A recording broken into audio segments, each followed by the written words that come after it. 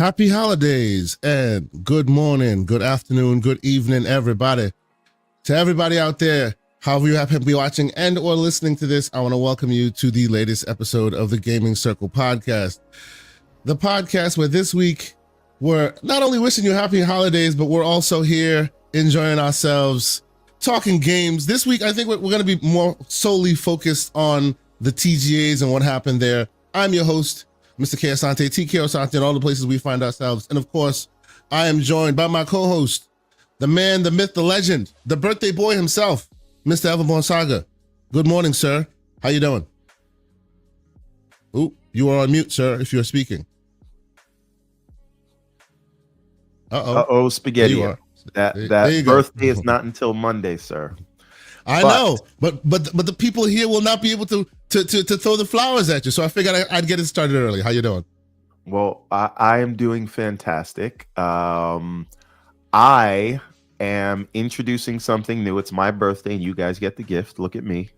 There you go. Magnanimous. Okay. Anyone who goes to everbornsaga.com and they place an order and they use the code GCP will receive 15% off anything they order in the store in perpetuity. This is just for the fans of this show. That is beautiful. So GCP at checkout will get you 15% off. Okay. Very cool, sir. Happy birthday to you, and an awesome gift for the community. We will be remembering that and continuing that moving forward. That's awesome, man. And actually, speaking of gifts, there's more to come there. Yes, if you're a fan of the show, that's a great way to give me a birthday present. Go to everbornsaga.com, pick up something for you, for the kids, for the family. We got apparel, we got books, all that. 15% off. Excellent. That is awesome, bro. Happy birthday. And that's a good gift for everybody. And about gifts, we'll be talking gifts because there's other things I want to discuss in the gifts realm. But before we do, I must welcome our returning champion, one of the great members of our community. Champion is a strong word. That implies he won all the debates. He wins it in his head, it's fine. It's okay. But the Koofy cat himself, well, actually, he's the Koofy bird this morning. Mr. Lucius Augustus, good morning, sir. Welcome. Thank you for joining us. Hello, everyone. I hope that you're as excited for 2025 as I am. And as usual, don't look for me. I'm nowhere to be found, right? Don't look for me. So real quick, wait a before minute. we get this whole thing. Are you excited for 2025? There's a lot to be excited for 2025. Yeah, absolutely. I hear 2025 and I think, but we'll see. Really? Wow. Man. Wow. From a gaming perspective? No. I'm probably talking about a political perspective. Oh God. Yeah, that's the whole. That's a different podcast, sir. Yeah, I'm gonna bear myself under some games, and hopefully, life doesn't just get worse. I mean, with this release cadence, it might take you 4 years to beat all those games, so you might be good. Well, I don't have kids, so we'll see. Oh well. There you go. I'm doing a little bit of projecting in the morning. I see what you're doing. Okay. So just to get this out the way, Paris Lily in the chat says, "Say I was right." Okay, sir. Hey man. Go ahead, everyone. I know you want to say something. I would just like to say that we did our predictions, right? And I also was right about that. You need to calm down, man. You need to calm down. Listen, we have the receipts. We will get to the receipts. We do. We will get them. I'm just saying, Paris, you are not the only one that gets to take a victory lap. Oh, here we go. However, this will be fun today. However, Paris, I do have to ask. Wait a minute. Let me ask this. Let me ask this. You were part of the ones who made the decision. I mean, come on, bro. You influenced the decision. You can't be out He here said you cooked the books. Just saying. Oh, and I'm festive today, by the way. There are thousands of voters. That's a very nice sweater. It's a very nice sweater. Not an Everborn sweater, but I'll allow it. Oh yeah. Yes, unfortunately, yes, indeed. But Today, a different day. There's no way Paris could have talked to everyone that voted. He just saw Hey it. man, He read the temperature of the room. he went and shook all the hands, kissed all the babies, whispered in ears because he had to be right on GCP. Like, come on. Oh, shout out to Paris for his Witcher 4 interview. Once again, I'm glad that he continues to get great opportunities. Yeah, it's awesome. And he should people got to give Paris his flowers for a lot of these interviews he gets. But I will say, I didn't even play Astrobot, and I knew it would win because you read the room. We all knew it would win, but we saw the cabal, and we're just like, you know what? I think. Paris says he has no idea who was winning until he heard it was live. Well, guess what, Paris? Probably. I knew who would win the whole time. Yeah, I didn't have to ask that question because I knew. We called it the Astro Glizzy. Oh wow! Okay, you guys need to. Sir, yeah, it was okay. Well, ladies and gentlemen, just so you guys understand, this is the second to last show of the year for us. So this episode will be a little bit more unusual. Usually you come here and we'll tell you the games we're playing, we'll talk news and whatnot, and maybe we might discuss some news things here and there. But by and large, we're just gonna talk TGAs, man. We're gonna scrub through the footage, pull out the spreadsheet and see who was right and who was wrong, and discuss all the great games that were shown off there. So there are a couple sections that we're gonna laugh at. It's gonna be near the end. But we'll see. We'll get there. We'll get there. Funny moments. But there will also be gifts, as gifts will be discussed. There will also be gifts in another way, because 'tis the end of the year. I appreciate y'all. We see folks jumping into the chat already. You guys have made us part of your weekly podcast appetite grind, and we appreciate that. So for that reason and that reason alone, and the members that are here and the subscribers that are here, we will be doing some giveaways today. I have 10 coins to give away. Shout out to fanart.com and the fine folks that as you know, if you're part of this community, you see them always like producing amazing coins. I've gotten the green light to give away 10 coins. Which coins? That's going to be interesting. I'll put some pictures up as to what coins we're talking about. Yet? Sir, you're putting the cart before the horse. Calm down. Okay. No, because I'm just saying I didn't get mine. And if we're giving them out, I need to be sure. I haven't gotten mine either. I haven't gotten mine either. Not but to jump the line, but excuse me. Of course. Exactly. No, but the coins that I will be giving out, because we haven't done so already, we will be giving out coins that commemorate Indiana Jones and the Great Circle. We will also be giving out coins for the new Call of Duty Black Ops 6, 10 in total. And of course, the winner, you can tell me which ones you want. And actually, even in the Black Ops situation, there are multiple variants of the Black Ops coin. So you don't know which one you're going to be getting. So it will be interesting. We'll get there. I'll put the hashtags in the chat and we'll do that whole thing. But first and foremost, thank you to all who have been here. You know, it's been a great year for us. Keep solidifying, keep growing. You know, keep communicating with the public and with our community, and we appreciate you guys for continuing to support us. Wait a minute, I would just like to highlight Andrew Wilkins, our weekly troll. Andrew, says, a strong member of our community. What do you say? Very strong member. Very strong member. And it's all jokes, people, so don't worry. It's not like serious. Yeah. But Andrew Wilkins says, Everborn is the reason Sonic keeps flopping. Xbox fans can never be right on anything. I would just like to say, since he invokes Sonic and Xbox, has Astrobot released their day one or any numbers versus Sonic doing 1 million on day one? Well, Astrobot did say in 2 months they did a 1.5 million. In 2 months, and Sonic did 1.5. Yeah, I'm pretty sure did 1 million Sonic on the first day. they hit 3 million. And Sonic hit 1 million in a day. And now they're 3 million in yeah. So which fan is wrong about what, sir? Mr. Wilkins. Are we gonna sit there and antagonize the chat as I was doing? I'm just finishing.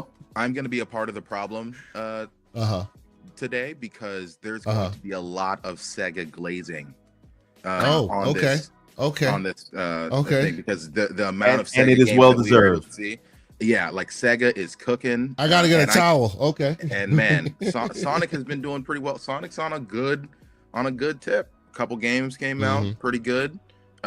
People are very happy. The movie's about to come out. The third movie's about to come out with Keanu Reeves, and we saw Idris Elba with giant Sonic knuckles recording, Taking inside of the his booth. job real seriously, Exactly. Yeah. People Yeah. are Can we excited. just highlight the fact that there's a movie coming out starring Jim Carrey, Keanu Reeves, and Idris Elba. Forget about the fact that it's a Sonic movie. If I just told you there was a movie with those three, you would be like, "Where's my tickets? What's it about?" Yeah. And then it's a Sonic movie. Right. By the way, That's awesome. Andrew Wilkins, this is the last thing and we'll move on. Because again, he starts it. I just finished these things. Andrew Wilkins says, Frontiers didn't do $1 million a day. Guess what though? It did do 4.5 million. And Astrobot will never reach that. But if you want to reach back to 2021, oh come on, man, we gonna keep doing battles. It's Like, what are we doing right now? It's a little bit sad, I gotta say. Anyway, but we can move. Okay, all right. Jesus Christ, this is gonna be a good one. I expect a lot of slander. Hey, sir. You lose. No. All right. Anyway. Nothing. Anyway, so and shout out to the great Neo Mental in the chat. What's going on, good sir? It's been a minute. Hope you're doing well. Awesome to see you here. All right. I think we should just get started. Talk about the Game Awards. I want to scrub through as much of it as I can, and we'll skip through the parts that we're not interested in. We'll just go ahead and get started. So, but while I get the footage on the screen, I think I'll start with you, Lucius. Can you right off the bat? Can you give me your hot take on this show? What was it enjoyable to you? Did you hate it? Did you find it? How did it grab you? Did you enjoy the whole thing? How was it for you? Because I know you and I watched it. You, me, and a few other folks. We all watched it together. In a group. Everborn Saga left us high and dry. It was sad. It is what it is. How you feel about it? I was actually there the whole time. I was just on mute because you were sleeping, and I was watching it on the big TV. I watched it in 4K. Okay. You don't want to wake anybody up. So you heard all the slander. You just didn't want to partake. I understand. Yeah. So what I will say, what's the lady's name who does the pre-show every year? Sydney Goodman. Just wanted to say shout out to her. She was looking great, but she also did a fantastic job, just like she does every single year. And I think that because she does such a good job, it would be a disservice to her to just simply move on to the main show and not recognize how good of a job at being engaging and moving the pace really well and engaging with some of the guests. Like, she did a very, very good job. It's not easy hosting anything live, especially a big event like this. So shout out to her. I will also give Jeff Keighley his flowers, but yeah, for I think that overall it was well run. I think that the pacing for the entire show was pretty good. There was a couple things here or there, like there were some things that I might not care for, like the Muppets, or there were some things that things like John Wolfe may not care for, like what he called the Sycamore section of of the entire thing, which was the Waifu Gotcha games. But I think that the announcements, the pacing was pretty good. Now, some information has come out afterward, which has kind of soured some of my perception of certain awards, but we'll get to that later. Okay. But I think that at the time, immediately after watching, I was feeling a 9 out of 10. Awesome. How about you, Everborn? We didn't get your takes on it because you were muted, as you said. How did you walk away from that thing? Yeah. So here's the thing. I am more in terms of what awards are nominated and what wins. I more look at the DICE Awards and the oh my god, this game. This was my game of show that's playing right now, by the way. Mm-hmm. But the Dice Awards and the Golden Joysticks, because Golden Joysticks is by the fans, Dice is by the industry, and Game Awards is by the media. And no disrespect to the media or whatever, but to me, the Game Awards has always been a show about the trailers. That's always how I viewed it. It doesn't really matter to me who wins what and what gets nominated, because it's always, to me, been more of a media get together, which is great for the media and advertisement for what's coming next and what to look forward to. And through that lens, the show was, during the night, and continues to be, a 10 out of 10. Like, absolutely. If I docked any points, it's because maybe the best one was when they revealed the Series X or something like that, because we saw a new hardware. But I wasn't expecting them to show off any new hardware. I know there were some rumors to that, but I never expected that, because it's just too early, in my opinion. So to me, it did everything it needed to do. They got rid of so much of the filler that we all hate, just as a show. I think they took the feedback. They didn't cut people off when they were talking, right? Unless you were Ken Kutaragi, where they called you up in the stage and then they told you sit your ass back down. That was so Other funny. than that, That was wild, bro. That was wild. and by the way, everybody's mad at the Muppets. I am a certified Muppet fan. I loved the Muppets. They were calling out Jeff Keighley the whole time. They were like, "Oh, they were cutting them. They were cutting them. Yes, they were." And they were saying all the things that the community was saying. It's like they were looking at Twitter or whatever and saying those things. So the fact that he let them, say that, I thought it was great. I thought the presentation was great. I thought nothing overstayed its welcome. Obviously, some of the games aren't going to be for me.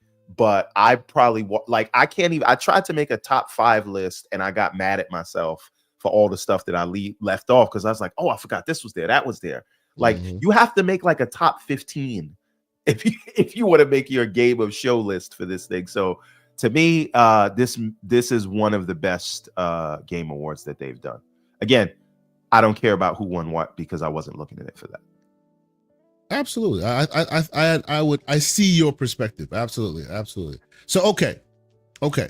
So we can go as fast or as slow as y'all want. Pause. with all this.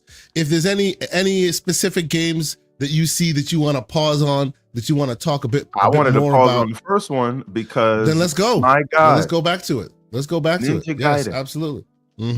Well, not just Ninja Gaiden, but Ninja Gaiden made by, published by Dotemu, right? Yes. And they are like, they've carved out a niche in the industry for remaking your favorite like 90s classics. That, my God, they like anything they do. I don't even have to see trailers at this point. Dotemu's making it. It's a 2D remake of something from the 16-bit era. Take my money. That's it. So this to me is it looks fantastic. I already know that they're gonna knock it out of the park. And again, some people have their favorite genres of games. Some people are FPS. Like I know John Wolf, his favorite thing in the world is COD. I know a friend of the show, Sycamore, his thing is the JRPGs. I know Slow-Mo, he's all about the Western RPGs. And Lucius, you might be about the JRPGs too. For me, it is 2D platformers. Like you show me a 2D platformer, that is Everborn's genre of choice. And I would just like to say, because we can move on to the next thing, that and I know we didn't talk about games we're playing. I did want to get to that, because I want to talk, if you want to about, speak on it, we can get to it later. But I am playing the Power Rangers game right now. Very good. It is probably the best beat 'em up since Shredder's Revenge. I don't think it's as good as Shredder's Revenge, but it does have more variety. So I haven't gotten to the Megazord part of it yet, and the other stuff. I'm just fighting through the streets. But I would just like to highlight this resurgence of Metroidvanias and 2D beat 'em ups. I am in heaven. Like, actual like Mhm. this is it. That was when to me gaming peaked. I didn't really need the era of gaming. So having those like and all the stuff that are being made by indie developers or established publishers that are bringing back old IP, like this is just it's all for me. And as Pixelbit G, friend of the show, says, is handheld perfection, pure fun. Absolutely. Oh yeah, absolutely. Yep. Anyway, and, sorry. and those are the reasons ones we gravitate towards, right? Got it. As a handheld gamer, you'd gravitate towards things that are handheld perfection. So no, I feel you on that. That's good. That's really good. How about you, Lucius? How do you feel about Ninja Gaiden? I know it speaks to a person of a certain age. You know, how you feel about it?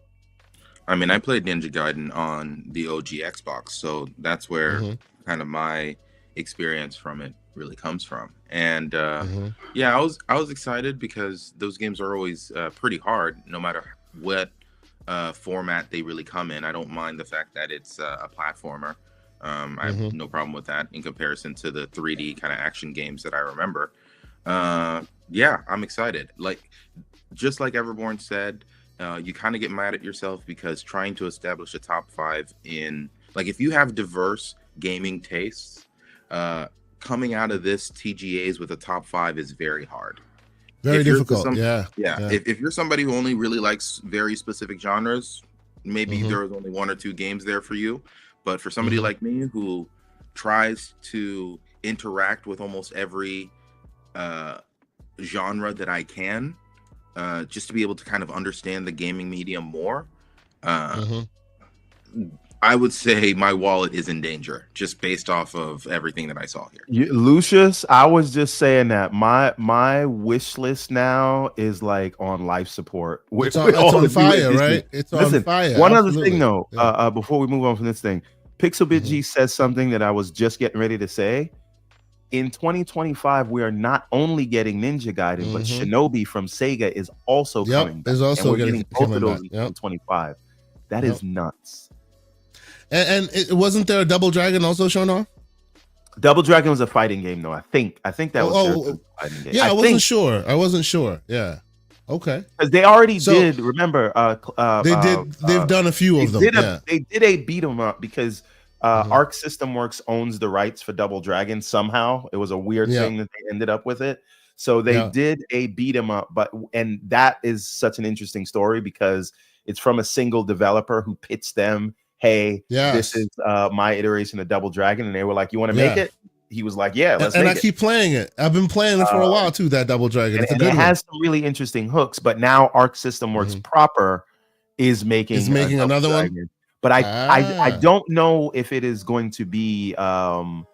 It seems like it's going to be a proper one-on-one fighting game, but maybe it is a 3D beat 'em up. But we'll have to see. Okay. Any Slay the Spire fans in the crowd? This game, everybody tells me, is the most amazing card game like ever.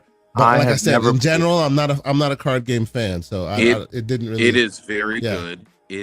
I think this game primed me to be open-minded about Balatro because I played this game and it was so dynamic and interesting, and just, it's a roguelike, so there are so many different possibilities and whatever. Obviously you can just beat it one time and then you're good, obviously, but like the more and more you beat it, the more you unlock, the more options become available to you, and the deeper the game gets. So this game really taught me to keep my mind open for stuff like that. So when Balatro came out and people were like, "Hey, this game's pretty good," I checked it out because I knew the complexity that can happen inside of these sort of like single player card games.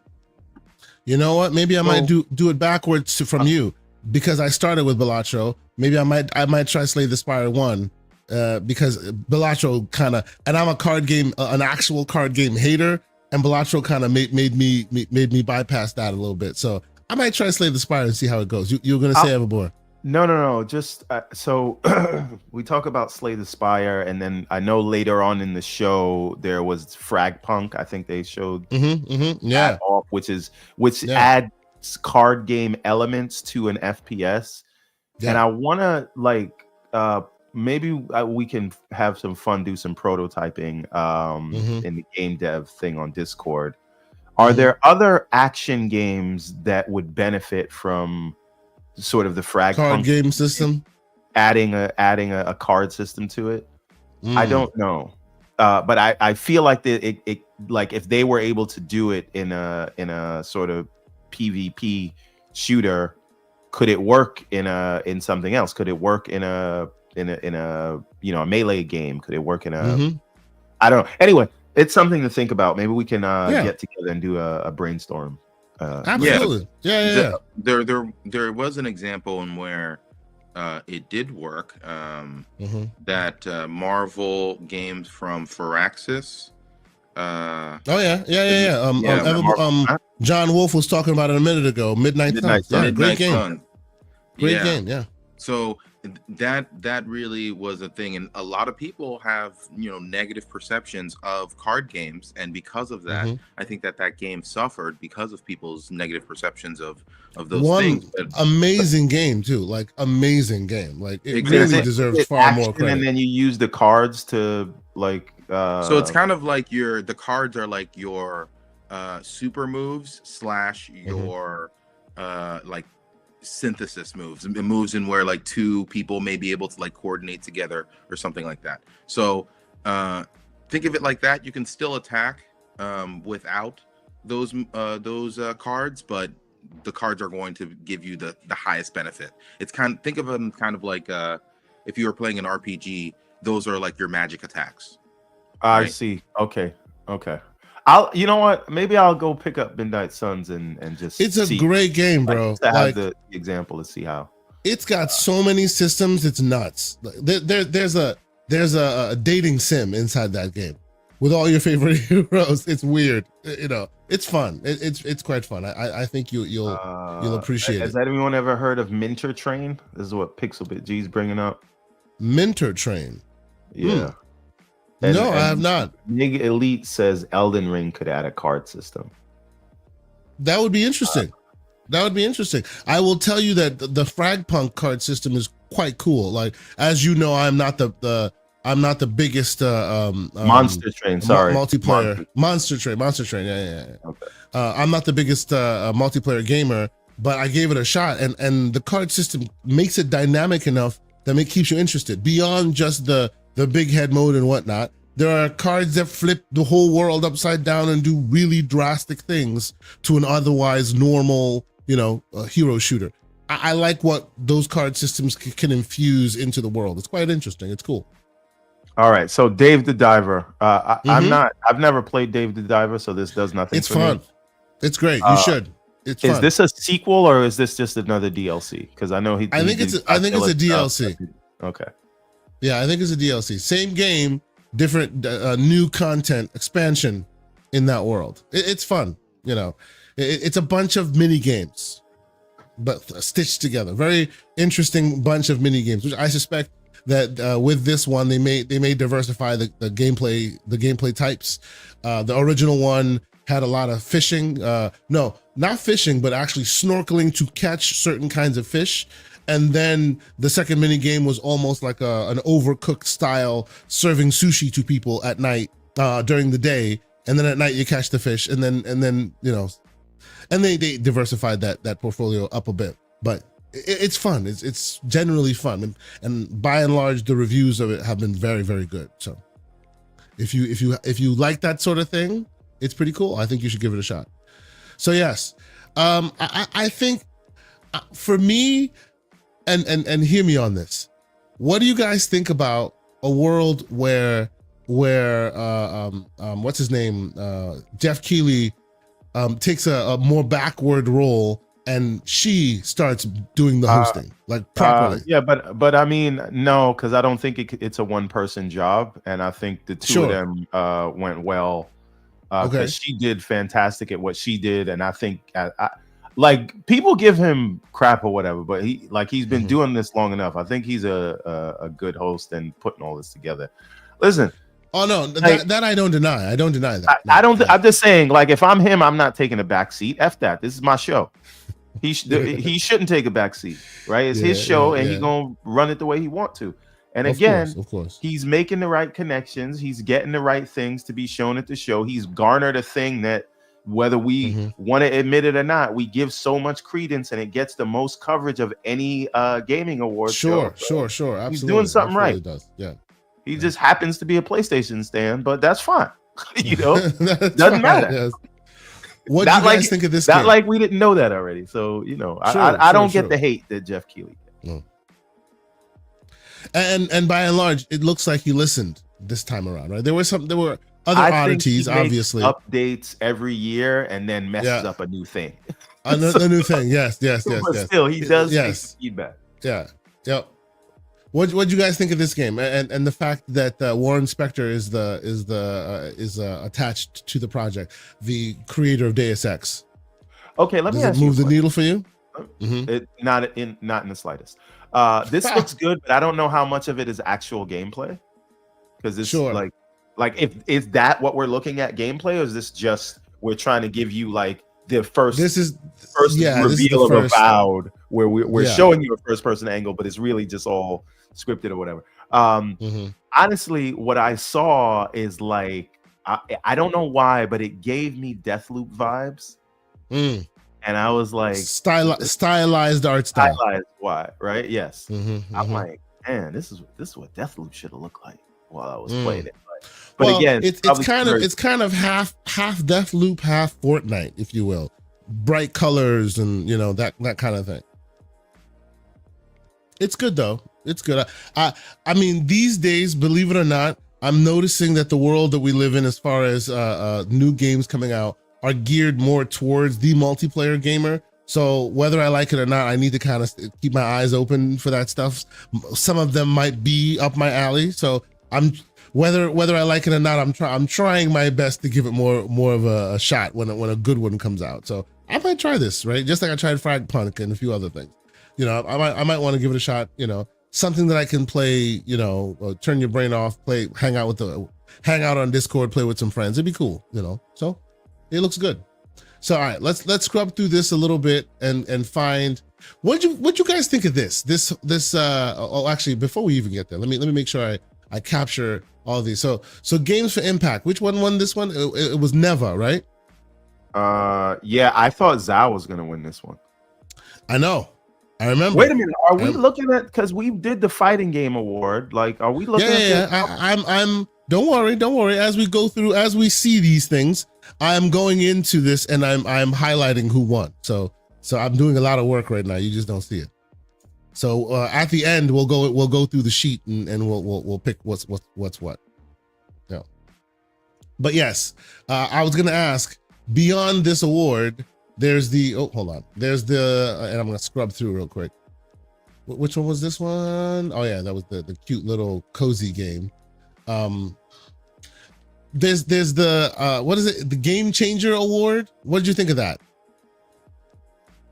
Yeah. All right. So no, I want to talk. So that's where the controversy comes in. Yes, I need to understand this, because I don't know who that guy was and why people were mad. So not knowing let me hold on. Let me try and tell me. Not knowing who he was, I was like, this is a good thing. He is trying to find people work in this time when a bunch of people got laid off. Yeah. What's wrong with that? Now tell me why that's a bad assumption. And Lucius, clearly you sound like you have the understanding that we do not. Was that in the no? Okay, so what's happening is the feed is the scrub is weird, so it's showing me things that aren't actually coming up. We'll get to that one because it looks like it was ahead when it's not. It's very weird, this whole thing. I think YouTube might be broken, because if you go under this stuff here, as you can see, it shows you different things. Very, very strange. It shows you the stuff from within the show, even though the show hasn't started yet. So I think the scrubbing is broken. Anyway, so the accessibility. Did we do accessibility, Everborn? I don't know. You got the sheet. I don't think so. Yeah, I know, but I'm doing too many things. I don't think we did accessibility. Because I'm not sure I want to do accessibility. That's not for me. That's not for me to determine. And I feel like those who have a more vested interest in that should speak to that more than me. So I right. tend to shy away from that. I guess Hold we on. did not do it. Yeah, I don't think we did that one. Let's see what else is here. Isn't this Terraria? I didn't understand. No, Somebody explain no. this to me. That's the vibe. It's very Terraria. It does have that vibe, but a lot of games are coming out with that Terraria, Minecraft. And for the record, vibe. I love Terraria. I put many hours into Terraria. I was But like, this- huh? Are they? Yeah. This seems to have Mm-hmm. more of a multiplayer co-op situation kind of going on, which a lot of those sort of games nowadays, like any game that kind of makes something like this, has co-op elements, multiplayer elements in it, just to be able to play with friends. So not my kind of game, but I could see this doing pretty well on Steam. Okay. So best family game. Are we upset at what won? I get your point about it should be a multiplayer game that you play with families, but I think the way they were looking at it was family friendly, which is what they should have said. Either way, I knew Astrobot would win, and it won. So point for Everborn. I personally think Super Mario Party Jamboree should have won, but and that's the one I chose, but of course it did not win. You and I What did I chose, tell both you? of us chose that. What did I tell you, Kay? The Astroglizzian. The media telegraphed it when they couldn't stop talking about it. True. Okay. No. Okay, so but it is a fun family game, no doubt. It is a fun family game. I will not deny it's not fun. And by and large, it's still getting a lot of play in my house. So there's that. What else here? What do we think of this? This is very, very odd. A very odd turn in my humble opinion. From the creators of Sifu comes a football game, which it looks like a good football game, a comparable football game, a game that I might want to try, but still a football game from the makers of Sifu. What'd you guys think? Yeah, like I don't care. Sorry, I can't. I couldn't even. I don't play FIFA. I don't play whatever. And this So looks like it'd be more a trick heavy football game. But yeah, I would be interested if they actually showed me some of the abilities, because this seems like it's going to be kind of a FIFA sport situation. Or something like that, where it's just like, hey, it's soccer, basically but doing it's like more. It's doing impressive. Rocket League, isn't it? It's kind of doing Rocket League. I would with say the Mario arena Striker. style and all of that. Yeah. Oh yeah. Okay, I can see that more too. More than anything, it's just like I need a stick to make it not just soccer. Right? Another soccer. Because, which no hate on that, but it's just like, if you're gonna have all these beautiful graphics and everything else, and you're coming from the developers of Sifu, I'm expecting some combat. I'm expecting to throw hands in the middle of the field or something. Like that'd be cool. Yeah. There needs to be something that will, outside of just the beautiful visuals, that differentiates it from just another soccer or football game, whichever one. Yes. No, I feel you. Just like Blades of Steel. Remember that game? I don't know if you remember that from a different time, maybe. Hockey game where you hit your competitor enough during the game, and it basically turns into a boxing match where you drop your gloves and you start. But see, that's normal hockey. Exactly. Hockey, so what I would want is a soccer game, a football game, where this is by the creators of Sifu, where if you get in each other's way one too many times, you pause and now it's a karate game. You're beating each other out. It'd be great. Anyway, Everborn, you were gonna say? Are you seeing my updates to the sheet where I'm highlighting the winners? I was, yes, and I was doing it as well. I'm doing it both in the private one and then the public one. Yes. Okay. Cool. Just let me know if I'm getting anything wrong, but I'm pretty sure these are all correct. Yeah. No, I appreciate that. Great. Thank you. So yes, right. there was that. Okay, this seems like a Baldur's Gate type of game. It is a Baldur's Gate type of game, and I like these types of games. Don't get me wrong, I really do. But why is it that their CG trailers always show you such grandiose graphical fidelity only when they know that when the Blizzard. when the Blame Blizzard. It's That's just all I gotta say. it's so frustrating.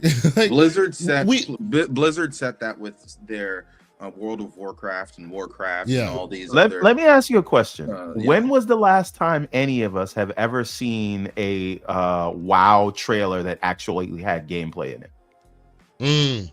That's true. It's been like a decade. Yeah, like, because you see those cinematics and you're like, my God, this is right. crazy. And then you get there and they all look like cartoons. It's like, speaking of this, we were just discussing Marvel's Marvel. What was it that John Wolfe was playing? Midnight Suns. That was susceptible to it as well. When it came out, I recall the controversy was, why don't you just show the gameplay? Right, you're showing all this epicness. The game is good. The game will stand on its own. You don't have to fake the funk. Like, just show people what it looks like. And people saw it, and it was a whole thing for like 5 minutes. They always just want to make it this most epic scene when some games don't necessarily need to do that. I don't know. I see the one and only Longhouse Gaming in the chat. Shout out to what's Black going Viking. on? The man Black Vikings in the house. What's going on, Black Viking? And salute to the Black Viking and the Longhouse Gaming podcast. Yeah, I don't know if y'all saw it online on them Twitter streets. They've started their sending the gifts to the Boys and Girls Club where in their local area. All the gifts they purchased and all of that. Really cool, man. It's awesome to see. I would love, and if you're listening there, a Black Viking, I would love you to record that process of giving it to the children. Beautiful thing, man. Great job to you and your team for doing that. Always awesome to see, rekindles humanity and all that. And then Ken Kudaragi totally just got his oh my God, he started walking. He was like, I'm coming. And then what happened? And then they told him to sit down. Holy he probably had flashbacks to what Nintendo did to them when they were working together. Yeah, it was a miscommunication. I mean, come on. It was funny. It was sad. It was disrespectful is what it was. I'm sure he didn't mean it, but it is what it is. But yes. Okay, so what else? Let's skip through here because there's a lot of show and there was a lot of great stuff. Partly though, that was kind of Jeff's fault in the way he said it. It was like someone should come up, right? Right? Like please come up and receive your flowers. What? Hell yeah, moving on.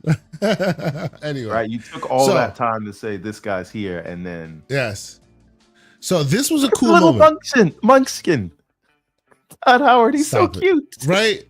This was a cool moment, except the fact Troy Baker that Troy Baker's pants, except for Troy Baker's pants, is as tall as all of Todd Howard, which was like, oh boy. Todd Howard is like 5'6", and he's 5'6". That's not that short. I'm trying to remember how tall Troy Baker is. I think he's like he's a tall dude. It's like Troy Baker has a bigger head also, so it looks like someone digitally altered the video to make Todd Don't you talk to me or my son ever again. That's the meme. But Troy Baker is 6'3". So when you have a 6'3" guy right next to a 5'6", it's gonna look weird. Yeah, that was an interesting choice they made. But of course. It was an awesome moment though. Like it was an awesome moment. Like for real, to have Harrison Ford show up, have a small Biden moment, and then keep it moving. Was he on the sauce, or was it just a Biden moment? You think he was on the sauce? Okay.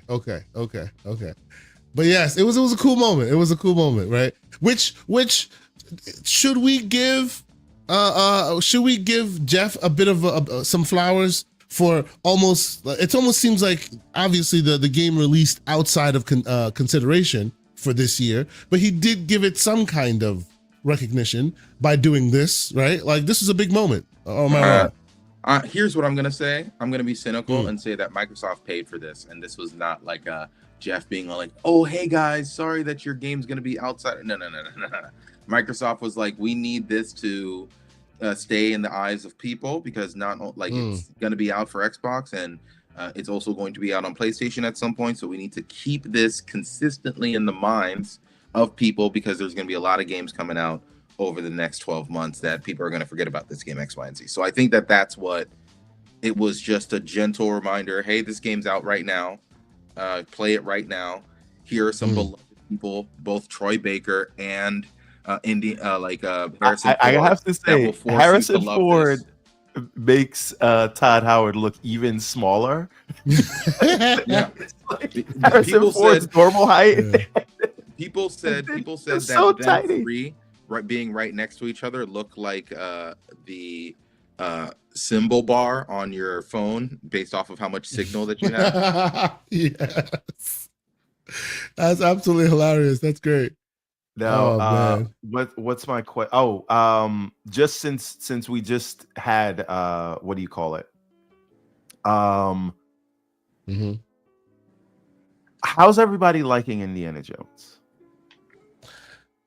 I love Indiana Jones. I think Indiana Jones is great. I think it's exactly what I wanted. When I was thinking of when the idea came up in a world with Uncharted and Tomb Raider, and I was sitting there going, oh man, if anybody can do it, it's Machine Games, right? But obviously there'll be comparisons. I hope they're able to thread the needle well enough to where the comparisons are not apt because they make their own game. This is what I was talking about. He's an archaeologist, not a murder simulator. Absolutely. Let me ask you a question.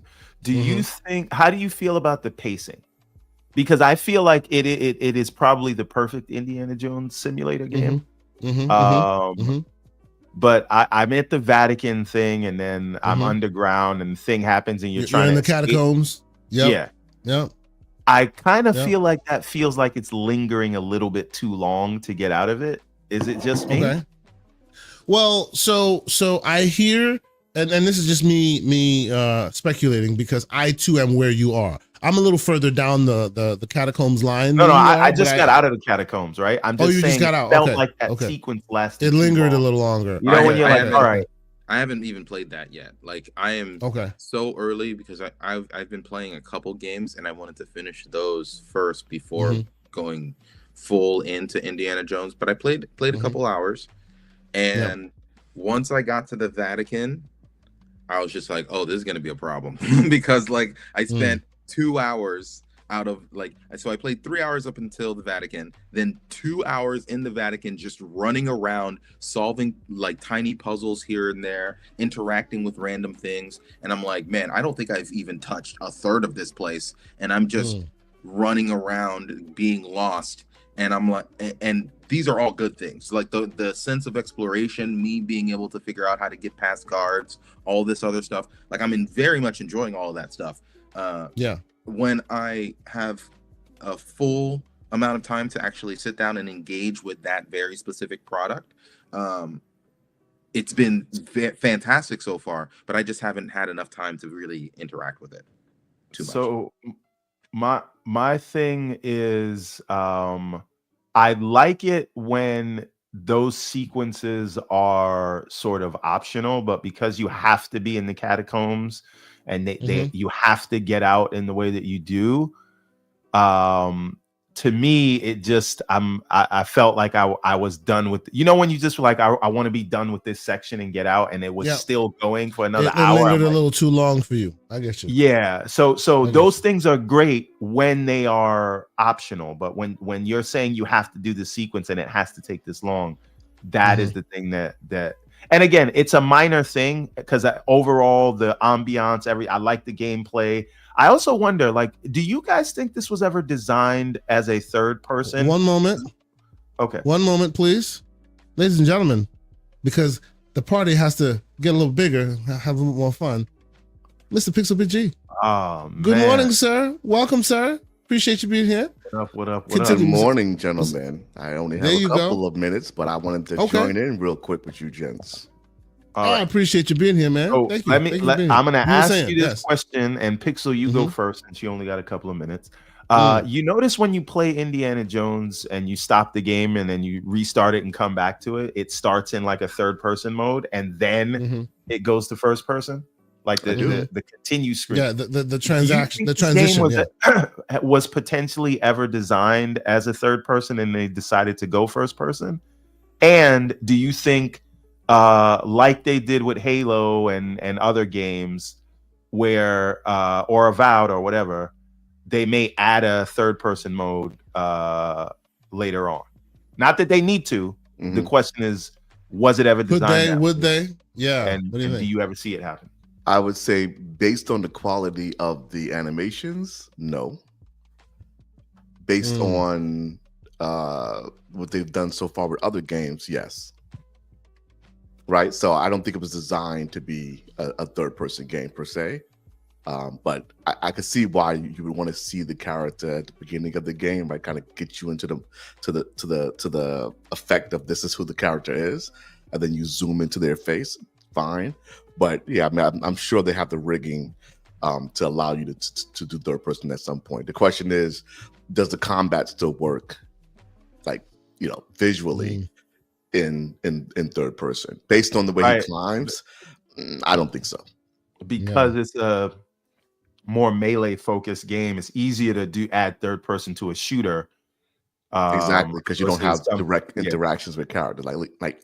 So you can really tell when a game wasn't designed for third person, right? When you interact with characters, those punches probably won't land as well in third person. Right. At least it's just you based need to on see the how person and and when you play a Starfield and you switch back and forth, you're shooting and you have one melee attack, not a whole combo where you're grabbing people, headbutting them, doing all that stuff. That requires a different. I get it. It's the same thing for Avowed. They talked about saying primarily it's designed as a first person, so they had to make the third person animation match the timings of the first person, because it would just be different if you were switching. So I get it. Exactly. But what would be hilarious is if by the time it comes out for PlayStation, they put that update out, because they know how the PlayStation dudes. Brain does not work in first person. I get it. Wow. They said they was gonna get sick. They said first person. Yeah. They a little soft and queasy. So yeah, you know. Even though the only game they play is COD, but and that's what the numbers say. But that's neither here nor there. Please. Jesus. So Lucius, since you're quiet, I'll direct this question to you. Do you think that Melina Juergens will remember this moment even more, winning this award, because Harrison Ford completely butchered her name when he announced it? I think a lot of people butchered her name. I don't think she cares. I think that I think it's really surprising that when you have someone who is doing a completely different job, and you're in a situation where you're like, man, we can't take too long to find somebody for rigging and whatever. Hey, what was she previously? I don't even remember. Previously, she was a video editor. Video editor. Yeah. Hey, video editor. Do you mind putting on this thing for the rig so that way? We can just to help us out. Practice. Yeah. Cool. She did a good job. Hey, do you mind reading a couple lines? Oh, okay. Yeah. That's pretty good. Hey, do you mind doing some mocap? Oh my God, that's incredible. Like that's I think that she's been able to find a new path in life halfway through her career and be so successful at that new thing. She is riding on clouds right now more than anything. Why don't you headline this video game and be the face of our entire studio? Exactly. I would love to see her story. Go ahead. Just real quick, I would love to see them apply her to a different game. Like, I think it's time for her to move past Senua. Yes, it's time for her to own her new role rather than just continuing down this one. I completely agree. I was just going to quickly say her story harkens back and reminds me of, remember back in the 90s and the 80s when you would hear people were discovered like at a grocery store. Oh, you're beautiful. You could be an actor, or you could be this. And then cut to them actually fulfilling that dream. And as you grow, that never really happens. That it usually cut to like a porn video shoot. It cuts to horrible things. That's right. It cuts to horrible things happening. But in her story, it's actually one of those. You know, it's great. It's great. And obviously, she totally deserved it. Lacked Christmas spirit, sir. Like, can I apologize. Well, but remember, not from you, not from you, Kate, not from you, from everyone. Like, my God. Okay. For me. I'm here representing the I love the it. Christmas I spirit. love- This is that's my dope. Christmas That's spirit. dope. Right? That's- Look, look, that's fire, look, yo. I like Look, it. listen, Looking good, listen, sir. Looking good. You know, Pixel, you are slightly older than me, so you know Just a wee- if I anybody know a little bit approached, about the casting couch. all I'm saying is if you approached anybody and said you could be in a movie, you Oh, know. boy. Well, anyway, forget it. We're not gonna move on. Let's just say my generation knows a lot about getting a camera and creating a studio. Let's just leave it at that, okay? Yes, exactly. moving on. famous Lord part. help us. 5090 footage. Let's talk about this. Yes, Which yes, one? yes. 5090 footage on Unreal Engine 5 plus whatever wanna hasn't been point released out yet. that I called that one. Just saying. Yeah, yes, On you that did. call, like, why yep, that's is everybody like itching for their flowers today? Everybody's trying to steal their flowers. To be fair, Because when if you they don't said say it, somebody else says, when I they- quoted that first. So, at the you know, bottom, I at hear the you- bottom I hear it your thoughts said, all over the at the bottom it said unannounced NVIDIA GPU. Mhm. What Mhm. else was it gonna be but the 50? I mean, seriously. Yeah, what are they gonna do? I Give you never the looked at the unannounced. bottom of the screen. You could tell that you could just tell by the Yeah. visuals. Like, yeah, this is. Yeah. This And is you know not it's a no, no, no. 5090. So I watched this Mhm. on the OLED. I was watching it on the TV, and so Mhm. I saw like they said it in small print. It Unreal Engine and unannounced NVIDIA GPU. That's the first thing they showed when they started it. Yep. But again, if you were watching it on a smaller thing, you could miss that easily. Mm. No, I mean, I was on like a 65-inch, but I was too busy looking at her face. Like, Jesus, the chick walking and in. you- that, did like, The raw fidelity, material. Oh, the it's just fidelity so was like glorious. Yeah, you know. This is going to be interesting to see a game that has like actual full gameplay mechanics, Mhm. but with Hellblade style visuals. Yeah. That's Yeah. going to be kind of Get used to nuts. it. That's what they're looking for right here, right? That's what For the its idea time. here is. For its time, The Witcher 3 was something to behold. Yes, it was beautiful. It Even- was beautiful. They were like yes. the first one with the hair physics and all that, right there. Mhm. Like NVIDIA had its own hair physics and all that stuff that was eating your Mhm. GPU. So they are used to pushing the technology boundary. But it's nice, I mean, I would prefer they stay in their own engine, but clearly they know what they're doing in Unreal right now. Yeah. So let's see Absolutely. how it performs. This looks great. So before I ask the question about this, because there has been some post-mortem controversy I want to discuss. Ooh, and we lost Pixel. Hopefully he rejoins us. Let me catch up on a couple super chats because they have a few are building. So shout out to everybody that's in here. Salute to you guys. Thank you so much for being here. Hit the like button if you haven't done so already. I see some likes in here. We could get some more likes, man. We have over 100 some odd people watching. You can hit the like button. It's free. Please do so. We appreciate you doing that. Super chat real quick from MJ Dark. $5 super chat. He says, "Happy B-Day Everborn Saga. As a gift, Astrobot won Game of the Year on its first try. Sonic never could. I will say, Onimusha is though, back. you know Hold what's on. Okay. Onimusha Okay. is back. Gajima and Mario's better than Astrobot. Go ahead. Now. So I like that he ended it that way. Mario is better than Astrobot, right? That's Mhm. what he said, Mhm. right? Now, Sonic, Shadow Generations Oh, here we go. Yeah. it sold more copies and has a Mhm. higher meta Mm-hmm. than Astrobot, right? And well, not than Astrobot. It sold more copies than Astrobot, and I'm pretty sure it also sold more than this Mario Brotherhood thing. But it has a higher meta than Mario. Brothership, sir. Brothership. Mario Brothership. So Sonic Shadow Generations greater Uh-huh. than Mario. Mario greater than Astrobot. True. So, true. Okay. That's okay, all I got okay. to say about that. And then he also said, with another $2 super chat, he said, "Use code GCP to give Sonic a home." First of all, Sonic he does not need a home because he has a domain. Sonic remains It homeless. is Forest Hill. Oh my god. So That Paris is says terrible, Sonic man. sold more copies, but wasn't even considered for Game of the Year. You Game know of the why Year, that It is? yeah. wasn't considered because Yeah. because the gaming media are frauds. Don't play Oh, Yes. come on. Paris Don't do that. that. lobbied against Sonic being entered. We know you all buddy with Jeff Oh, Keighley, man. and you stopped Sonic from going in. Anti-Sega rhetoric. I That's what hope that is. Clute is paying attention. Brett Bingham with a We'll $5 start super this chat. rumor that Paris got He says- Sonic out of the Game Awards. He says, I disagree. Jeff needs to be taking a back seat to Miss what? To Miss Daisy? Oh, Lord, bro, what are you doing? Thank you for your super chat. Okay. And then, of course, we He had the needs to great restate Xbox expansion that. pass. He needs to restate that seriously. Xbox expansion pass, $5 super chat. He says supporting great creators. Thank you, sir. We appreciate you.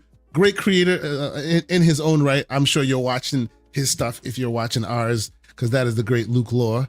Thank you once again. And then 30 below with a $10 super chat. He says PlayStation 5 version of Indie comes out with a free pack of Dramamine. Hashtag Sony PlayStation Awards. Wow. Y'all are like some slanderous dudes today. Spicy today, my friend. Like, what's going on? Tis the season, tis the season of slander. The Longhouse Gaming Podcast with a $5 super chat. He says, it's not going to be it's not going to have too much hype as other games, but Turok might be the best game of show that wasn't Dispatch /W4. Yo, yes, That sir. Turok hit hard, bro. Turok That Turok was awesome, bro. That was for the Yes. OGs right there. Yes. sir. And I gotta say, the Graybeards were represented quite lovely yesterday. It was Yeah, quite we something ate- to see. ate good. To see the Graybeards in the building sitting there going, we approve, Mhm. Sycamore. The great Sycamore with a $50 super chat, brother, man. He says, happy birthday to Lord Everborn. Your acolyte is in the shadows. Tell me who I need to take out. Don't let these Sonic haters get a pass on your good day. That's Thank Cap. you, Shout sir. out to Sycamore. Yes, that's Cap. I would give you the first one because Paris asked for a link. Oh, okay. Because, too much talking and all that. Yeah. MJ Dark, once again, $2 super chat. He says, when Sonic becomes homeless, Saga started cooking. Huh? When Sonic became homeless, Saga started cooking. Sega started. Sega. I thought I saw yeah. Saga. Gentlemen, I So- need so to what you're step out and saying- do some work for a couple hours, but if I get a chance to join back in, I please. certainly will. Hey, wait, But do you I'll be want to slandering leave us with your- anything before you go, sir? Yeah, please leave us with your take on this show. The show itself, great format, Oh, amazing yo. amount of games that came in. I mean, I really was feeling the trailers.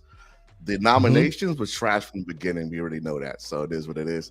I think some of the awards that were awarded tell me that some of the media don't play enough games, but it is what it is, right? It is still the Sony Glizzy show. So, but other than that, it was a great show. Sir, it was the Astro Glizzy show. Let's be very clear. It was a lot of Astro Glizzy. Glizzy. Hell divers being your continuous whatever the word is again. Ongoing game. game that's not been out for that 12 was wild. It hasn't been was out for wild. 12 months. That was wild. GTFOHHHH with that nonsense. But we know the agenda, so at least you guys were always your what's the word? Consistent. Consistent. Your own code. So yeah. Not surprised, but the rest of it was good. Thank you for being but here, brother. Yeah, I'll be in the chat, Always guys. great to have you. Cheers. All right, bro. All right. Later. Peace. And as the man leaves, we have more slander to join us because we can't have one slanderous one leave without another slanderous one join. Ladies and gentlemen, Paris Lilly. Good morning, sir. Good morning, Man sir. How who- you The doing? man who cooked the Very books good. against Sonic. Damn shame. Man, you're better By than the way- this, Paris. By the way, salute to the great Paris Lilly. Awesome interview. Watched it this morning. If y'all haven't checked it out, we'll put a link to it in our show notes when this thing posts. Watch that. CDPR interview by Paris Lily. Awesome. Thank you for being here, man. What are your thoughts? What do you want to contribute to this conversation, sir? Well, first off, I appreciate the kind words. Let me tell the story real quick how that went down. So please, at the Game Awards, we're at the show, the whole thing, and I knew I was meeting with CD Projekt Red. They were just being very secretive on what it was, so I had no idea. I honestly thought it was going to be the Witcher remake. I'm like, oh, they're going to show the Witcher remake. I kept thinking that the whole week, but then right before the show, because I know a lot of them over there, one of them let it slip, so I knew ahead of time what it was as we're sitting there. But then as soon as the show was over, we went right over to the hotel and went to their suite and recorded that. So that was like my raw, I'd only seen the trailer one time, like interview, and you could just see how excited they were to finally be able to reveal it. So it was really awesome to be able to do that. But game's going to be great. I mean, obviously it's going to be a long ways away. Don't expect it anytime soon, but you know, they're partnered up with Epic. Like Epic engineers have been helping them with Unreal 5 and what that's going to allow them to do with the open world. And you even saw it in the trailer, the character, because, you know, if you played The Witcher 3, they reused a lot of the same NPC character models for a lot of stuff. You saw there was a lot of diversity with that on this here. So it's going to be great. And if anyone has played The Witcher 3 and Blood and Wine, it makes complete logical sense that Ciri is the protagonist here, despite what you might see otherwise. But yeah, the Game Awards was great, man. It was just great to see everybody and hang out, you know, and, you know, Keisante, like you got to experience during Summer Game Fest, was very similar to that. Everybody's hanging out at the JW and doing all that stuff. It was just great to catch up with people. Now, I do not want to butcher her name, but the voice actress and motion capture actors for Hellblade 2, I always screw her name up. Melina Jurgens. Yes. I got to meet her. Her the night before. She is one of the nicest people you could ever meet. And I was just telling her I was really hoping she would win. I just thought she had an incredible performance. She damn near teared up in the JW just talking that. I was with Aaron Greenberg and his wife. His wife is awesome as well. And yeah, she's just awesome. So to see that she actually won the award was fantastic. But yeah, it was a great time, man. And you know, the Astro. No, I'll say this one thing before I get to Astrobot. So the theme of the Game Awards was people giving me a very hard time for my Indiana Jones. About your Indiana Jones take. Well, righteous, yeah. Absolutely. It was hilarious. It was so funny. That's right. It was just, we had a good time with it. Really quick, because I know we're moving on. So before we move on from that topic, and I don't want to put too much energy in this. Anyone telling you that Ciri shouldn't be the main protagonist, or it means some agenda or whatever, because Ciri is the main protagonist, hasn't played the game. You already know that they're a Taurus. You haven't played the games. You haven't watched the TV shows. Right. And then, and we'll get to the weirdo stuff. Well, maybe we shouldn't get to the weirdo stuff, but like the people complaining about Ciri's looks and the protagonist from the Naughty Dog's next game, these conversations just get worse and worse to the point where you just don't even want to be on the timeline. No. But anyway, let's stay positive. It's just so weird.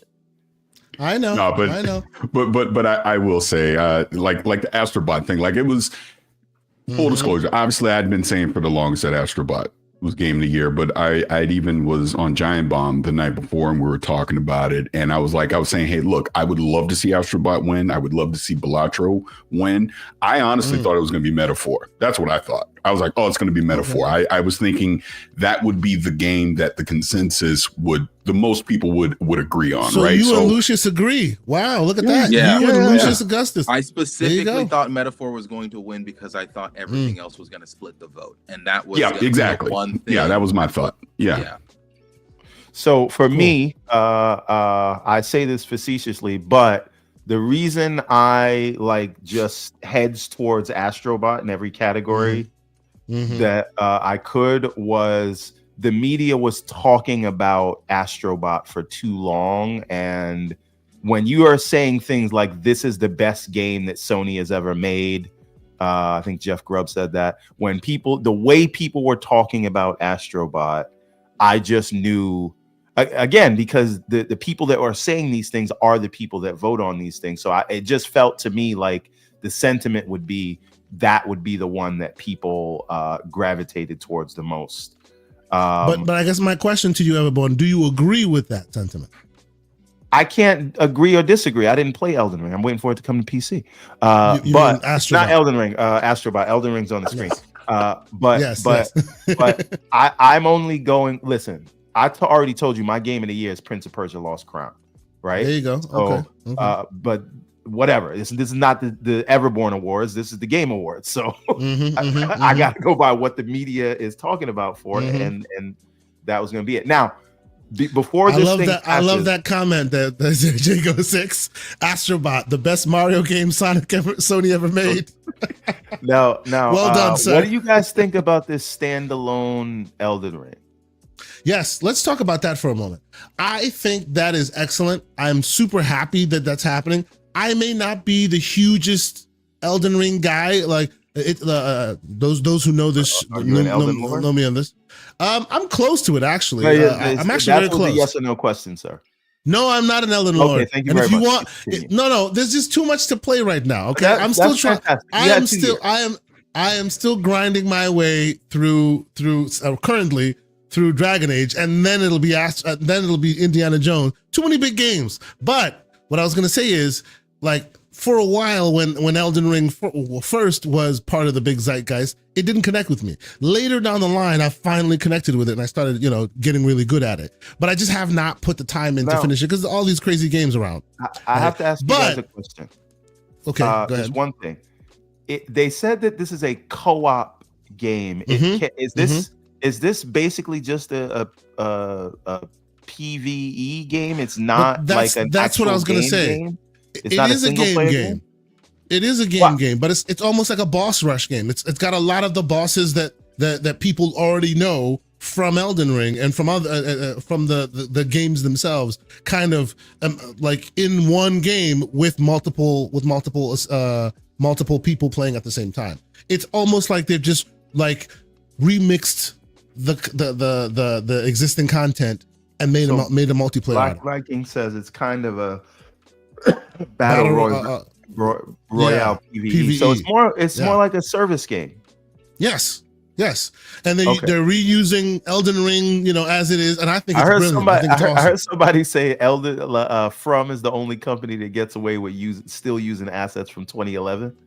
Yes, like a lot of those assets in Elden Ring are some of the ones from like Dark Souls 2 or whatever. Yep. But they're the only ones getting away with water that looks like a 360 game, but still, if it's a service game, I'm not playing it. Like I thought, like if it has a story and you can play it single player, I'll mess with it and you can get to an end.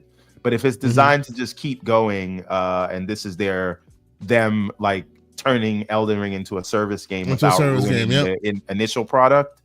That's fine. I'm happy for them to do it, but that's not for me. Sure.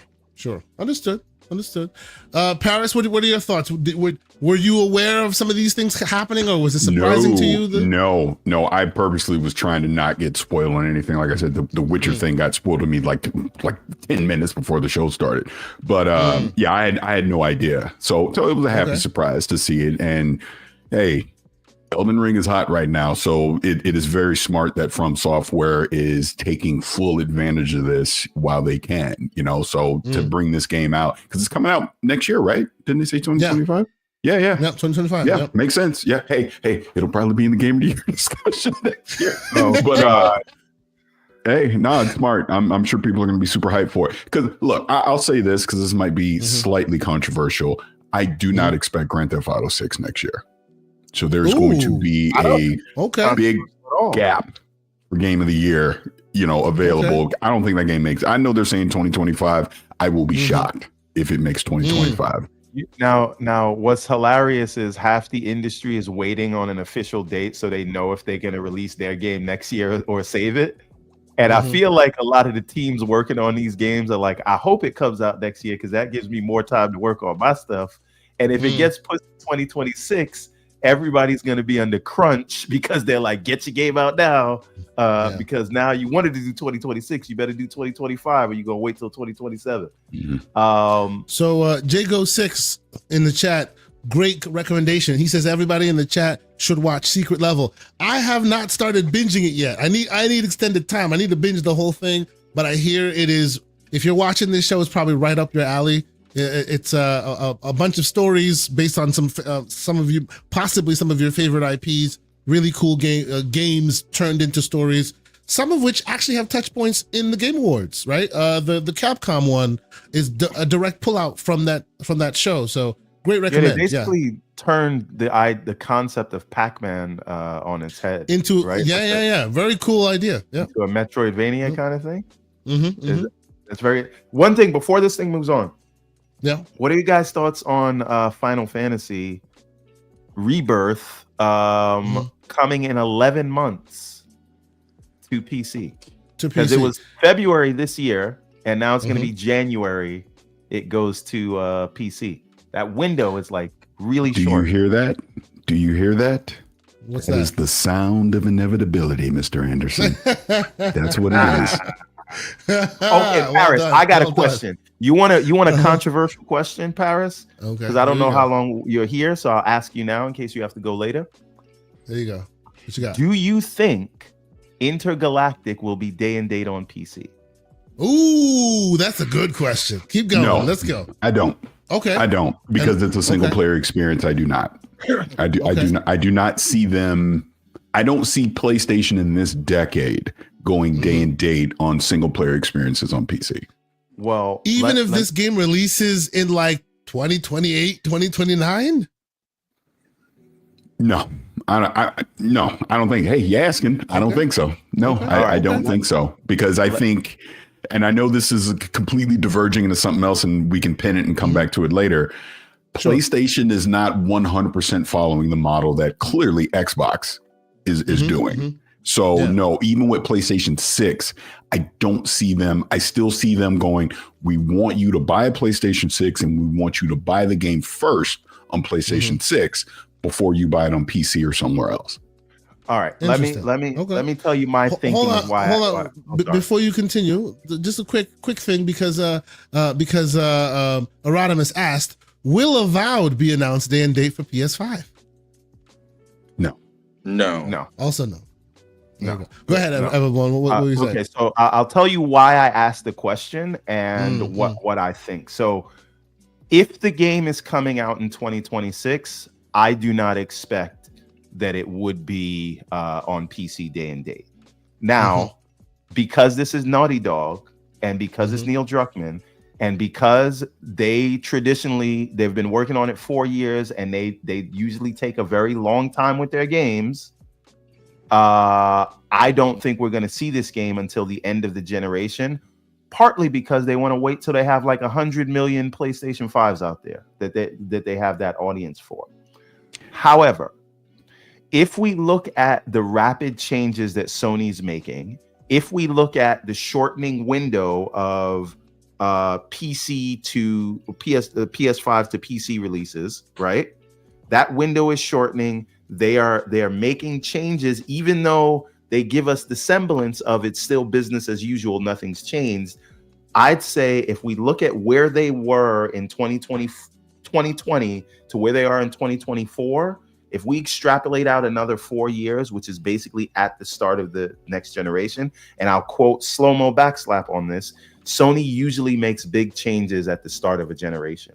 Because if I told you, Paris, sorry. No, please finish, because then I'm gonna say something. I'm sorry. Yeah. So in 2018, if I told you all of their games would be coming to PC, some of them day and date, and they were going to do mostly service games, and the service games would be day and date, and the single player games would have 4 year, then a 2 year, then a 1 year delay, a lot of people would have thought I was out of my mind, but that's where we are now. So all I'm saying is that by the time we get to 2028, when I think this game will be coming out and they'll be talking about the PS6 and launching that, I think that is the stage when they would go PC day and date. And I think by that time they will have their own launcher, and they'll probably launch it in their launcher to capture 100% of the money first, and then release it to Steam maybe 6 months to a year later. So I think it is entirely possible that with the budget that these things cost, they have to fund Naughty Dog for an 8-year development cycle. If I'm right about 2028, 2027, right? This game's going to have a huge budget, and they're going to want it in a lot of those places, and they are making changes now. So I'm just saying 4 years from now, I think it would be day and date on PC. I'm going to give you, this isn't even really a scoop, and this is not me betraying an NDA or an embargo, because I was told this drunkenly in the JW the other day. Speak. I know someone that worked on the game. That person is no longer at Naughty Dog. I will just simply say that game has been in development a lot longer than you think. So 2028 may be the extreme. It might be coming a lot quicker than you think. So it's been announced that it was been in development since 2020. Are you saying? Well, then there you go. I didn't even know if that was out. So I know that for a fact. Yeah. It's announced that they've been working on it since 2020. So and we were extrapolating because their normal dev cycle is what, 6-7 years, and this is the 4-year mark. So there's 2 years there, maybe 3 years if there's a delay. That's from today. So I do see what you're talking about. Had it not had the 2020 development cycle already built in, then it's further out. And the further out the game is released, the more likely, in my opinion, that we see a diversified model. But the sooner it is, I agree with you that it will most likely continue this model.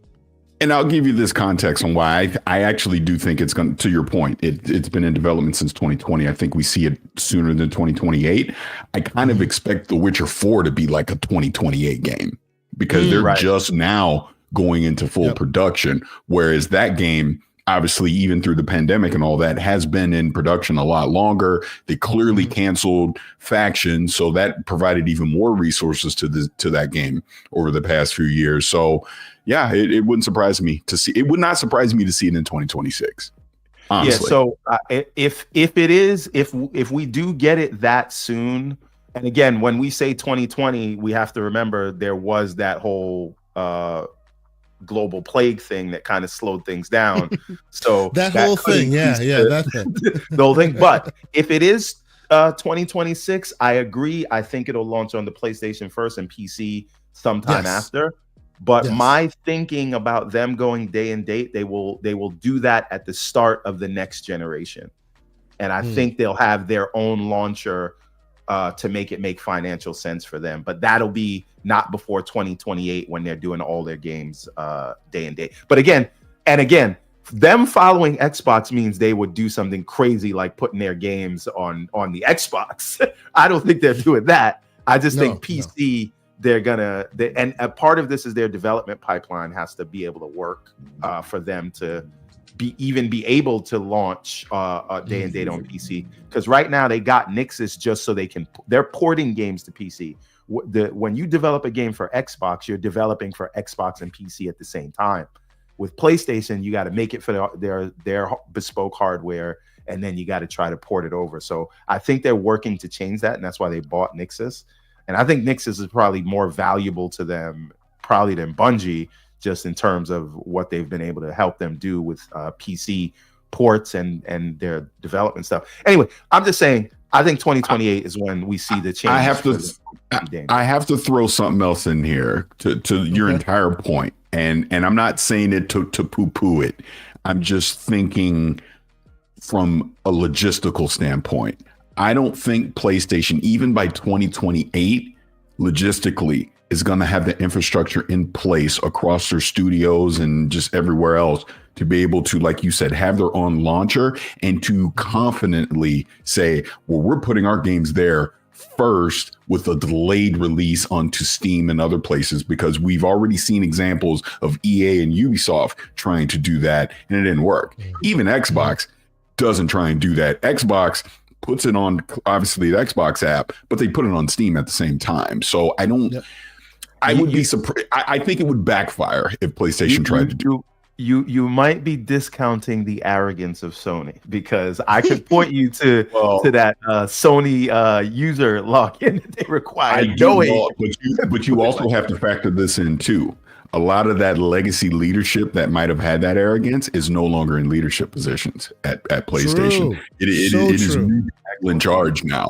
And I think a lot of there's been some lessons learned with some of the stuff that they've been doing, and you're starting to see them pivot out of that.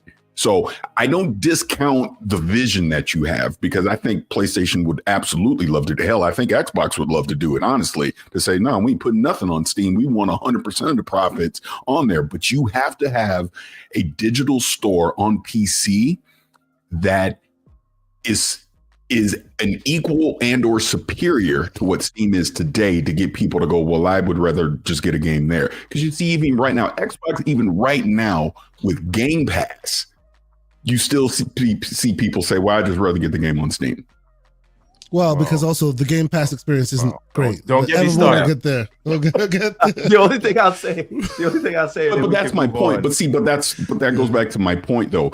Microsoft is a software company that this is what they do. They have an operating system, and people still say, nah, I'd rather have Steam. So to think that PlayStation is going to be able to just jump in and ramp up within a few years to be able to surpass that, I don't see it. Let me throw my slander in here. Yeah. Go ahead, man. I think that Microsoft as a corporation is in a weird state where they are currently fully controlled by the spreadsheet. And there aren't any innovative artistic engineers who are leading the fray when it comes to ideas or any of that stuff. So for me, Microsoft's ecosystem, Windows, Teams, all of that stuff has gotten significantly worse over the past couple years. It's been branded and I'll count this as my one, the enshittification of software, in where somehow this software and services that we have been using for such a long time have only gotten worse. And when I look at that situation and I see that the Xbox app still uses the Microsoft Store as a backend, essentially the Xbox app is just a lipstick on a pig. It is just a veil that covers the real interaction with the Microsoft Store, which is broken half the time because the gaming services or Microsoft services breaks in the background. Like these basic things, and where your application don't work, or sometimes the game doesn't like launch because of some weird problem with certain DLL. So Lucius, these are things that you don't have to deal with when it comes to Steam. One quick thing you should know, and you are right, that's what makes the recent announcement by Microsoft pretty notable. I thought it was hilarious that they made an actual announcement about it. That announcement of the PC app now having a lot more games in it, that's them fixing that problem you just mentioned. So when you click on a game, it doesn't open the Windows Store anymore and pull it from there. They're actually keeping everything in a unified experience now. All the games that you could potentially get on the PC Store now can be found within the Xbox app. Well, not all, Let me just but say a one lot thing of really quick, and also shout out to Slow-Mo with his terrible name. That is not your name. Your name Shout is Slow-Mo Backslap. Shout out It to is the not great Ask Slow-Mo About Backslap. Equals He Four, needs a little bit. Sonic He needs a Equals little bit Zero. of this. But- there we go. but Welcome to anyway. the Slow-Mo Backslap. Hi guys, how's it going? The thing about and by the way, and can we be respectful in the chat? We not doing any. Let's not do any- Yeah. Please. That you will we're- be banished, and I will have no problem with you being banished if you start being stupid. So, Leave the yes. name calling to me in slow-mo. So all right.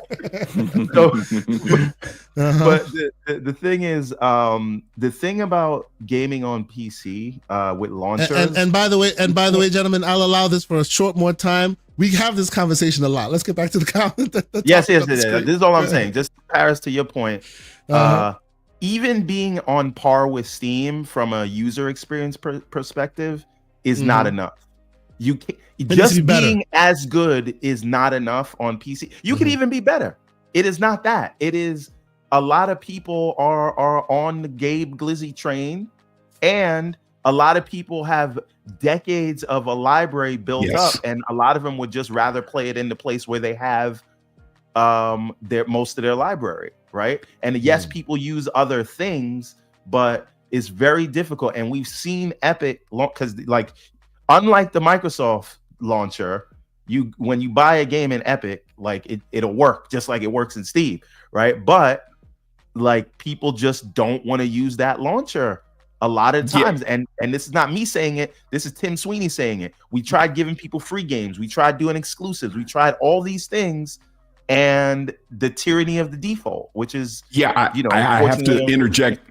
Yes, I have to interject on your point, because you're 100% correct. Don't forget who else said it. You said Tim Sweeney, but don't forget who else said this last year. Phil Spencer. Phil Spencer said it himself. He goes, we lost the digital library generation, which was the PS4, Xbox One era.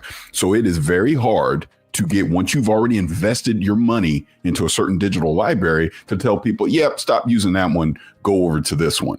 That's the problem that they face more than anything, is you have to truly give people incentive to want to stop using something they've already invested time and money into. Right. And Slow-Mo in the chat even said it. A lot of people consider GOG a better launcher. The best launcher. But they're not getting Steam usage just because tyranny of the default. And but notice what CD Projekt Red has done? They've essentially integrated GOG into Steam, because if you launch Cyberpunk or The Witcher on Steam, it brings up essentially the GOG launcher. So they waved the white flag. They were like, look, the store is still around, but we understand everything goes through Steam. Yep. I just picture Gabe Newell as Thanos in Endgame. It was like you couldn't live with your failure. And he's just sitting back now. He's sitting back just thinking about brain computer interfaces while all this stuff happens underneath him. He's not thinking about what you peasants are debating right now. You wanted to say, Lucius? Go ahead. We should move on. Valve is currently getting sued, yes, not by a government, but by a like a company or something, for being a monopoly. And you know, I don't know other countries' laws regarding monopolies, but typically inside of the United States, being a monopoly isn't enough for somebody to try to break you up. You have to try to utilize your monopoly power as a way to be able to hurt competition, right? There can be some legitimate arguments there about Valve using their market position as a way to kind of bully around even the largest publishers. So all I'm saying is that Valve better be careful. Like stop being so good, Valve. Well, they're on the radar. They're on the radar now, so they got to walk softly like Microsoft Valve is does. okay. I mean, they've had a great year, you know, as far as you know, the things that they push, their hardware. Steam OS is clearly, you know, in a far, you know, more advanced state than anything Xbox is currently working on. But we just gotta acknowledge that, like, PC fanboys, I'll say this, PC fanboys, because that's not all PC gamers. PC fanboys are the biggest hypocrites on the freaking planet. They will look at console gamers. They will say, you guys are morons. Why do you fight for a corporation, for a piece of plastic? You do the same thing. There's just, you know, that you're just now getting a piece of plastic, the Steam Deck, for you to fight for. Everything they claim that they love about PC, GOG actually does it. Steam does not. You don't own your games on Steam, but you still talk about game ownership. GOG has a preservation program that is fantastic. It actually takes older PC games that don't work anymore and make them better, make them playable. I tried it. Dragon Age Origins is almost unplayable on PC. And I, through the GOG preservation program, I was able to play it with no problem.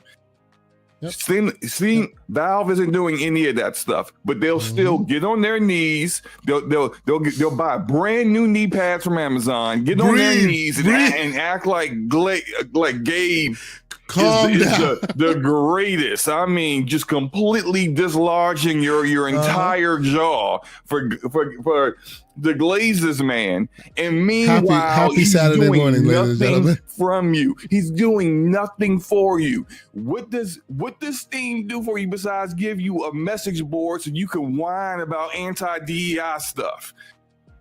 You guys Oh suck. boy. You people Oh, boy. suck. I'm sorry. You know, boy. you PC fanboys with your PC in my you suck. You're stupid. Okay. I'm Okay, done. so By the way, good morning. you How you understand? doing? Yes. Good morning. I just want to You know understand? if Sycamore is still in the chat and if he's gonna allow you to disrespect Uh-huh. Gabe in such a way. Let's breathe. Let's take a breather. Let Let's me move on catch from up on some PC super stuff, so chats. We got a lot of yeah. Let me what? catch up I on the don't super even chats. I don't even, everyone, I don't even blame Gabe for treating him like that, because what do you do when someone just bends over and gives you everything and they never want self-respect? Okay, You just on don't that treat 'em note, like that. Okay, on my bad. that All right, note, You do the same thing as Phil Spencer and Herman Holt. right. let me catch up on some of these super chats, and I want to talk about Joseph Farris's game because I feel like it was surprising, and I want to get y'all takes on that as well. But real quick, Floodzilla has to make it known with a $5 super chat. He says he believes that the Witcher 4 footage was captured on a Radeon RX 8900 XTX Supreme overclocked with FSR 25. That is because Oh, Floodzilla man. can't read, because they put at the beginning that it was an unnamed NVIDIA GPU. Shout out And he to must Floodzilla. also must let you know that AMD will save us all. He was Yes, watching yes. it with an AMD GPU with FSR enabled, so it was super blurry. So he could not see the text at the bottom of the screen because it wasn't legible for him. Go ahead, Paris. You I wanna would say? I would say to that gentleman, you might want to pay attention to CES 2025. I believe it's at 6 p.m. on January 6th. You might want to pay attention. I'm still trying to get my company to send me to CES. By the way, I'm still trying It's to on find January spaces. 6th. Okay. Flood is gonna lead a riot. He's gonna to hide. CES. He's gonna hide. And then Storm CES. we have Victor Alstein with a $5 super chat. He says, "Happy birthday, Everborn Saga. Where will we see you next? From the Sega commercial to Black Ops 6. Sega. Yeah, man. Where we gonna see you next, bro? Like your job was amazing on in that campaign. You're so about it to is what see it me is. at one of these New Jersey comic conventions in January or February. I gotta Oh, go excellent. date. So if Excellent. you're Let close us to know. Jersey, Yeah, let us know. come check us out. Excellent. Yeah. BT Maverick 707 $5 super chat. Thank you, BT Maverick. He says, think that will be the last time I ever fall for the Half-Life 3 rumors. You know what, though? You know what though? Sure.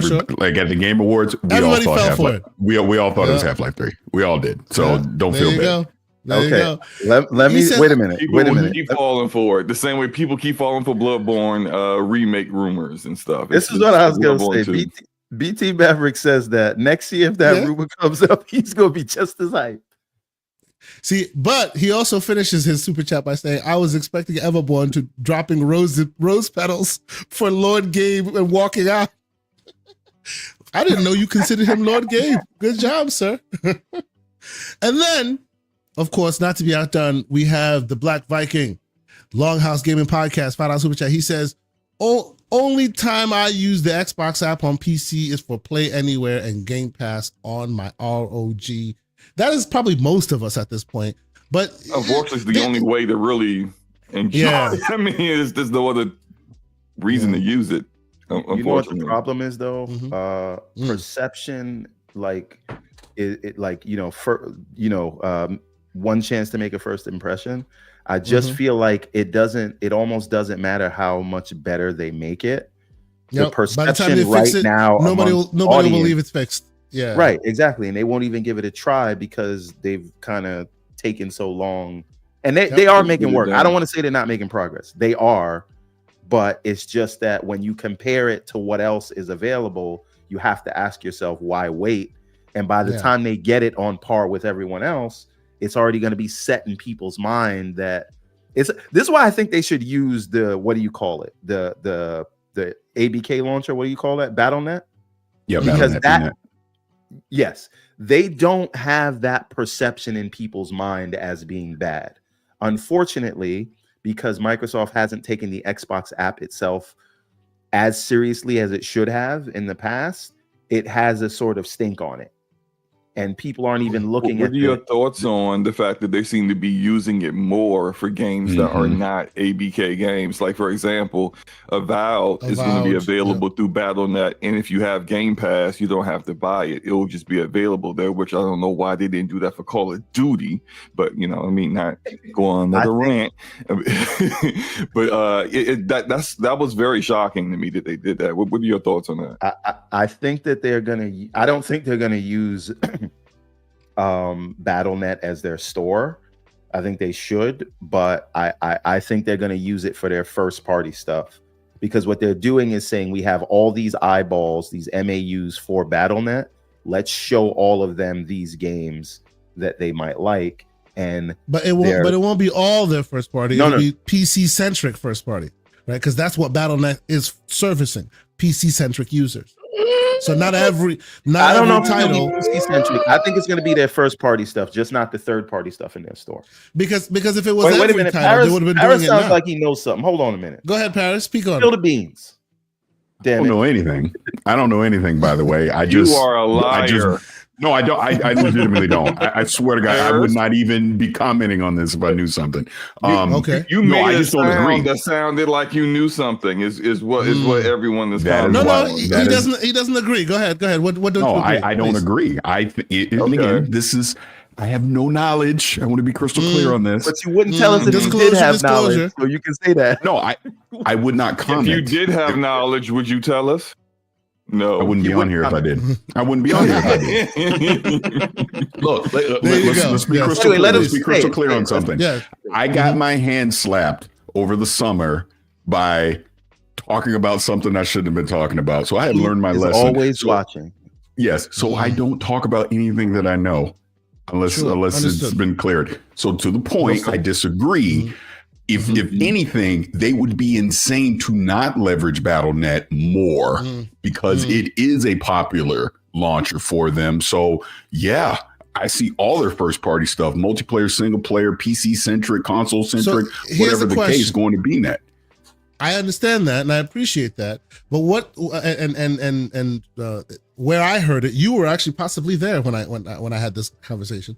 What about the idea that the reason why people like it is because it has been a very focused resource for certain part of the public, and that the minute you start making it the general resource for the entire consumable platform, it buckles under the weight because someone with a very big beard that we had a conversation with was speaking to me along those lines.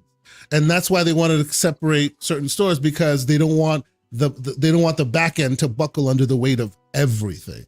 Could be possible, but kind of going back to something that was said before about Call of Duty not being a part of Game Pass with BNet, I think it's making sure you build up the back end before you do that. So in other words, let's not do this with our biggest game this year because we're not sure we can handle the load. But I would be shocked if when we come back around next holiday 2025 that you can't use Game Pass on Battle.net for Call of Duty. Makes sense. You can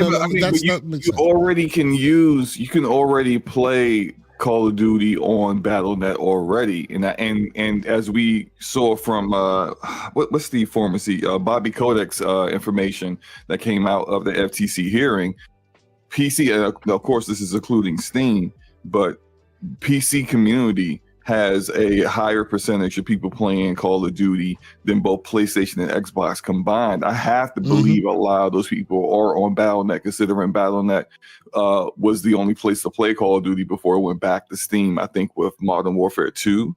So I think I'm not trying to go against the idea that it could be a load issue. It could be an issue of they don't think they're capable of handling that many additional users. But you got World of Warcraft over there.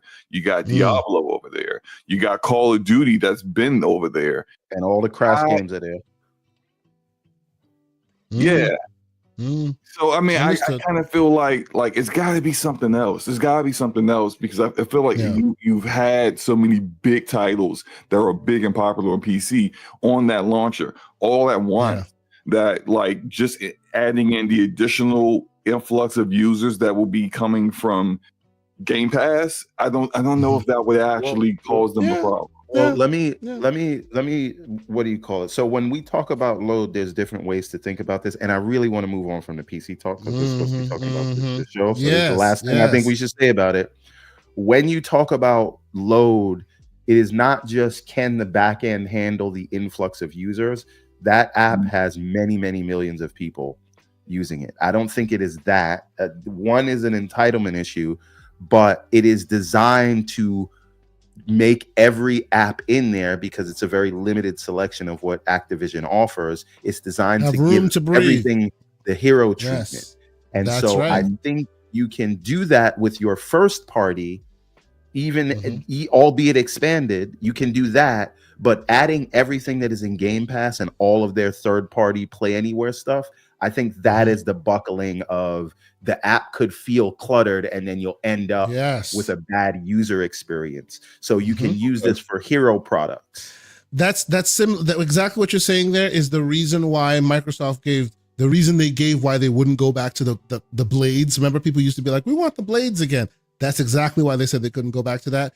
It feels cluttered. They can't make it feel it can't give every game room to breathe like when they used it when it was small. I'm going to tell you something right now. The reason they're doing that is because the design they have now allows them to advertise other things to you. True. The blades there was no spaces for ads. I understand. That's what it's about. And that ad space is very valuable to them. And I know that for a fact. I'm not guessing. These are people. Anyway. Forget about how I know. That's just what it is. I'll say this real quick, and I know you want to move on. I think that I think maybe partially the reason why Call of Duty isn't Game Pass eligible in BattleNet is that they didn't quite have it ready yet. Because Indiana Jones also isn't in there, but they're advertising about, which would be February. So maybe going forward, from February on, anything that's first party, anything that is a published title by Xbox or Microsoft Gaming, wherever you want to call it, will be in BattleNet. I do wonder though if because we see consistently that the Xbox PC app version is typically like an update behind the Steam version, even at launch. Like it will have missing features. The Steam version will have like better optimization, that kind of stuff.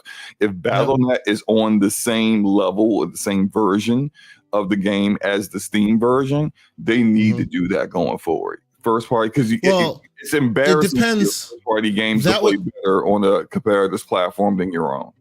That would depend on how they have tied that to the development process, right? The reason why the Xbox app version is always so behind the Steam version is that the Steam version doesn't have certification requirements. You could just plop it on there and plop a new version, update whenever you want. Whereas each version that ends up on the Xbox platform has gone through and passed cert, right? So anytime there's a new update, you could just put it on Steam and it's there versus Xbox's version that requires recertification. So that's why it's always delayed. The question that you're asking is, do they tie that process into the BattleNet version? If that's not the case, then it would probably be as quick as Steam, right? Because there's no certification requirements to get it there. They got to stop doing that because that's just not.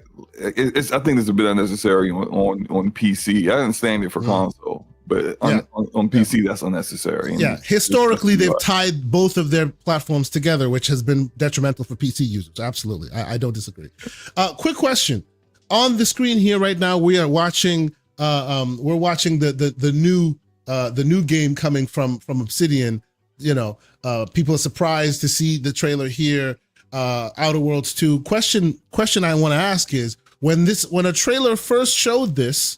Right, many years ago, when they said the trailer for Outer Worlds 2, it did show that it was going to be a console exclusive to Xbox, and now it shows clearly it will be day and date on PlayStation. Does this bother anybody? Does anybody see this and go, Can we just one thing? Can we bring up the original trailer? Because I do want to say this, and I know Lucius, you're going to make this thing so much longer. Come on, it's not that. Lucius, trust us, it's there. I hear you, right? But when we're saying it's there, if you're at an Xbox showcase, you don't mention like PlayStation, right? So wait a minute, let me just say this: when they announced Metaphor on the Xbox showcase, They didn't say it was coming to PlayStation because it was an Xbox showcase. So just because you Sure. said coming to Xbox Series consoles and PC, No, but and that's you not didn't what we're mention saying. It PlayStation, doesn't mean you specifically said it said was console exclusive. Okay. That's what it said, right? That's That's all why I'm we're asking. making note of I it. wanted to It's make not sure we were making the clear distinction. it's not being said because of an omission of another platform. It's being said because specifically it said console exclusive, and now it's not, right? So that's why I'm like, so, but that's neither here nor there. I'm just asking, does that cause any friction for anybody, right? I as somebody who is Mhm. was the primary Xbox person, I will say I mostly don't care about this. But Okay. the one thing I do because Outer Worlds 1 came out on PlayStation. Exactly. Yada, yada. Yeah. I don't care. The one thing that I do care about is that I don't really care about this, but I find it funny. So at the Game Awards, Microsoft shows all the platforms. Then they give the trailer to PlayStation. PlayStation puts it on their YouTube channel, scrubs everything outside of PlayStation, and just has a PS5 logo there. I find that funny. But outside of that, it's not that big of a deal. There's already an audience for this sort of stuff. Taking into consideration where Microsoft is right now, they're going to do this. And if they do this, then it makes me believe more and more that most likely they'll probably also do it for Elder Scrolls when that comes out. I don't think that's even a probably at this point. I will say is I don't know why, but this feels less offensive than the Indiana Jones reveal, the way they did it. Because it was the first time we were seeing gameplay. It was 2 years ago when they showed it off. I didn't really, this didn't bother me in the same way that the Indiana Jones thing, because I thought the Indiana Jones was ill-informed in the way they announced that information. But this was like, okay, you're saying it now. I think it hurt even more because when they made that announcement for Indiana Jones, you had Jeff Keighley like super excited to announce it. And then 2 minutes before the Indiana Jones announcement, Genshin Impact was announced for Xbox, and the way that he announced that was like, "Oh yeah, look at this." All right. I think, and then Indiana Jones, or really quick, and shout out to Pixel, or we've just reached the acceptance stage of depression, and so Pixel Bit G, $5 super chat. He says a very happy early birthday to Mr. Everborn Saga. So much, cheers to all the chat. Happy holidays, and shout out to Slow Mo for staying very messy with that PFP. PFP? Profile picture. Oh, the profile pic. Yeah, step your acronym game up, man. Right. Look, I'm all acronyms all day at work. Leave me alone. Leave me alone. But no, shout out to the great Pixel Bit G. And Pixel, absolutely. I owe you a shirt. And by the way, let's talk a quick moment. And Paris, I think you're back now. Let's talk a quick moment about this game here on the screen. I have to say it's the surprise of show for me. Joseph Fares and his team, Hazelight Studios, have not missed. I think I can say that. Every game they have released has been a banger. Some have won awards, right? The last version, It Takes Two, won award, one game of the year. And this looks like it's up in the ante in many respects. Paris, if you're here, what were your thoughts? Did you see this coming? How did this grab you on site? Ooh, and he is not here. He bounced real quick. Hold on. Oh, he's got to drop. Okay, he had to drop. No worries. We'll reposition that. I'll ask you, Mr. Slow-Mo Backslap. Yo. How did you feel about this one? About the new Hazelight game? I think it looks dope. Split fiction. I see a lot of the game design that they had with their previous title, that one game of the year, It Takes Two. I think that Joseph Fares, he and the studio have never made a bad game. That they laser focus in on what the kind of experience they want gamers who play their games to experience, which is a truly unique and fun co-op experience, and they absolutely nail it. I do like the premise here where you have these two writers who seem to be like in a fiction, maybe a fiction that they have like partially created that's kind of come to life or something, but it looks cool. I think it's very smart how they and we've seen other games do this, but they do it extremely well. How they make sure everyone knows if you buy this game, you don't need to find someone else to also buy the game. You own it. You can give a friend pass to someone else, and then they can play it through your token of ownership or your license of the title. So that makes it easier to be able to co-op with that experience. And then maybe potentially, great marketing here. The person who's got the friend pass enjoys it. Maybe they want to buy it themselves and play it with someone else. Now you've created kind of like your own marketing, so to speak, to other people. And I think that's really kind of ingenious, and it's smart for EA to keep financing them, which is something that they've done. I do have to give them a little respect here, is that, and Joseph Harris has said this multiple times, EA is publishing their games and they don't take any money from it. It's almost kind of like I don't know if they would call it a tax write-off or whatever, but like this is one of those games from this studio in particular, where they publish the games, they don't make any money off of it. It's all Hazelight that makes the money, and I don't know how he was able to swindle EA into this, but they do deserve a lot of respect for allowing that to happen. I feel like their games have got to blow up for that. Same thing with Zao, Surgeon Studios. Their contract was similar with EA Origins. Very cool program by EA. Salute to them for supporting them in that way. I think that's pretty awesome.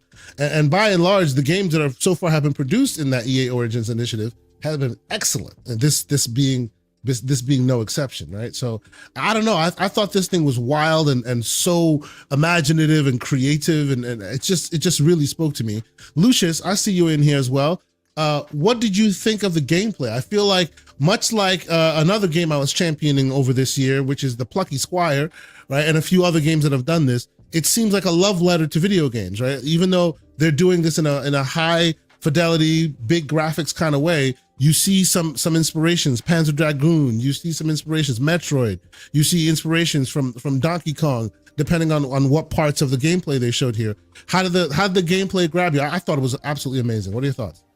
Yeah, it's incredible. This definitely, from a gameplay standpoint, was my game of the show.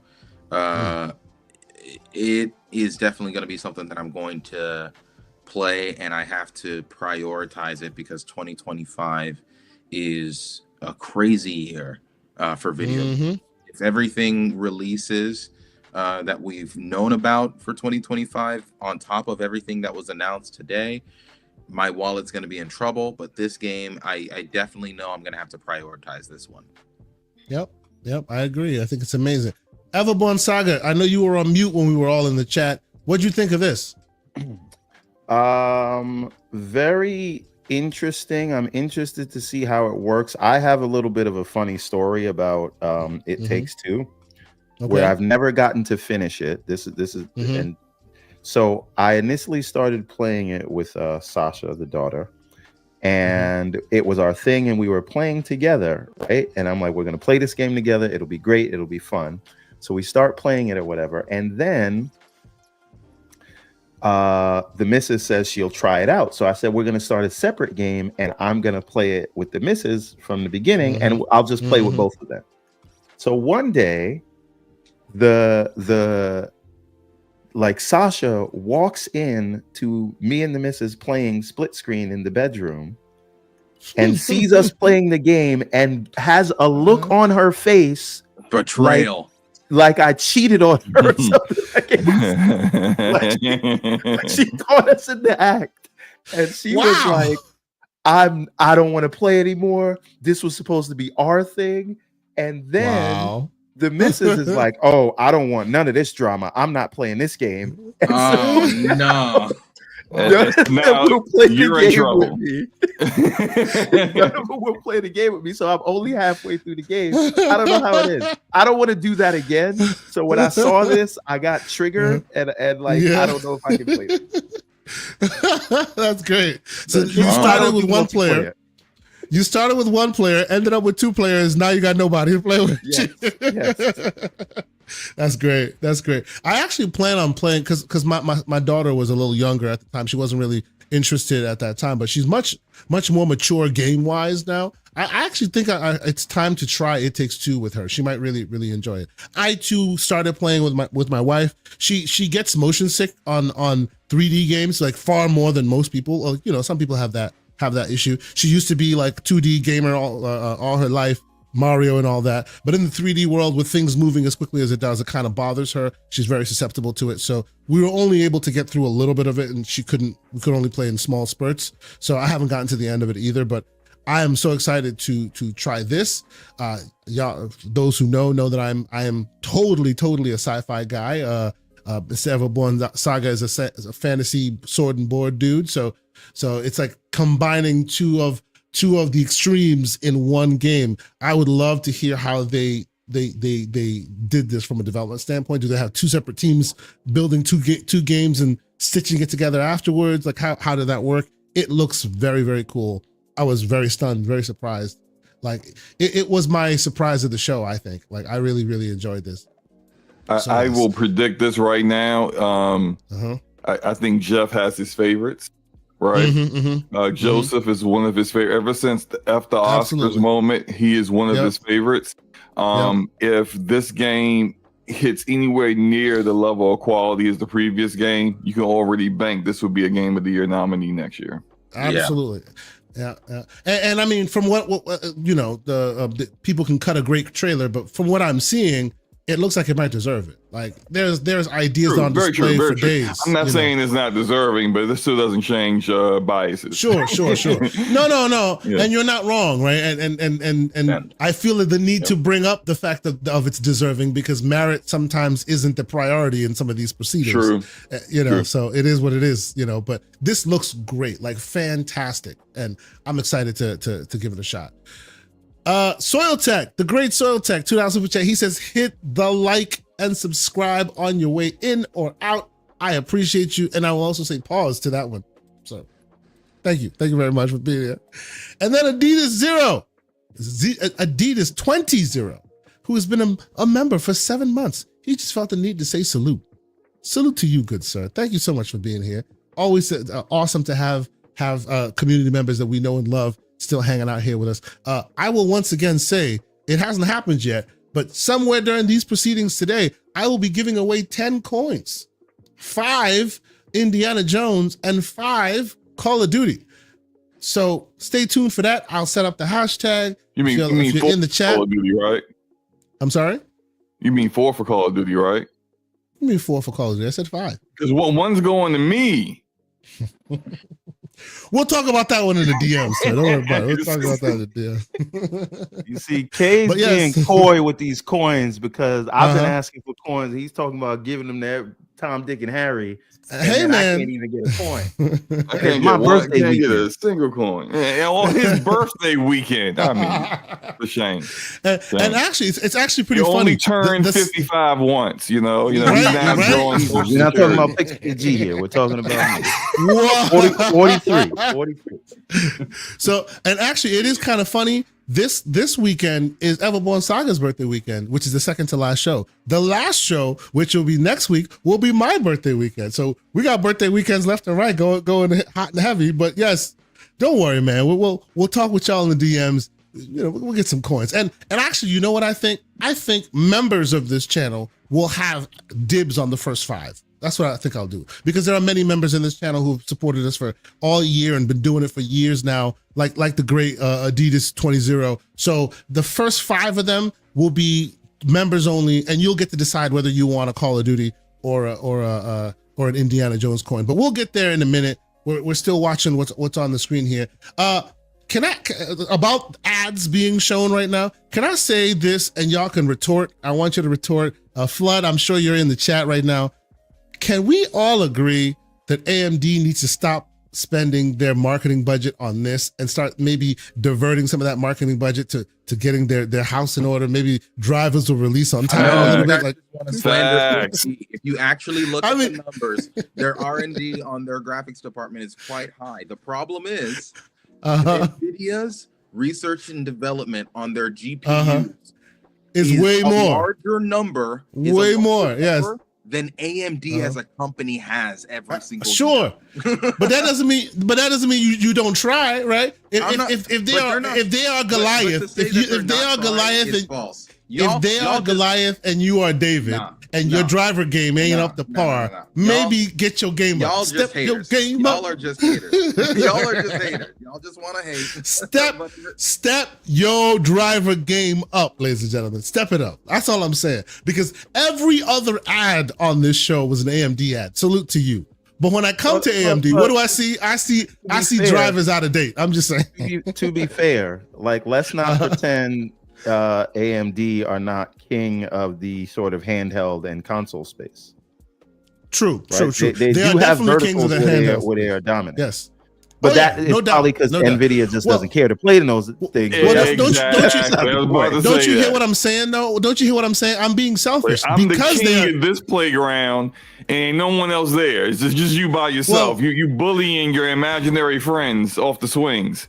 You know, it's because no one else there. It's because that they are kings of the handheld, and I have many a handheld that I'm complaining about their drivers. I need to see them come in a quicker cadence, and right now I don't see that. So get your game up. You don't gotta market to me. I have many a handheld. Now get your driver game up. I'm just saying.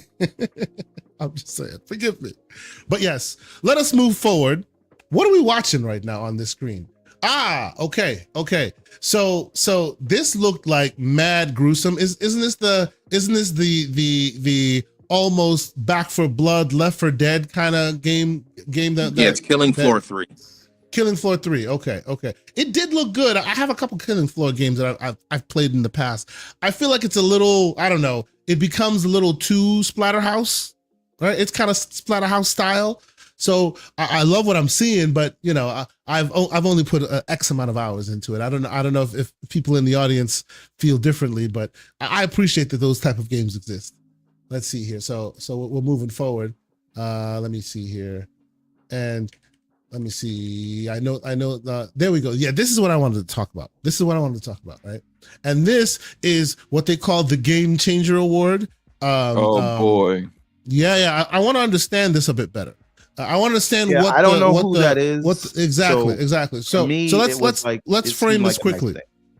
Yes, that's exactly why I want to bring this up. So Amir Satvat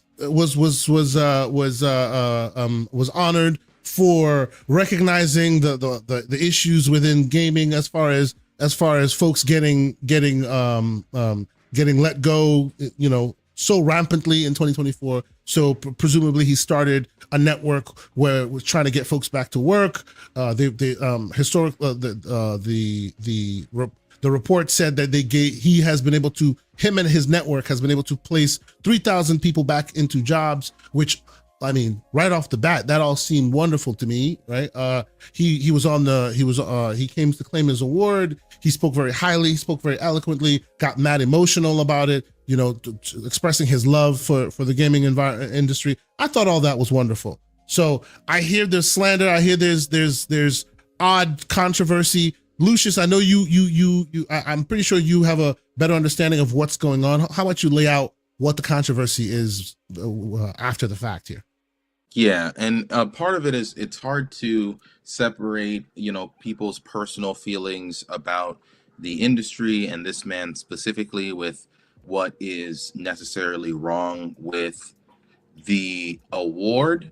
But I think a lot of, to be able to summarize it, I think a lot of people felt that this was hypocritical to give this person the award, despite the fact that he did create that giant list of people who ran out of jobs, so that way people can compile and understand how many people have lost their jobs in this like weird point inside of the gaming industry. So he did do that. He also did help a bunch of people find jobs by connecting the people who didn't have jobs with potential positions, and he was inside the industry enough to be able to help that. But it ignores the fact that the guy is a part of Tencent, and Tencent themselves are not necessarily innocent in this like large swath of like firing people. So the fact that he's mentioning this when his company, the company that he currently works for, also essentially does this, some people saw as hypocritical,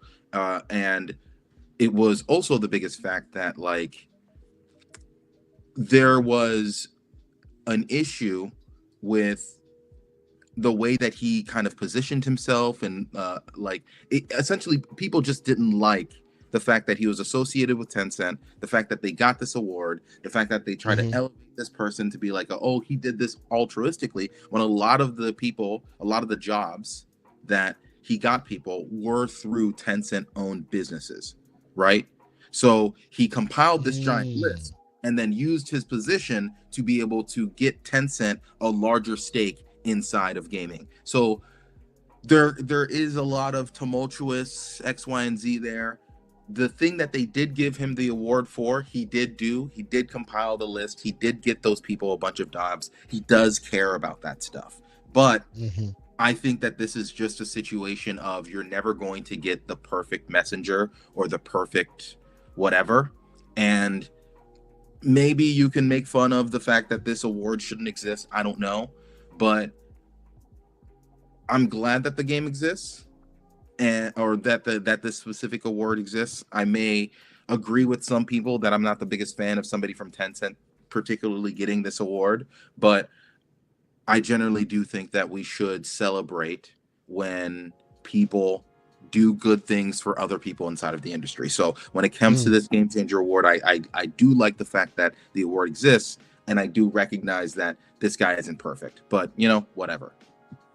That's just my general view. And understood. And I appreciate you laying out the case. I genuinely did not have I didn't understand the full aspects of why people had issue with it. Everborn, I'll direct my question to you. Based on what you're telling me, Lucius, it seems like, well, okay, initially my take was going to be, why is that a problem if he works for Tencent, as long as he's acting as an independent, game-loving individual just trying to help folks?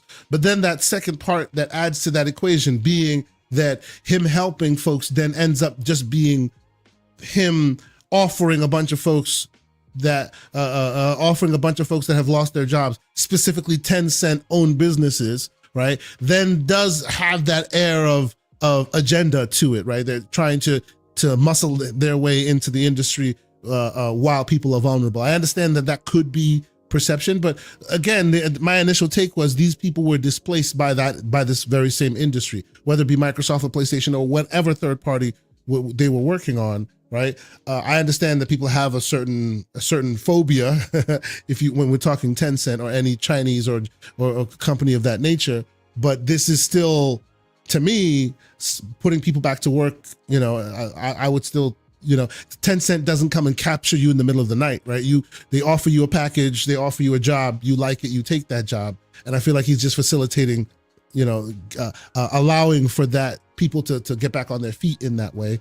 So I still don't think it's necessarily a bad thing, but what do you think, Mr. Everborn Saga? What are your thoughts? So again, this is barring more information that and maybe Slow-Mo can provide some more context. But from everything that I've heard, he's connected to Tencent, which only makes sense that he would have an in with what jobs are available at Tencent, right? And we can say he's given Tencent a larger whatever in the industry, but at the end of the day, if we're saying that, like, these people's mortgages are due. Exactly. Right? They got health insurance. They got all that stuff. And so they're making it sound like they're making it sound like he's giving Tencent their address so they can capture you in the middle of the night. Like, that's not the case, right?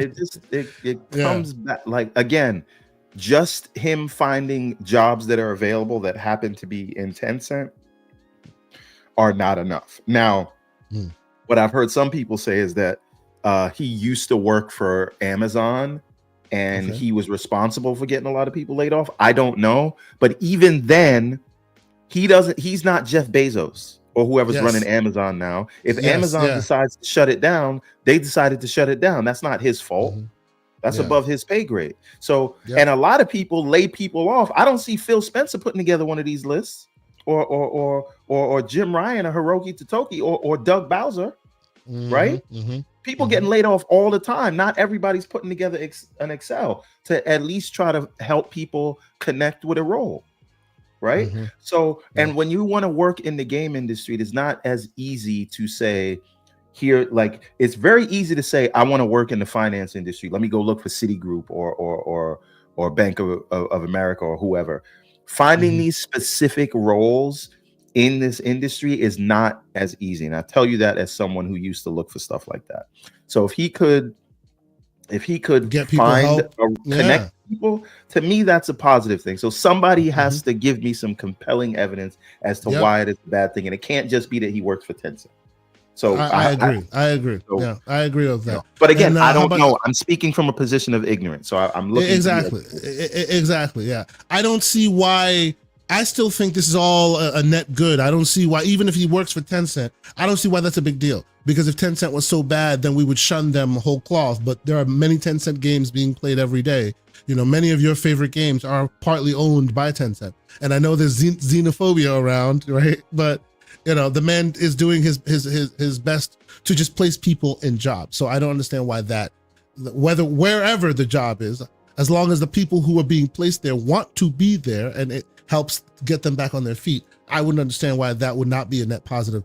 I will let you have the last word on this topic, Mr. Slow-Mo Backslap. What are your thoughts? Yeah.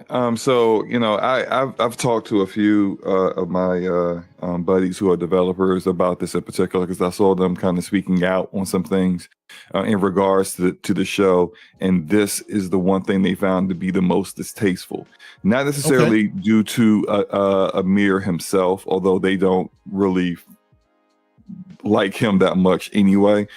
Sure, he made an Excel spreadsheet and he helped get people jobs, but then it's almost kind of as if you're part of the reason why people don't have these jobs in the first place. He currently works as a director of IP acquisition or studio acquisition for Tencent. So in the process of doing his job, he is acquiring studios, which would then also be laying people off in the restructuring of that studio. Now that studio no longer may have some redundancies, you know, depending on their how they are integrated into Tencent itself. So he is partially possible for that. I don't know what his role was at Amazon Games. We did see how Amazon got rid of their first party, which was very abruptly. Phil Harrison, who is the Grim Reaper of executives, I would say. The Grim Reaper of gaming, baby. yeah. If he shows up and he's working, you need to update your LinkedIn right now, update your resume, get up out of there before it becomes before you become a casualty, because he's like unintentionally he's destroying companies in gaming because he doesn't know what he's doing. I mean, at this point, Phil it's intentional. That meme is known. I mean, yeah, I mean, Phil Harrison, up to the day before they announced they were basically laying off the entire studios, knew what they were doing, and he was telling them, "Hey, you guys are doing a great job." Yada yada yada. Like none of those people had any idea what was coming. Which, you know, it just, to the people that I spoke to, it was somewhat distasteful to them to have him give this guy an award in front of a audience where the first 10 rows are full of people who have been laying people off over the past 3 years. Like a lot of the people who were responsible for those layoffs, who chose to lay off people for profits and to please investors instead of actually, I don't know, you know, not ramping up, you know, for you know, no particular reason, you know, during the pandemic, only to have to lay all these people off later on. Like, these are the people who made those decisions, and to give this guy a standing ovation from people who also did the same thing is just kind of, I get it. I get it from the people who are developers who see that and they just kind of roll their eyes. Yeah. It's just like, it just seems like a lot of like slapping each other on the back. Great job. Meanwhile, let's go back to doing exactly what we were doing in the first place. What we were doing before, which caused this existence. Exactly. So, you know, it is what it is. So, and I just recognized that, Lucius, I did not give you a chance to weigh in on this. And I guess the question I'll ask you is, I hear I hear what Slow-Mo is saying, and it's a very, very interesting perspective on it. And I do see some of the aspects of that. I would say, and I want your take on this, Lucius. I would say maybe this person and the people in the room, by and large, who are patting each other on the back, by and large, they all have taskmasters above them, and you're there to fulfill your role, whether you like it or not. And maybe some of the things you're made to do is possibly distasteful. I'm being a devil's advocate here. Maybe what you are made to do is distasteful, but that is the role you are there to fulfill in that company. So maybe on your own dime, this is his penance to try and balance the scales. I don't know. What do you think, Lucius? What are your thoughts on this whole situation? Yeah, like I don't want I saw some people attacking the very idea of the award, and nobody's going to be a perfect person. Nobody's a perfect messenger. So I'm not necessarily against the award happening. I do see people's complaints about that particular person getting it, but at the end of the day, unless we know that person specifically does harm, and I know that some people are arguing that because he is the head of acquisitions there, that it leads to eventually. Yeah, but I want to talk about that, but go ahead, because I don't know if I agree with that assessment. Yeah, I don't think I agree. I agree with that either. Yeah. I don't think so. Acquisitions are a two-way street, right? Typically, the company that gets acquired wanted to be acquired for one reason or another. So to put the blame on the company that is acquiring them, or even the acquisition officer who is looking for companies that want to be acquired, I think that is putting the blame on the wrong person. And it's like attacking the drug dealer, saying that that's the cause of the drug war. Yeah. Yes. So I don't think that is the I don't think people are saying Amir is like the big bad of the gaming industry, layoffs. But I think people are just kind of looking at overall it's hypocritical. This doesn't look cool at all. Yeah. Like this isn't. He's not. You can't be the guy that's like, oh, man, sorry, I gotta lay you off. Now you're laid off. Hey, by the way, I got a spreadsheet. Let me help you get another job. And then now I'm like, celebrating. But you know what? But one thing about that, right? And I'm just playing devil's advocate because this is. I'm just thinking it through in real time. Maybe let's assume that is the case, right? Maybe his job is facilitating. He's looking around, seeing that his role is causing layoffs, whether he likes it or not, because that's the role you play, or you're out.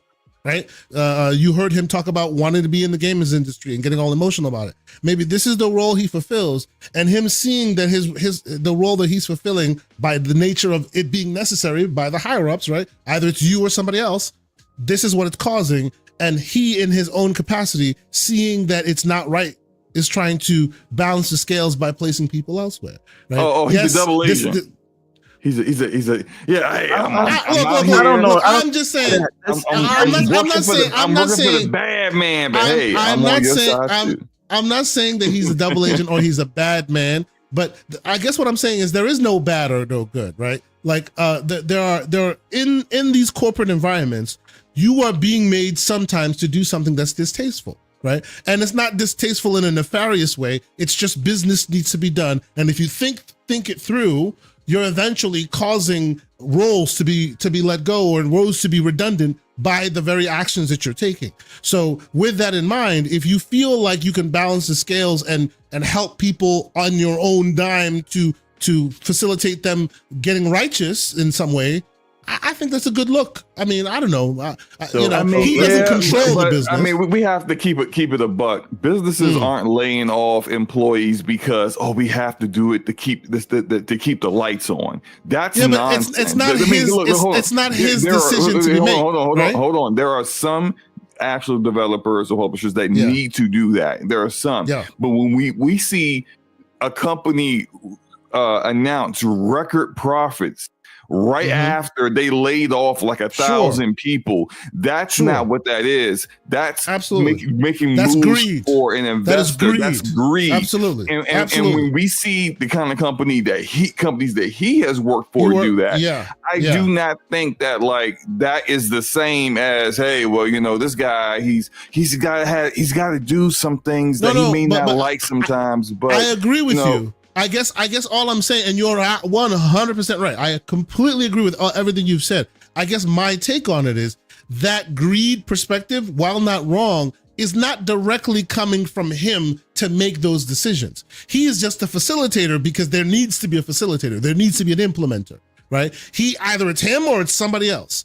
And being that he is the implementer, something that he did not have any decision-making process in, he wasn't part of the decision-making process to say, yep, we're getting rid of these guys, right? But he is taking it upon himself to try and balance the scales. If he was part of that decision-making process, I'm with you. But I feel like since he's not, I don't kind of see how. Well, it's a we nuanced don't know if situation. he's is or is not a part of the decision making process of who gets let go or not. He's a director of acquisitions. I mean, we don't know fully what his role is with Tencent, but he's clearly helping pick and choose studios to acquire. And he also, and it wouldn't be completely out of the realm of possibility that he's got an idea of looking at their numbers and saying, all right, we need to cut this many people or something like that. Like, well, all I'm saying here is that if he was truly such a virtuous man that he wanted to really help these people, yes, he probably makes a lot of money being a director at Tencent. Just me personally, I couldn't do that job and then go and but my real passion is to help these people make sure that they get on their feet. I will probably want to go do something else. I will update my resume. I would say, hey, look, I work for Tencent. I work for Amazon. Let me go work somewhere else and do something else that may be on the same level as far as compensation goes. But I'm not so close into the process where I'm a part of the problem as well as part of the solution.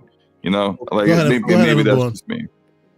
Please, if I may, a lot of stuff like I think like as a worker, as an employee, as an individual contributor, it is very easy to look at the micro of your role and what you have to do and you doing your job well, and then you end up as a cog in the machine getting let go or used for this or that, and seeing it from that perspective and say, well, you're higher in the food chain than me, so this just has to be your fault, right? Or you're a part of the problem, right? And it's also very easy to say someone should just quit their job, right? But that's not reality, right? And so the thing is, sometimes the axeman is not always the judge, right? And so I don't know that, like, if I say this is a good fit for acquisition, right? I don't know that, like, you could say, well, he'll say you have to cut down by this much, but we don't know that it's him making that decision. And I don't like the idea of saying just because the acquisition in of itself is an evil thing, because as you said, Slow-Mo, some people need acquisition, some people don't, and unless they're doing hostile takeovers, right? These are companies that right now, right? You say this all to me all the time. There's no way Microsoft could buy Sega. I'm not advocating that. I used to, but I'm not now, because what a year. But Microsoft don't want to be sold. Sorry, Sega doesn't want to be sold because they are cooking right now. They're firing on all cylinders. Ubisoft can't wait to be sold. And Ubisoft has way too many employees. Now it's going to suck for whatever happened. Whoever is the axeman there, whether it's Ubisoft to get themselves ready for acquisition, or it would be the biggest layoff at once in probably the history of gaming once they get acquired. Right. But it also has to happen. Right. And so it's not even a moral thing. They are facing insolvency. Right. Like, and it won't be the fault. It won't be the fault of the person who makes that decision to finally make that happen. There's a reason, like you said, Everborn, the Axeman. Those Axemen in fantasy lore and in historical reference points wear black masks for a reason. They're not the reason. They're not the ones that decided you had to go. They're just the implementers. So don't blame them. That's all I'm saying. We should be blaming Yves Guillemot. Yes. Oh yeah, right? He's 1000% to blame. he and his Absolutely. family and all his buddies that continue to mismanage the creative side of things for Ubisoft. That's They're right. 1,000% to blame. That's right. To put them in a position to where they're on the chopping block to be sold. And so for me, I don't blame the person who says this is a good deal, go after it, and now go offer that company some money. The problem is the people who are making that money are the executives in the company being acquired and not looking out for their employees themselves. That's where the issue is. So I don't know that it is fair for people to say, because you chose this company for acquisition and acquisitions are just generally bad and they lead to layoffs. Here's the thing. If your company was good enough, you wouldn't need an acquisition. Not saying it's not good enough, but if the executives in your company didn't sell, there wouldn't be an acquisition, right? But they did sell because they did want the money. And if they didn't sell, they'd probably have to lay people off because the entire industry is facing a correction. So people are blaming the consolidation, but it is not exactly that. I think that, and if you don't focus on the right problem, these things will never change. Yep. So I don't know if we can just say because Tencent is acquiring people or somebody's acquiring people. Lost for Words drops a £2 super chat. Thank you for your support and asks, proponent of just following orders, K ? And I gotta tell you, I know how it sounds, but as a person who gives orders, if I give an order to you as a person who works for me, and that order ends up hurting those people in one way or another, it's not your fault who I gave an order to do that. Like, the buck would stop with me, and then when you come to me with your issues, I would then go to whoever gave me the order to make it happen. Right? It's not that simple. When you are within that corporate structure, like as a person who works within corporate structures, who has bosses, getting blamed by everybody for something that had nothing to do with you is a very messed up place to be, right? And I understand, you could get a better job and all that, but as everyone says, it's not that easy. Not everybody is in a position to make easy choices. Well, I'm done. I'm going to be more altruistic, right? It's a very nuanced, very, very difficult position to be in, and sometimes that just is what it is, right? Like, you're mad you lost your job and you're telling me to quit my job. That's right. I would say this. There's a big gulf of difference between a cog in the machine, let's say an engineer, a programmer saying, "Hey, you don't like it, go get a different job," and a freaking director. Thank you. Like, it's like a director can eat, but he's not a director of personnel, though. He's not a director of personnel for a while. It's true, but he can leave and chill for like 6 months or a while with no job while he figures out what his next move is going to be. Like, it's a very different situation than someone else here. All I'm saying is, an individual contributor who only has to worry about their role and doing the best their job is, and that's all they have to worry about, sometimes it is very easy for them to miss the forest for the trees. Because you only have to think, you're only thinking about your paycheck, or one person. You're not thinking about the larger structure of things. And I'm just saying it's not as simple to just say, oh, you should do this, or that person is bad. Because that's all that it's a tough situation. It's a tough situation. Yeah. It's not as gets made up. I think we're getting a little deep in the weeds. I'm not trying to say I'm playing devil's advocate here, but I'm just like, I think a lot of us are speaking a lot on none of us being developers outside the situation, but I'm just relaying how actual developers behind the scenes told me how they felt about it, and that's of course essentially it. That they felt it was distasteful for that guy in particular to be given an award with who Jeff Keighley, and we know Jeff Keighley's history with this, pretty much ignoring the layoffs until the fervor, the anger in his complete indifference to it got so high that he finally had to say something about it, and then having him on his stage bring this guy up in front of all the people who do the layoffs, and then give all the pats in the back to the people who are actually in the trenches making the game. Like, that didn't move them one bit, and that's just kind of how they felt. Yeah. I feel you on that. And we can move on from this. No, I understand. Let me add one caveat to this. Real quick. Just one thing. I understand the bad optics and saying it is distasteful to have those big executives up there. I just don't. Again, I don't think the guy that got the award is the problem. Is the people clapping that did the layoffs. True. Very true. That is to me. I just don't think it should be geared towards him. But again, I don't know enough about him. But just from what I've heard, just the fact that he works in targeting acquisitions for Tencent, I don't think that's enough to be upset with. I find it very interesting that people responded this negatively to him saying this, and then meanwhile the game director of BG3 essentially said the same thing and said it even more clearer in a lot of ways that like people thought that he was like going after Microsoft specifically. But that what he said applied to literally so many people that were there in that audience, not just Phil Spencer. Exactly, but for some reason people were Phil was like, in the front row. About Phil. Yeah, but was he looking directly at Phil when he said it? You know, like Phil's like third in the row. He's just staring at him, like as he says his speech. That'd be funny, actually. But I pointing right at him.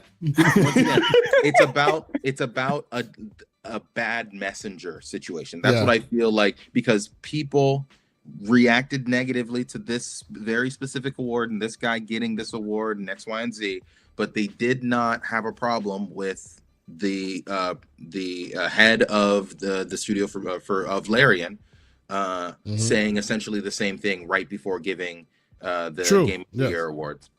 Yes, and yes, Big Mad Mo asked, didn't we just say those people clapping also have bosses? True, right? Even Phil Spencer, you can argue, does not say, okay, I'm doing this, because somebody above him can go, nah, homie, you ain't doing it, or yes, you are. So the whole situation becomes very nuanced in where the buck stops. But hey, it is what it is. Right? Let's move forward. People, it's a sucky situation, and people are upset. Yeah.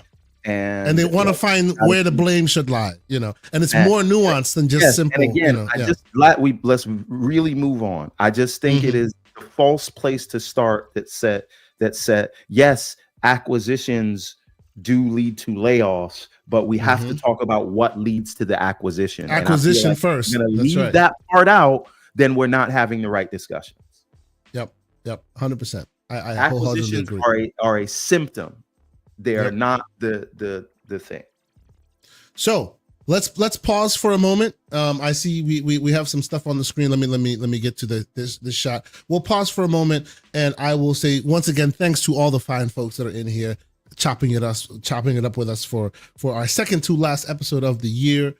Hit the like button if you haven't done so already. As I said, we will be giving away a bunch of coins, specific coins. I don't have them in my possession, but they will look somewhat like these. This is the one from Power World, right? This is the Power World one. This is the one from Hellblade 2. And what we'll be giving away, we will be giving away coins specifically for the new Black Ops 6 game, and we'll be giving away coins that commemorate the new Indiana Jones game that is out. So right now, before we continue on the business of the show, I wanna like at least start the process of the giveaways, which is I'm gonna put the hashtag in, and I want you guys to start spamming the chat with that hashtag, and then at some point I will pick 5 from the chat right now, and the only requirement of these 5 is that you be a subscriber to our channel. If you're not a subscriber to the channel, your name will be skipped and another one will be chosen.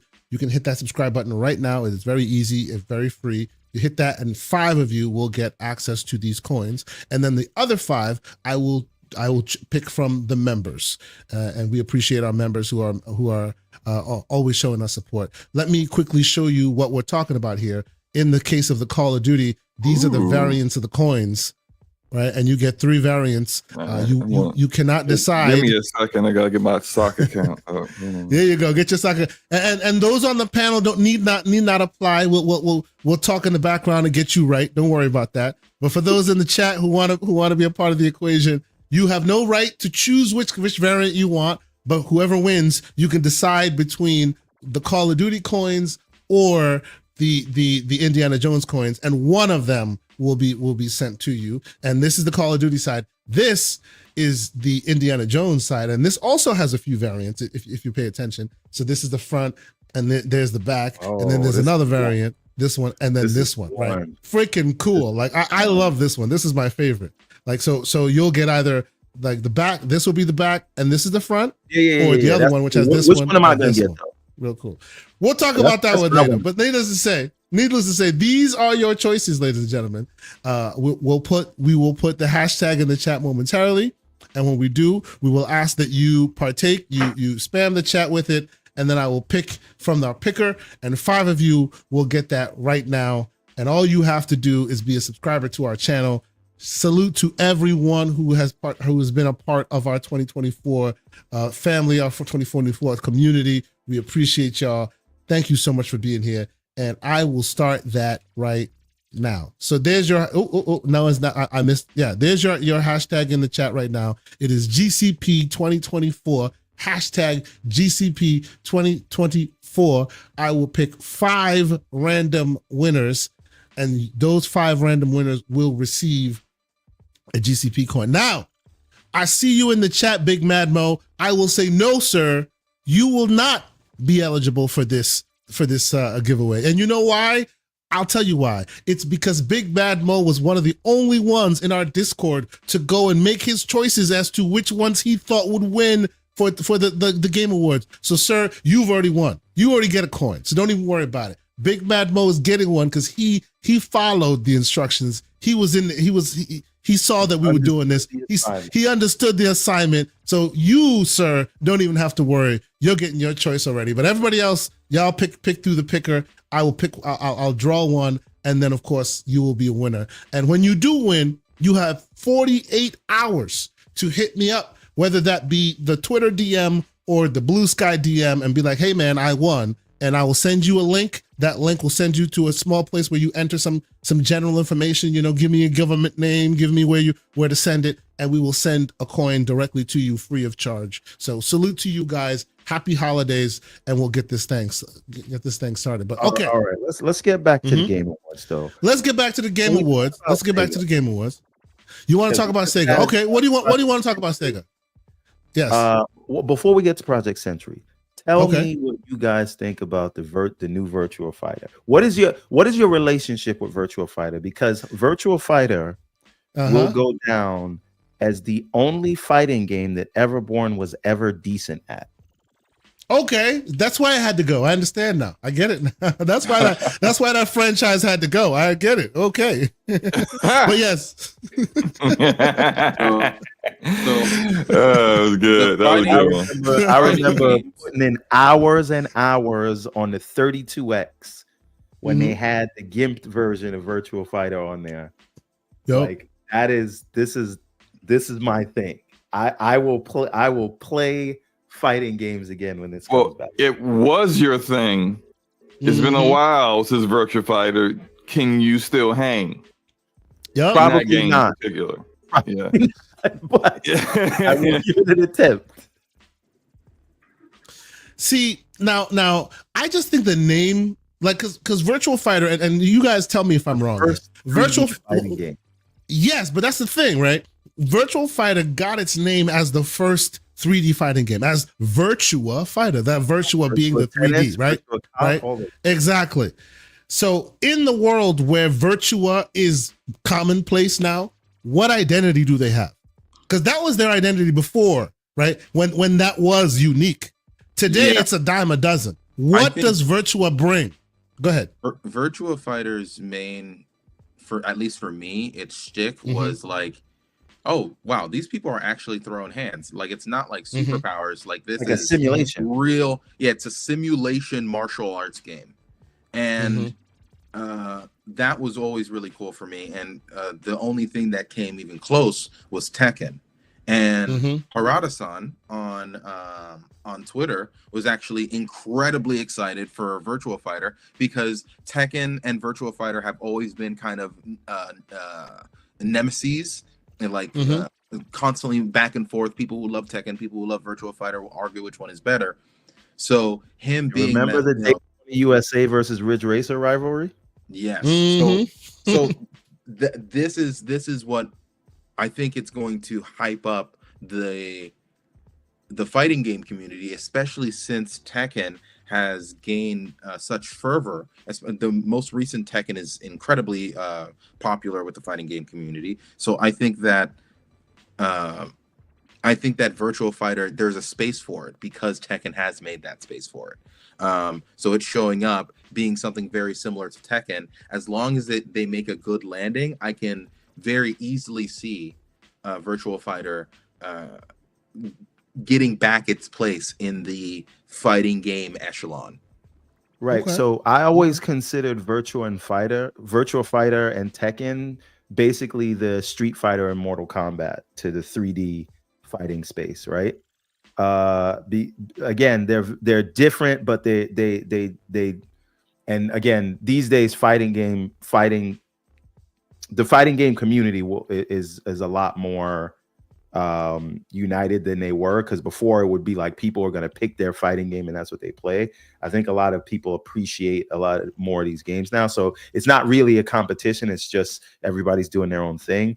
But I just remember the days of you were a Street Fighter person or you were a Mortal Kombat person, and you were a Virtua Fighter person or you were a Tekken person, and the idea that comes back and they can play off of each other and inspire each other to do bigger and better things, I think is only a fantastic thing. And to see now Tekken having its moment in the sun, not that it always wasn't there, but Tekken is very loved right now, like you said.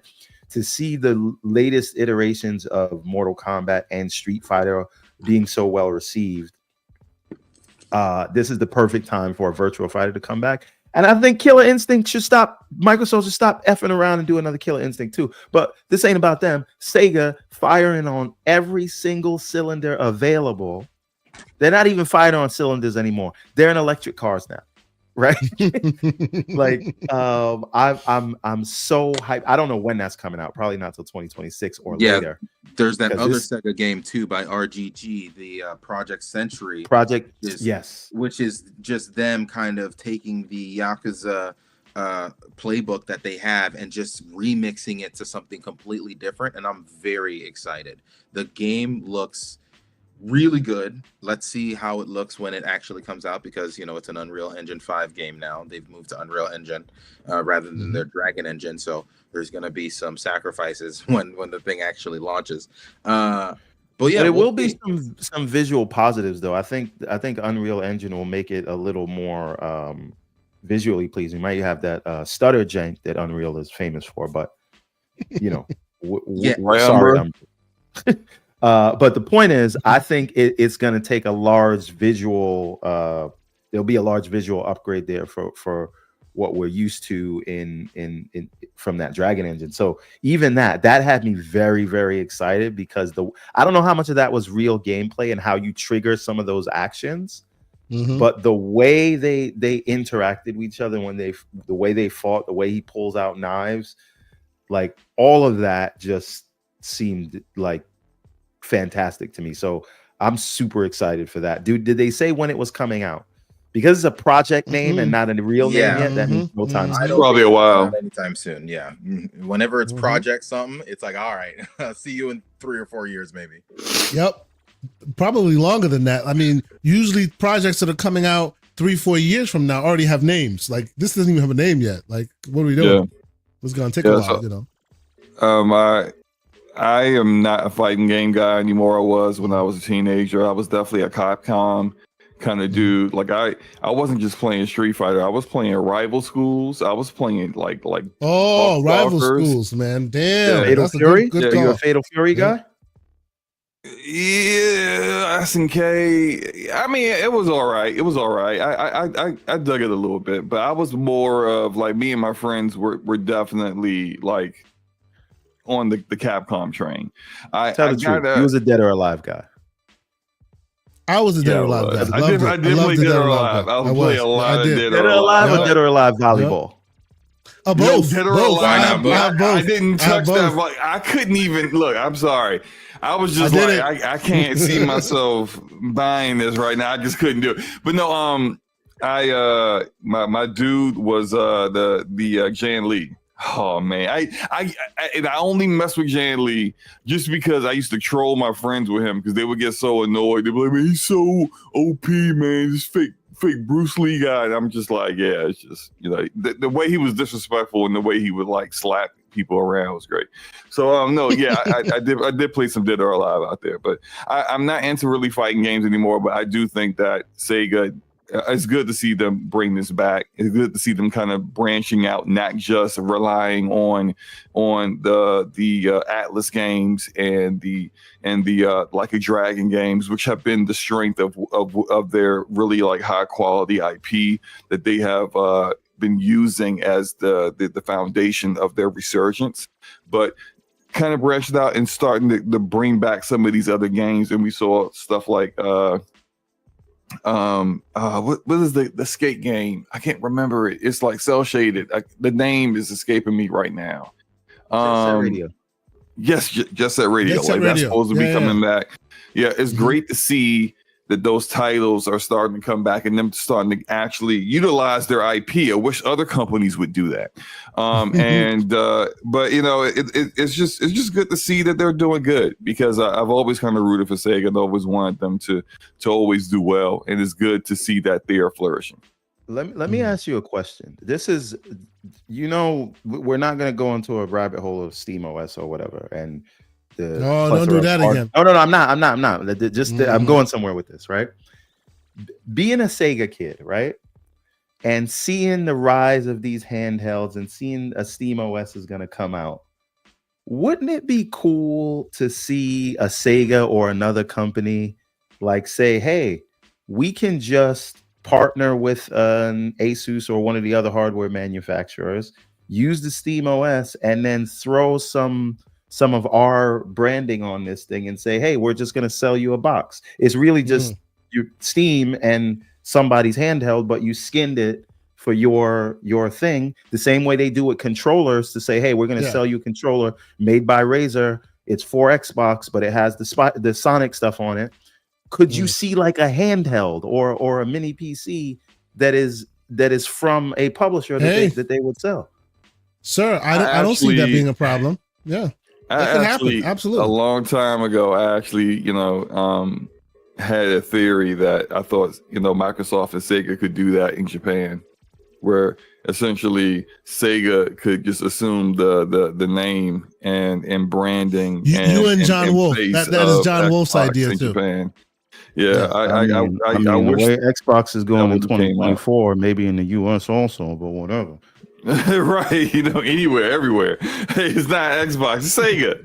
Don't kill us, No, but I think we might see one publisher might go that route. I just don't know, because a lot of the benefits of being a publisher is that you don't have to worry about a platform. You don't have to worry about like dealing with hardware defects. Like Asus had to deal with the ROG Allies, busted SD port, and then having to completely redesign it and put it back out there. Like, who wants to kind of deal with those kind of situations, especially if you didn't put in enough time ahead of time to make sure that your design was solid enough before you went to market. Like, there's a lot of additional costs there that I think a lot of publishers would look at and just say, do we need this?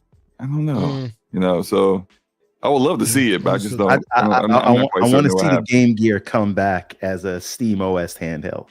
That's it. Made by whoever. There have been many Asus, whoever.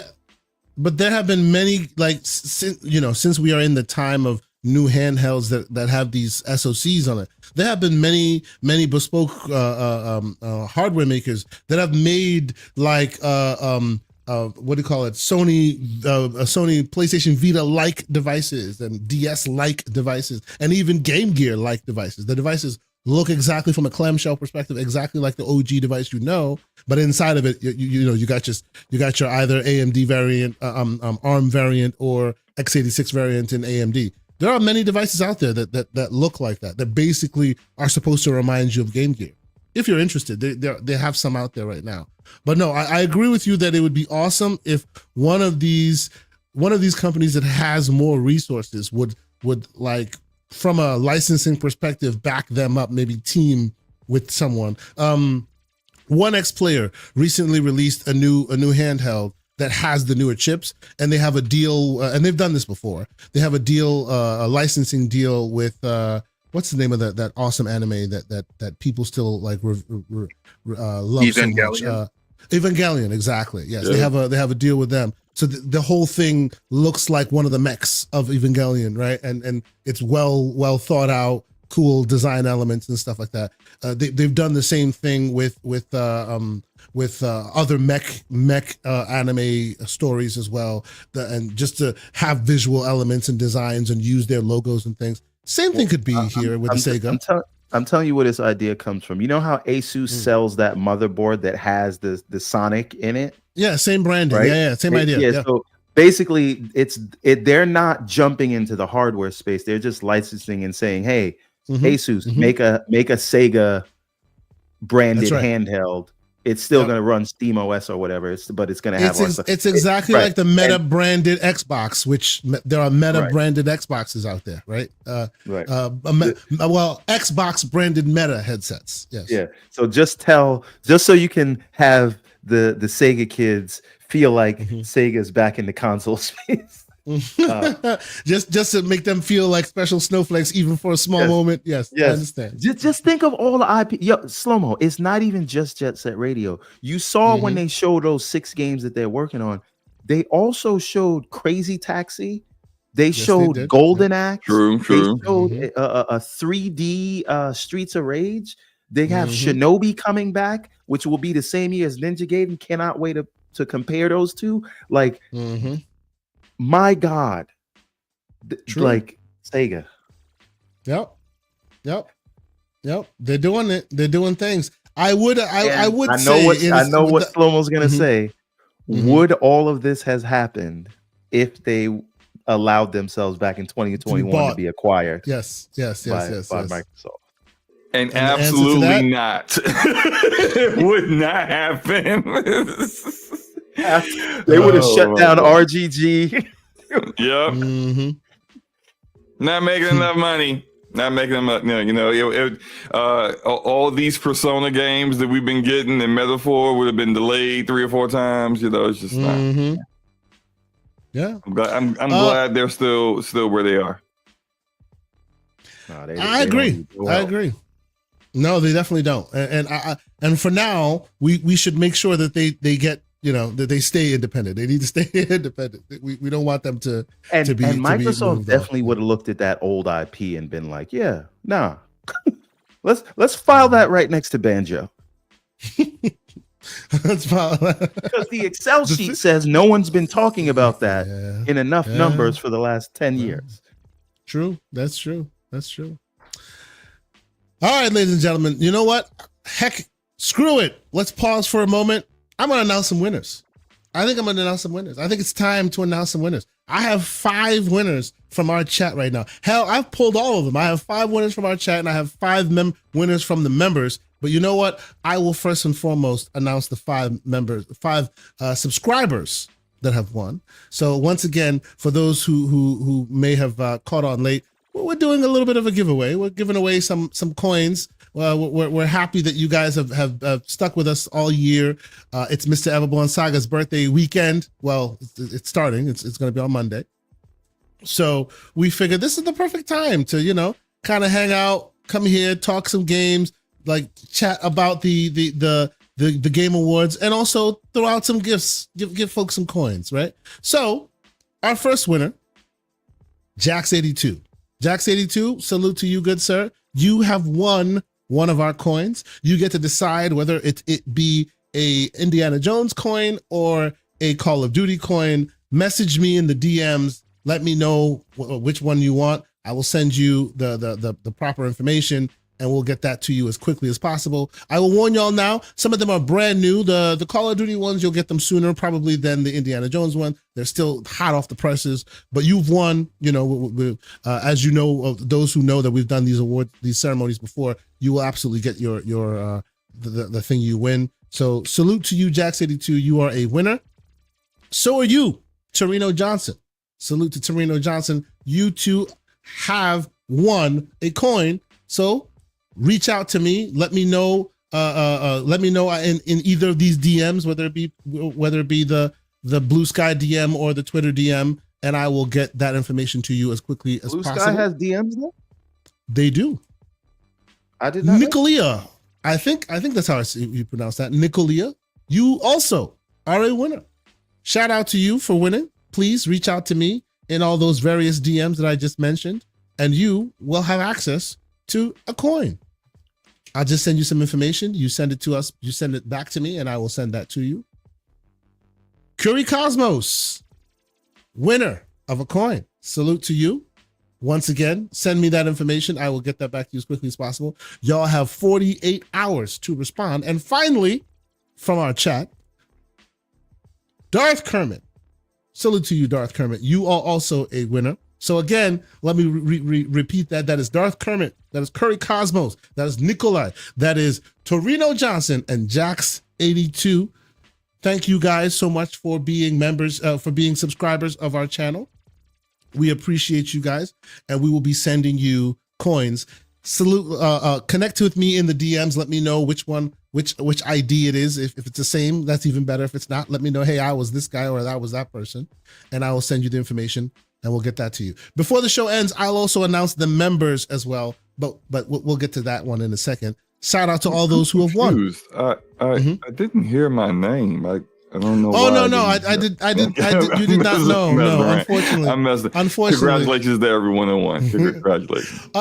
Unfortunately, for those, and let's be real. I have a VIP section. In that VIP section, I have Mr. Infinite Umbra. I have Mr. Everborn Saga. I have Big Mad Mo who understood the assignment. I have Lucius in the VIP, and I also have the one slow-mo backslap. So y'all are all getting the tag. So don't worry about it. It's all here. So good to go. Salute to everybody who won. And there is still a chance for you to win if you are a member. There's still a draw for 5 members. And of course, as you know, since we are a small channel, that means the amount of people who could win in the members, there's a big chance that it could be you. So salute to you guys, and I will pull out the member names in a moment. But let us continue on with what we were discussing here, which and watching the old game awards. So I have to ask, what do we think of the pacing of this show? Because it was how many hours? It was like 3.5 or so hours, if I'm not mistaken. Yeah, it was close to 4, I think. Yeah. What did we think of the actually pacing? Shorter than in the past. Than it was before. That's right. That's right. Yeah. Did you and some people go, oh, this section was too slow. This section, there's the Sycamore section, you know, where there's a lot of the waifu stuff was happening, right? What did we think overall, as you know, awards notwithstanding? What did we think overall of the show? I'll start with you, Slow-Mo. I mean, overall, I thought it had probably one of the strongest video game award shows when it comes to reveals. There was a lot there that people were excited to see.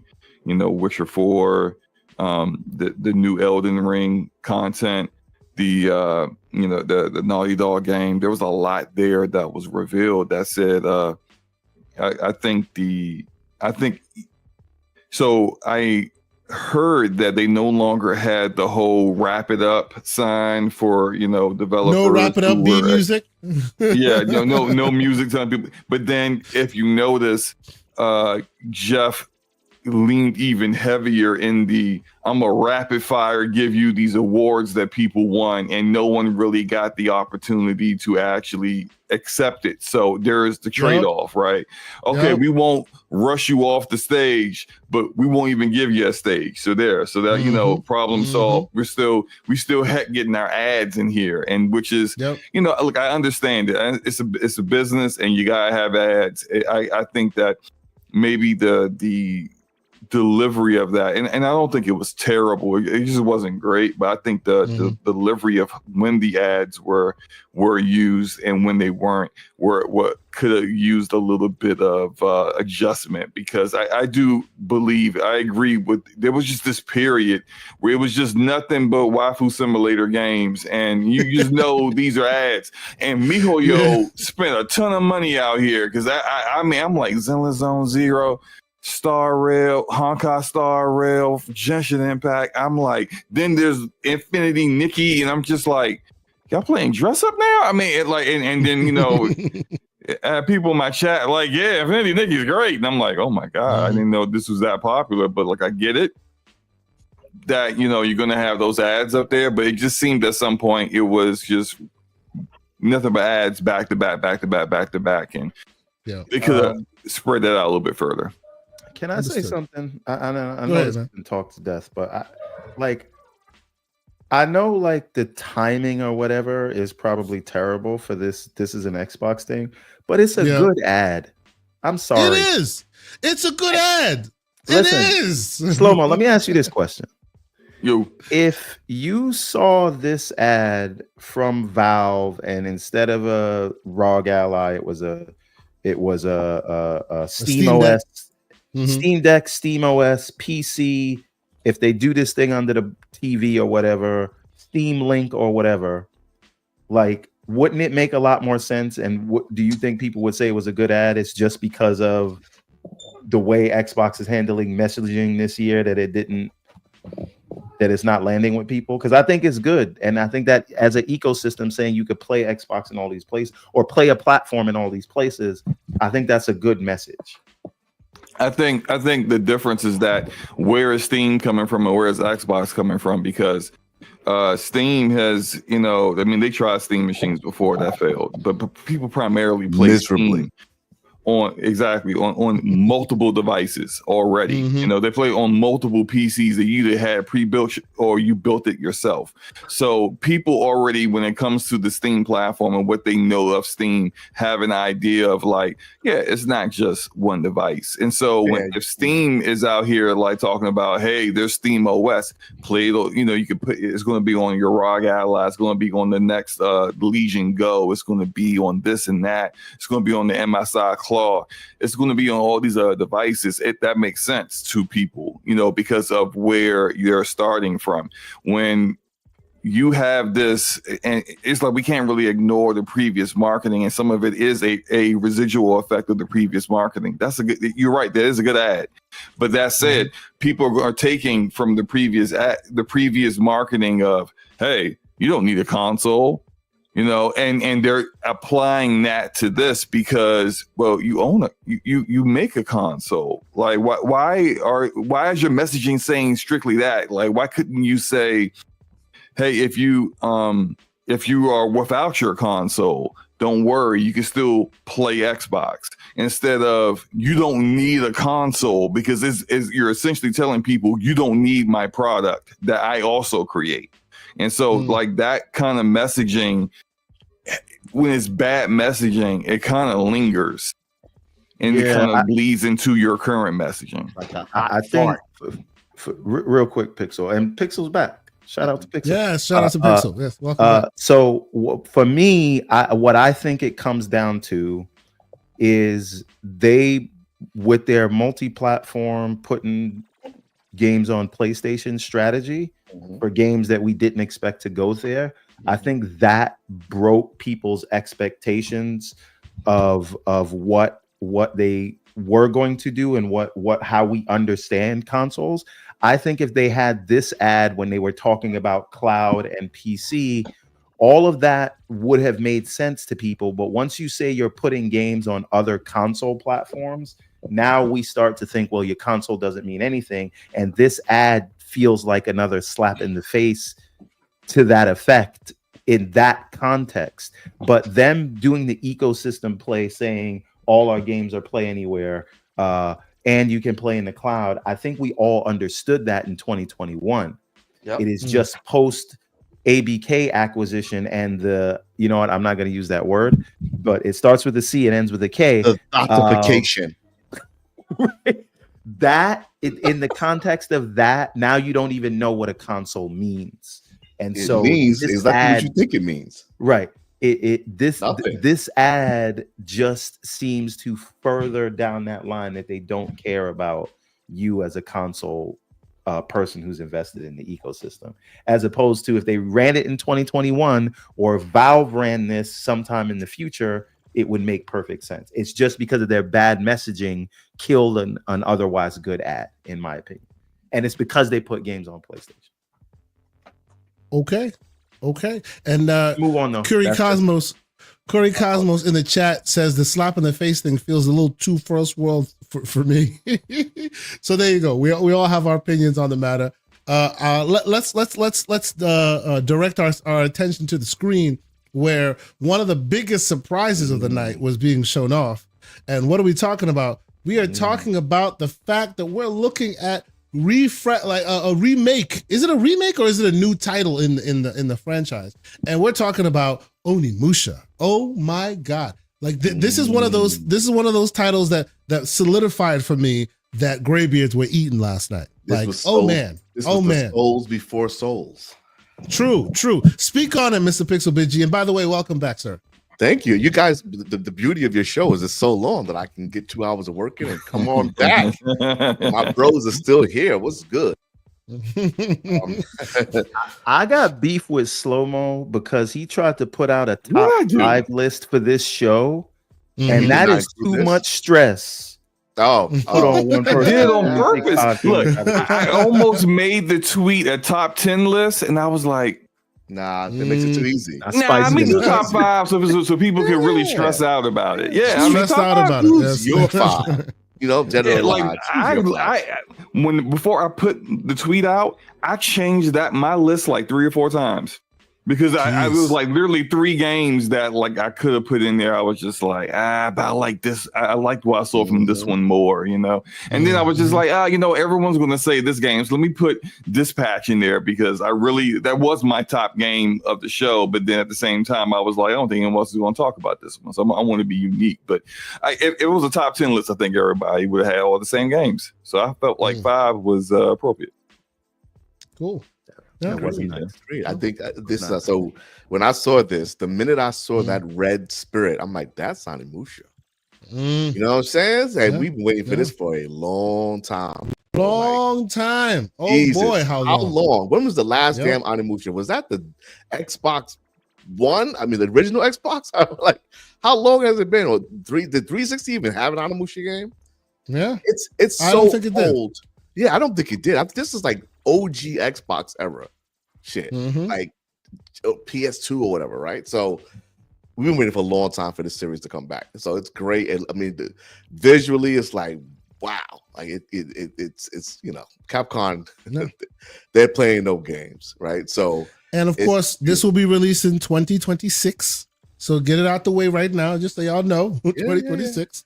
I mean, the last Onimusha. What was it? The last Onimusha was released in 2018. Onimusha Warlords HD Remaster was 2018. The first release of Onimusha Warlords was January 25th, 2001. That was the first 23. Some of y'all pups wasn't even around yet. It's crazy. Right? Absolutely. How do you guys feel about First Berserker? Why? No, what do you mean? Is this what we're looking at now? Is this First Berserker? No, this is Onimusha. This is Onimusha. See. No, am I wrong? Hold on. That is first Berserker. This is First Berserker. This is First Berserker. And here's the problem. Here's the problem with that trailer. I liked it doesn't represent the game at all. It does not represent how that game looks at all. The game has a very very high quality but cell shaded kind of look. And I think a lot of people who hadn't seen First Berserker already or have played it like I have will be somewhat.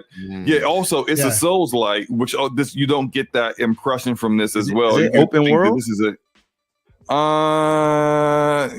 no. It's not open world. This is more. It's more of like a Souls-like that is like old school From Software before Elden Ring kind of Souls-like, where you got your bonfires, you got your difficulty, and the combat is definitely it's good. It's good. I enjoyed it. I enjoyed playing a little bit of time of it.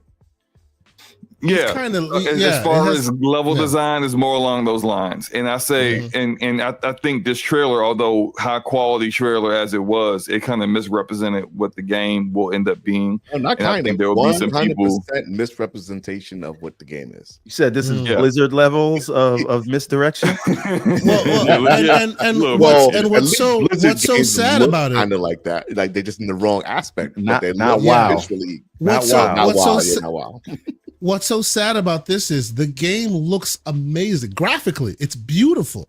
Like if you see the game really what it is, it's effing beautiful. So why bother misdirect?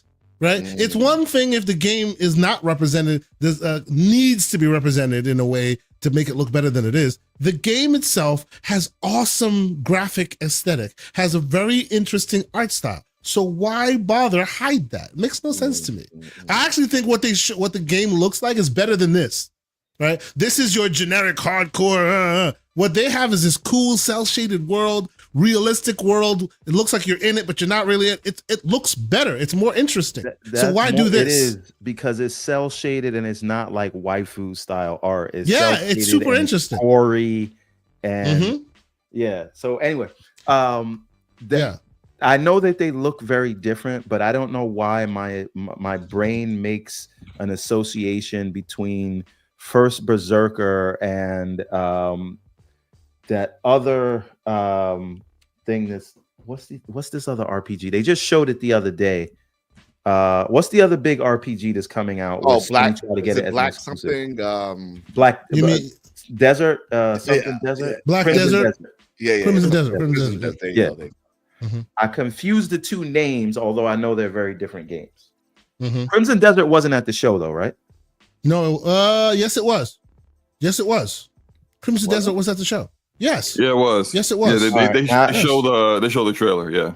Now we need a top 15 list. Thanks. Now, the Crimson Desert, is also a game. When they showed it, everyone said, yeah, that looks fantastic, but it ain't gonna really look like that. And when they showed gameplay, it looked exactly like that. That's exactly how you don't like that. misrepresent a game. Yes. There are multiple games at this show. The Witcher 4, CD Projekt Red is going to have Witcher 4 looking like that.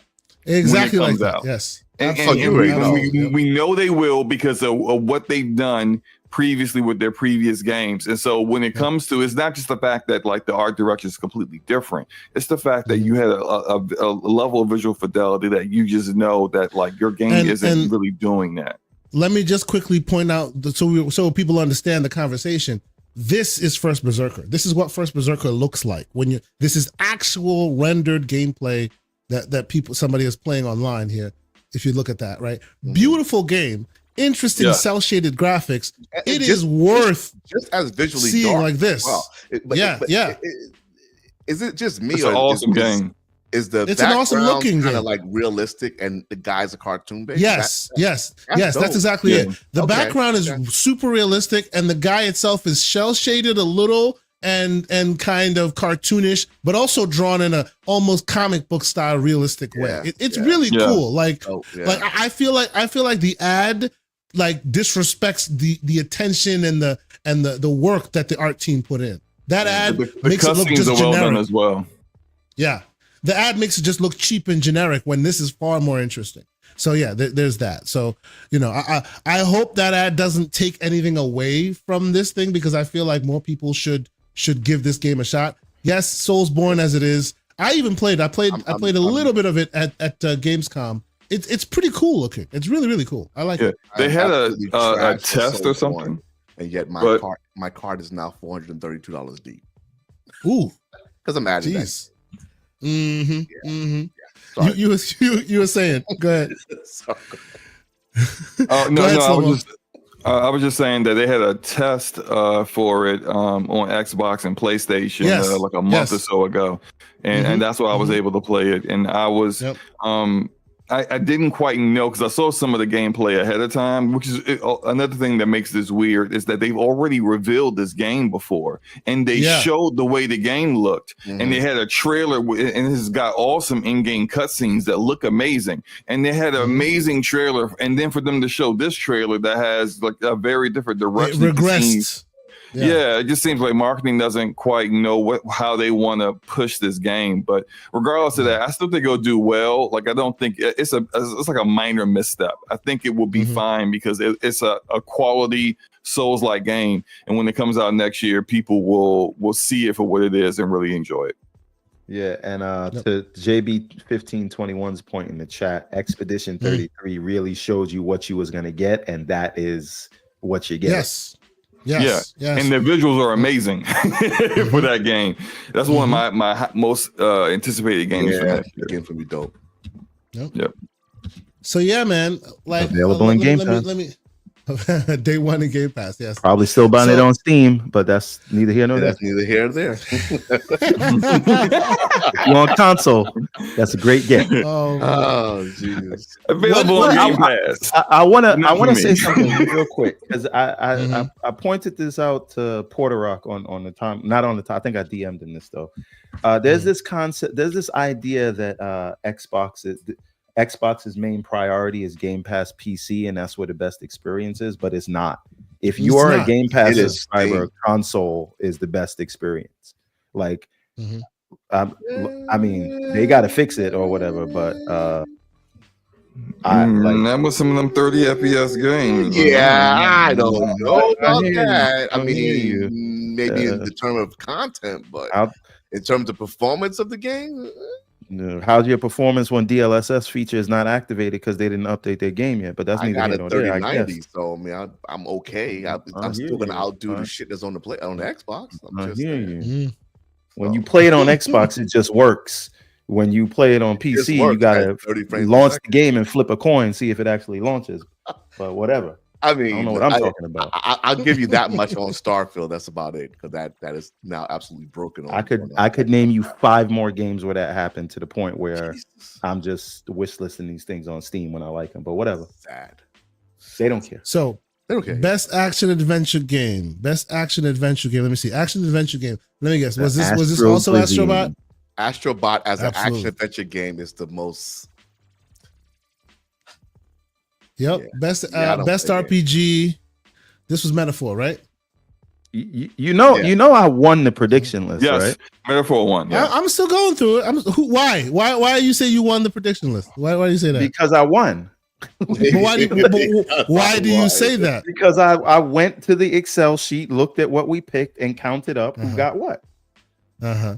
Everborn Saga got okay. I see what you did there. I see what you're saying. We'll get to that. Leave it alone. Leave it alone.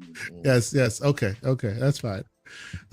And of course, Big Bad Mo won in our Discord because he was the only one that entered the information. So that's why he also gets access to all that information right Did off not the even bat. see it, but darn it. Oh, you didn't? Oh, my bad. That's what I mean. Best sports / racing game. Did we have any issue with their choice here? Who won? FC. EA Sports. Oh, FC. Mm-hmm. I mean, not really, but I don't. College basketball come out this? Didn't college football come out this year? Yes, it did. Even And make the it's- list. And it wasn't And even it's the list. so crazy. Reminded me that these people do not play games. Nope. Mm. That was Strategy the hottest games. EA game that came out this year. But okay, Yep. Frostpunk Just so you know. 2 over Path of the Goddess. Interesting. Yep. See, and I think they put. I will disagree with Lucius about the Muppets, and I'll say I think they put those Muppets in there specifically for us because everything they said I was thinking. So there you go. Everything they said I was thinking. The short is a fraud event, and they're just pointing Yes. out. Yeah, we know what we are. Yes. guys. Stop. Everything telling they us said, I was thinking. Stop telling us that we're glizzying ourselves. We get it. We don't care. Yeah, we don't know. care, and we're gonna continue to keep doing this too. We'll We're be gonna doing it continue to again do it. next Yes. year. So Yep. see you I next thought year. it Same I bat thought it time, was- same bat channel. I thought it I was bet you great. the more writers for Muppets. those Muppets just looked at all the replies to All Jeff the on Twitter tweets. and everything All that he the says and tweets, says, yeah. all right, we just use this material because this is exactly When how they people feel about him. said him and Kojima as friends, and they were like, "Does Kojima know that?" You know that? Boy, I was like, the best The award double for the most comment for slander me. goes to. Did Kojima's brooch have glitter on it? Was that a brooch? Yeah, it was Brooch. a shiny brooch, bro. Yeah. Wow. He had a shiny glittery brooch and shiny sneakers. He had shiny Now, shoes and his, spicy this year. Logan, what was you It was- saying? it was Was your fine, joke yeah. at it there? go ahead. No, I thought the joke was like twice as funny. One because it was just a funny joke and it Mhm. definitely landed. But then when they cut to Kojima and he, He's just looking around like, what? barely he was so oblivious to what was going on. He had no Like, idea. he didn't what was understand what they happening. said. But that's why it was really funny. He's like, what? He was so I- confused. I say bring the Muppets back every year. Every year, Every that year, might be the man, best part of every the year. show. And they Yes, started it off was. cringe in the first couple of the first time they did it, but now like they got it. Let the Muppets be the voice of actual gamers. Yeah, Yeah. they're the voice of they're our voice. Yeah, They're the our graybeard voice. voice, you know. It was very good. It was very good. I appreciate it. That was well done. Yeah. And then of course we had these guys show this on the screen. Squid Game new season coming out. I don't know, man. I think Squid Game caught the zeitgeist at a very perfect opportunity. I don't know if season 2 continues the popularity. I don't know. It's going to be I very don't know. hard Season 2, to but reproduce that. I goodness. digress. It's going to be very, very. I'm sorry. Go ahead. What did you say, Evan Bourne? I didn't catch that. like Arcane season 2, but I digress. Hey! Oh, Arcane season boy. 2 was still good. So Arcane season 2 was good. It was good, but it wasn't Everyone, did you perfection. finish like it? the season. Did you finish Yes, it, I It wasn't Everborn? great. It Yes, was I good. did. You It did? was Okay. not I as think impactful as it, the first. I did. I think did, it picked up after the third episode. I thought it got increasingly better and it ended strong. Yes. But yeah, it wasn't Yes. like the first season is a freaking masterpiece. It was really I have hard. Yes. to no kinda- notes for season 1. Season 2 was like it was good. It just wasn't like, you know what season 1 was. The problem Well, is I that think- season 1 Mhm. caught us all off guard. It was That's so exactly the point. different That's the than what you point. would That's expect it. That it was Yes. like, God damn, what is this? Right? Yes. It's I think very because hard to of repeat that- Yeah. Because of that, you couldn't have notes for season 1. You were just gobsmacked by what you were seeing that was masterpiece level. Now that you're used to what the experience will be, now you got notes, right? But I think honestly, if somebody sat down and watched 1 and 2 in one full succession sweep, because I rewatched 1 in order to get ready for 2.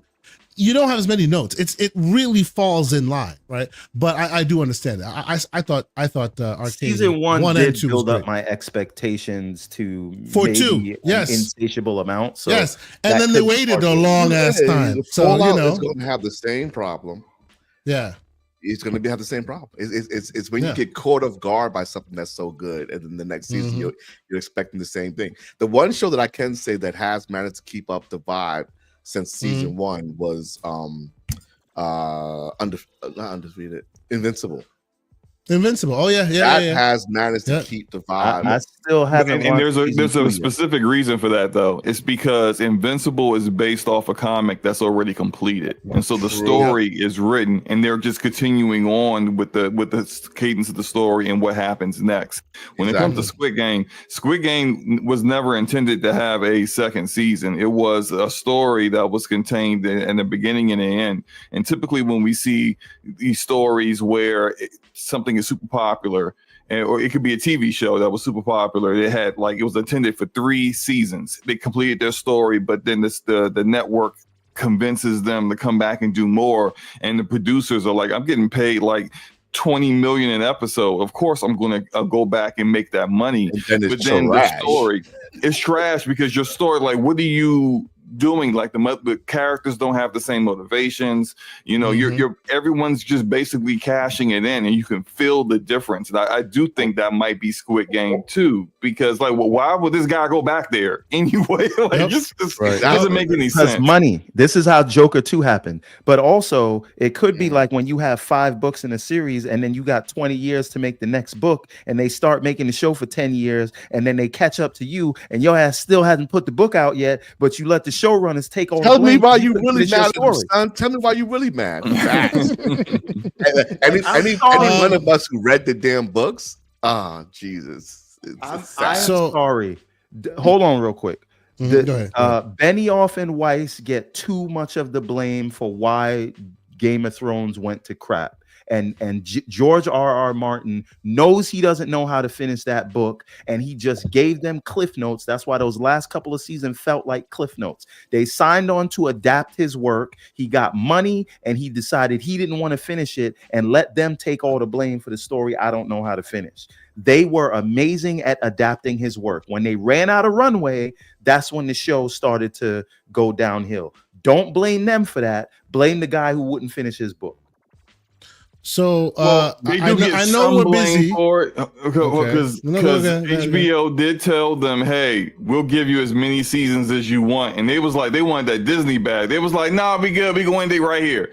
And so That's because they knew they wasn't getting no story from George. What was they going? They would have just dragged it out. If they were better writers, they could actually flush out what they were putting in there. A lot of that was extremely rushed.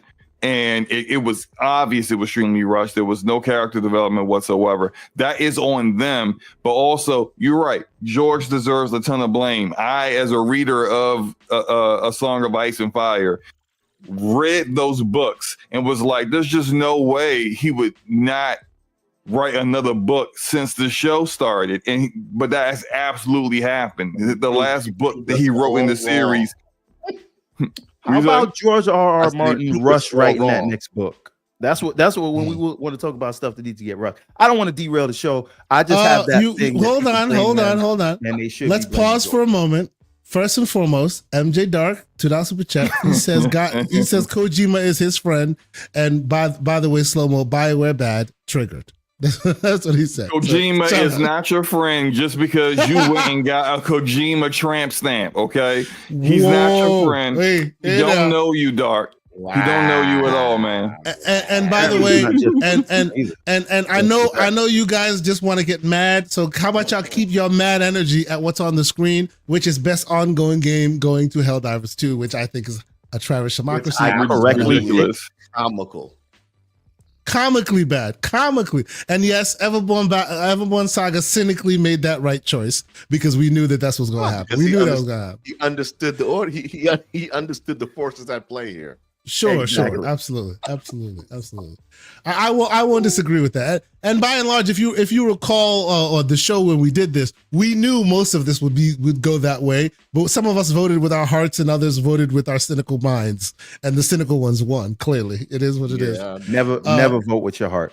Never vote with your heart. What about this game? You guys are talking Game of Thrones. What about this Game of Thrones game? Like they never announced officially that it's a mobile game. They never announced that. I never saw that. Game if it's a mobile game. But I do see it because the hair is kind of not really. It's kind of a 360 game if you really look at it. Yes, like graphically, the Switch 2 game.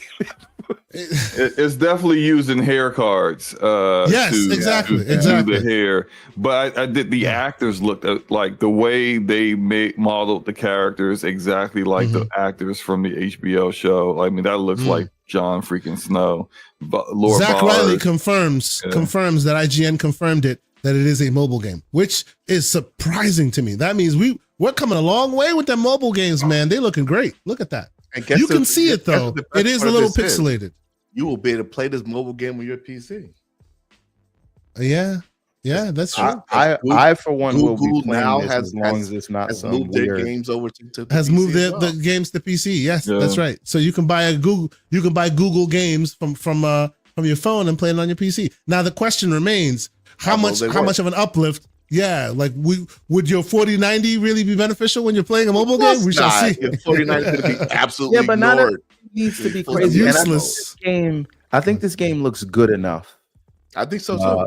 To where I would want to play it. Sure. Now, does anyone else want to point out the irony of Google laughing in Microsoft's face and saying, "Haha, you're not opening shit in our platform, but we're gonna go and put our stuff on. Put our shit on your platform." That's right. That's part. That's part.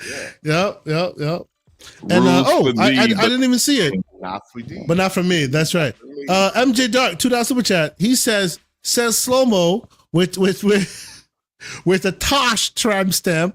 Mission accomplished. Oh man, that's wild. You know, it's wild because Dark told us that he romanced Tosh and Dragon Age the Veilguard. Said she had his rook character bent over and everything. That's wild. You know, you put that kind of energy on me, sir. They did the Last of Us 2 scene with Tosh. Man, I bet he's getting his back blown out. You know, I think he likes it though. Whoa, PG-13, gentlemen. PG-13. Damn. I don't judge, Doc. You know, but whatever you into, bro. Love is love, baby. Love is love. However you get it. However you get it. Nah, pause.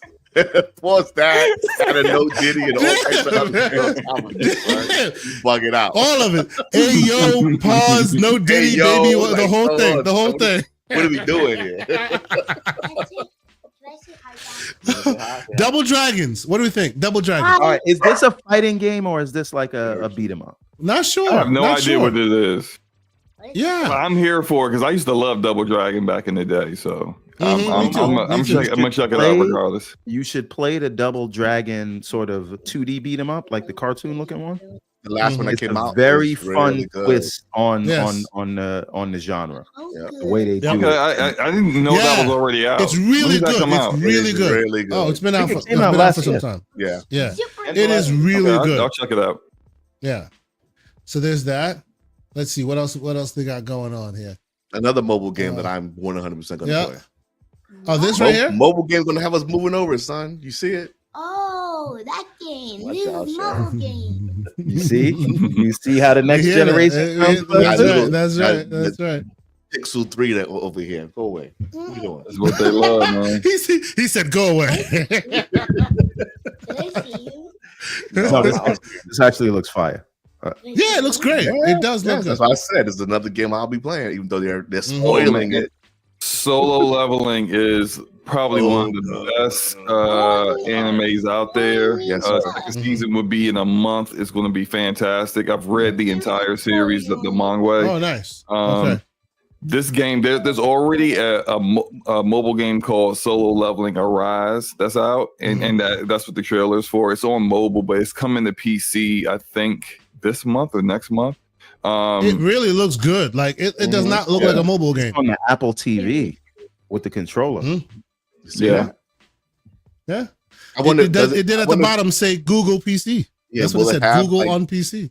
Oh, okay. So it's not a PC release; it's just the Google on PC release. I like it. Yeah, That's what it said. Yeah, Google on PC. It's already out on mobile now. You can play it on mobile now, but it's you can wish list it on Steam. I have it wish listed. Let me see if when they have the date for it. I'll check that real quick. And what did y'all think of the idea that a lot of these games, like I think they got the lesson. Like I think they heard the memo. 2025. They pushed it to 2025, but they don't have a date, unfortunately. Okay. But it looks good.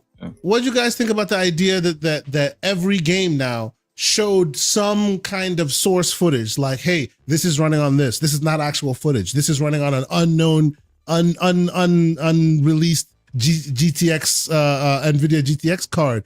Every single game seemingly had some kind of verbiage speaking to what source it came from. I'll start with you, Lucius. You've been quiet for a minute. What'd you think of that? Like, I feel like some shows ago we were complaining about how the various platforms were being a bit disingenuous, not really being forthcoming with that information. What do you think? Oh, I don't know if you're there, Lucius. There he is. No, I'm here.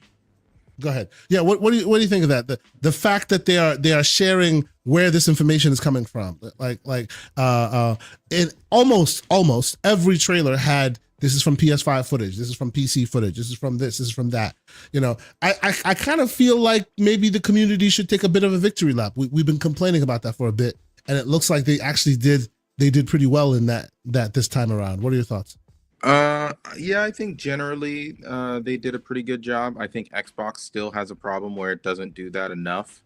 I don't remember if the Xbox ones actually had that notification. I know that that some of the PlayStation and other publishers had where it was being played from and yada yada, but I don't think when we saw Outer Worlds 2 there was any indication of where it was being played from. Sure. No, you're not wrong there. You're not wrong there. Yeah, Let me ask I you do guys a think that. No, I do PS5. think that. Sorry, what? I think it said PS5. But yeah, like as much as I'm glad that overall it's getting better, I would typically still look at Xbox to do better, because I think that there's been a couple instances in where that's kind of come and bit them in the butt, and you know, more transparency is better in the way that I see it. So yeah, I'm happy that we're seeing more of it, and I would hope that we see continue to see more of it in the future. I want to ask two questions. The first being, knowing how Microsoft operates, right? As being Microsoft, how long before there is a release that comes to PlayStation before Xbox from a first party studio?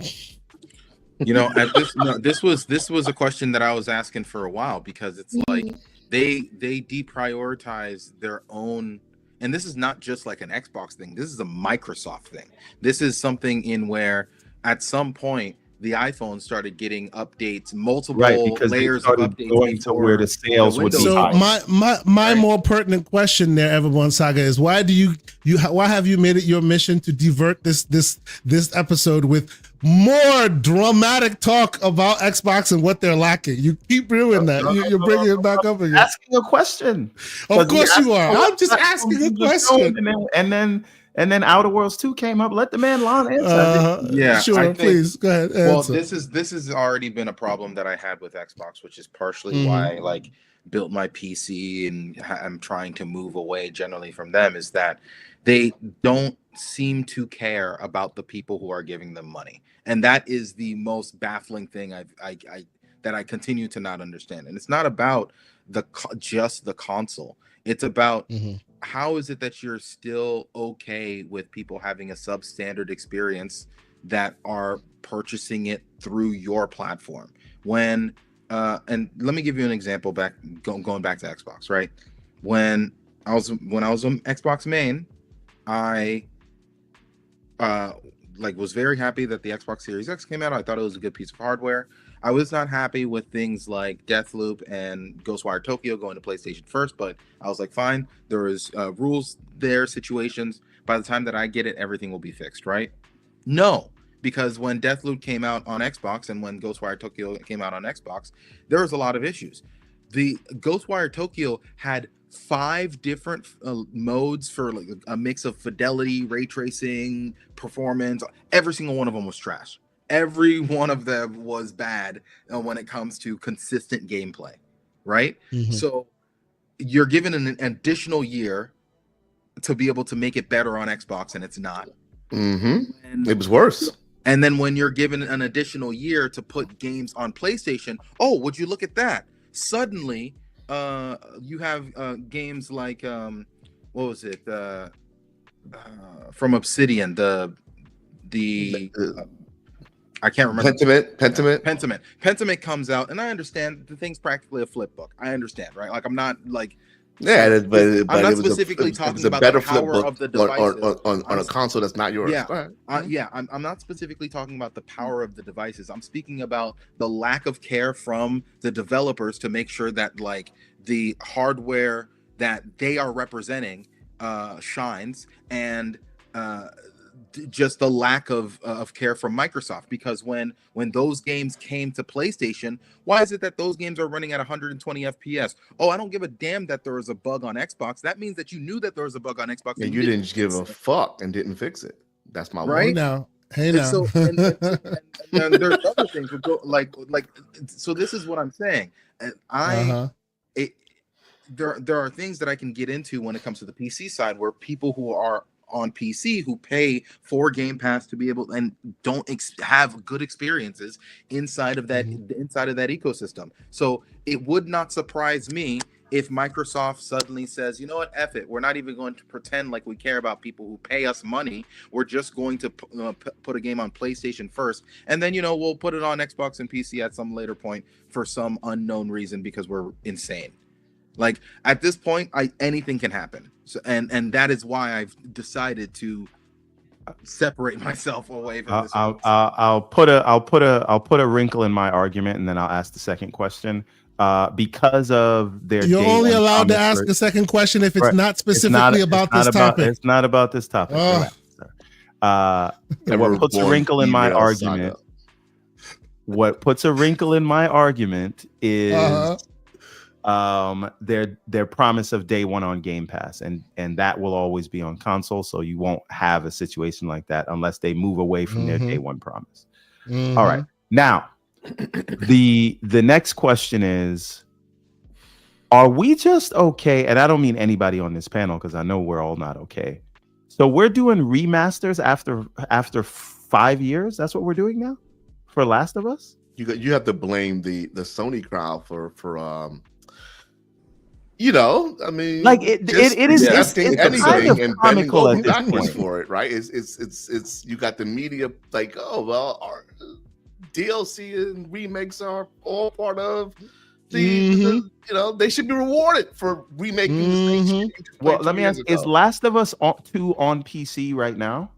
No. No. It is coming to PC. They actually showed the trailer for that during the Video Game Awards show. It will be So coming. This was really to, for the PC release that they were saying. Yes. Yeah, it's coming in Yes. April. So, but I think they should just do a remaster for the one because they know the PlayStation crowd will buy it, and then they'll do some kind of thing where they'll be like, hey, you know, you'll get this, just spend the additional $20-$30 if you already own the previous game, and you'll get access to this version, which, you know, they rationalize in their mind. Oh, I wasn't going to spend $70 on this, but 30, well, that's different. 30 for these upgrades. Oh, and I have PS5 Pro. But You know, they right? rationalize it and then they spend that money. So really, this is about the PC release, and they know that, like, I think partially the PS5 Pro is there to kind of help put a little small like plug in to stop some of the PlayStation community from going over to PC and then potentially losing that 30% cut on third-party games. And so if you want more power than what the PS5 provided and you were going to go to PC for that, well, don't worry. We have a PS5 Pro that we are saying is like a mid-end PC gaming rig, and there you go. You know, you have that. And so they're going to do this every time they release a one of their games on PC again, except for the ones that are like brand new. You know, No, I'm okay with this because I was under the impression that Last of Us Part 2 was already on PC. If they're calling it remaster as a reason to put it on PC, then I think that's okay. Yeah, But if they were just saying, to Slow-Mo's point, it is Mhm. this has been an ongoing pattern, right? This is kind of the playbook now. Is release the game and then re-release it on PC, claim that is upgraded, and resell it to PlayStation as an upgrade. It's the So playbook. Curry Cosmos is in here saying that he's pretty sure that the devs aren't partisan. They play with PlayStation 5s in the break room at Obsidian, except for the old folks in here. So there you go. Saying that we're wearing our bias on our sleeves, ladies and gentlemen.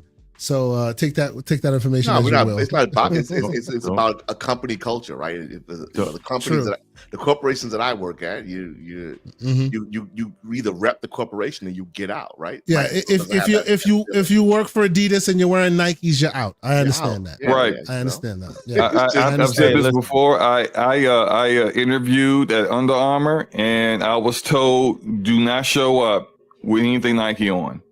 Because I mean they didn't want you to really like dress up for the interview anyway. But if you showed up with anything that was a competitor, you guarantee you weren't. They don't care how good your resume was or how impressive you weren't getting the job. Like there are companies that when they are competing against another company, they are that hardcore with it. It is okay to work there and act like that. That's not fanboyism. You actually work there. You actually make money from this company, and you actually benefit from the other company not doing good. You guys that are fanboys who don't get anything from them except a pat on the back. Not even that, because they don't know you exist. You get zero from them, but you spend all your time on Twitter and social media fanboying and waving a flag for a corporation. You are the guys that are wasting your time. You are the guys that shouldn't be doing that stuff. They're different. So let us listen. let us move on. Let us move I'll tell on. you right now. No, we're moving on. Let us move on. This is us moving us on. I'm moving us on. Okay. Every company, be it Sony, Microsoft, and whoever else, you know what they all got in the break room? What they're all wearing? What kind of t-shirts they're wearing? Steam t-shirts. Oh, get out of here.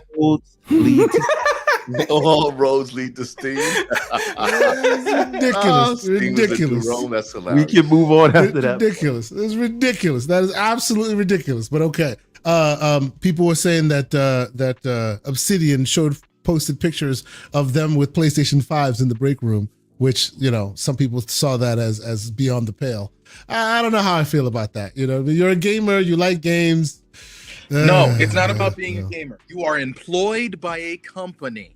If you You are employed by a if you are company that taking don't give a pictures and then fuck putting it about in his public, console space. if you are owned by a company, it is stupid to have the competitor of that company in the background of your photos when Well, but you all know that company now sees that competitor as another place to play the games on.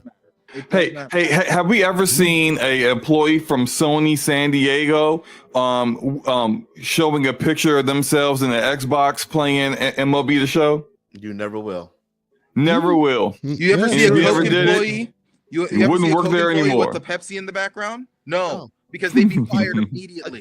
Guys, again, right? The problem is that Microsoft does not care about that space. Let's just admit that's what it is and move on. They don't care. Yes. So why should you care, right? They do not care about the space. It's not really clear that Xbox as a console is not their problem or concern.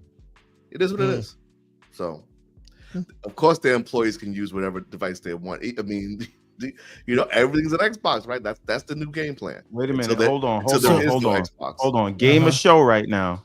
Oh, what happened? What? Game of show. Here we go. Okay, here we go. Game of show. Hold on. What's the game of show? I did that on purpose. I did that on purpose. It was Sonic Kart. He skipped Sonic. Just pick me out Mario Kart. He's like game of show. I'm like, yep. Listen, Mario Kart did like 40 billion sales. He's like, game of show. I'm like, He said, not this show. Nope. No. See, my problem is PS4, Xbox One. When will we untie our hands, man? You need for a Sonic racing game. That's true. You need the biggest audiences you can get, and I mean, it can run on the Switch. So, yeah. Hey, you know we hitting the 4-hour mark when my headphones are dying. So I know. And plug your headphones in. Actually, I should plug mine in. We're almost at the bottom. We're almost at the end of it. Let's see. Oh, here we go. And then, of course, while we're waiting, BT Maverick, who's been a member for 5 months, he posts, the Astrobot creator was scared to even mention Nintendo in his award speech, like the Third Reich was watching him. Jesus. Wow. Them ninjas have evolved into Nazis now. Wow. Okay. How do we feel about Mafia, the Old Country? Very excited. Yeah. It looks cool. It looks real cool. It looks adult. It looks mature. It looks like character driven. It looks cool. I liked Mafia 3. You know, I loved Mafia 3. So this is right up my alley. Yeah, this looks great. You know, it doesn't look like a gamer's game, you know, like it's just about the game. It looks like it's a story driven almost movie that they're telling and you're playing it. You know, it's cool. It's like a Godfather prequel. Yeah. It very much has that Godfather energy. Yeah, as it should. Yeah, I'm wondering is the main character here supposed to be, you know, the guy who grows up to be Godfather? Yeah, maybe. Right? It's 1902 or something like that. So it's like I wonder what does the gameplay actually look like for that? Because that was showing you like in-game stuff, but what is? Well, I mean, there are many iterations of the Mafia franchise. I imagine at its base level, it's still a GTA clone in its own way. Mm-hmm. Okay, right? I thought they said this was going to be more linear, story driven when the developers talked about it. So will it be an open world situation or will it be? Yeah, that is a good question. That is a good question. Absolutely. Yeah, I like it. All the others have been GTA clone, and I say that derivatively. I know, but like they've all been like speaking, using that GTA style of gameplay. So you know, I would imagine that this would be the same. But hey, you know, I stand to be corrected, and I don't mind that. This game style, this epic, like this whole thing is taking over. Like it really is, and I don't see why it's gotten such a and clearly this is a gray beard talking here. I don't see why it's gotten such an outsized interest on the stage, but clearly it must be making a lot of money, most likely, right? Somebody tell me it's making a lot of money. That's probably what's happening here, right? Infinity Nikki? Yeah, it seems to be making a lot of money. All these, and I think Infinity Nikki is a gacha game, essentially, right? From my understanding. Yeah, so like a lot of these gacha games, they focus around having good core mechanics, whatever that ends up meaning.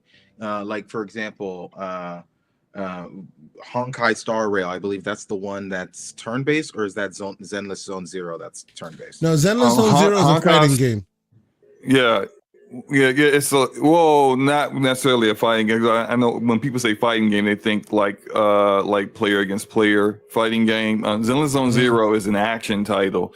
That like you still have kind of like it's very linear in the actual combat sections of it, but it is high pace action oriented, and you switch in and out from like a team of 3 different characters that all have like different skill sets. So Honkai Star Rail is the turn-based combat one, and then Genshin Impact's an action RPG. So like I was gonna say, like no matter what genre these people end up doing, whether an action RPG, more of an action game, or more of a turn-based game, whatever, the core mechanics of the game are always incredibly solid, because you're gonna have to 30 seconds of fun, if you will. Yeah, you have to do those things over and over and over again. So those core mechanics have to be incredibly tight. They have to be very good. And that's what these games are good at. They have very, very good core mechanics. And then they just surround that with waifu and gambling simulators.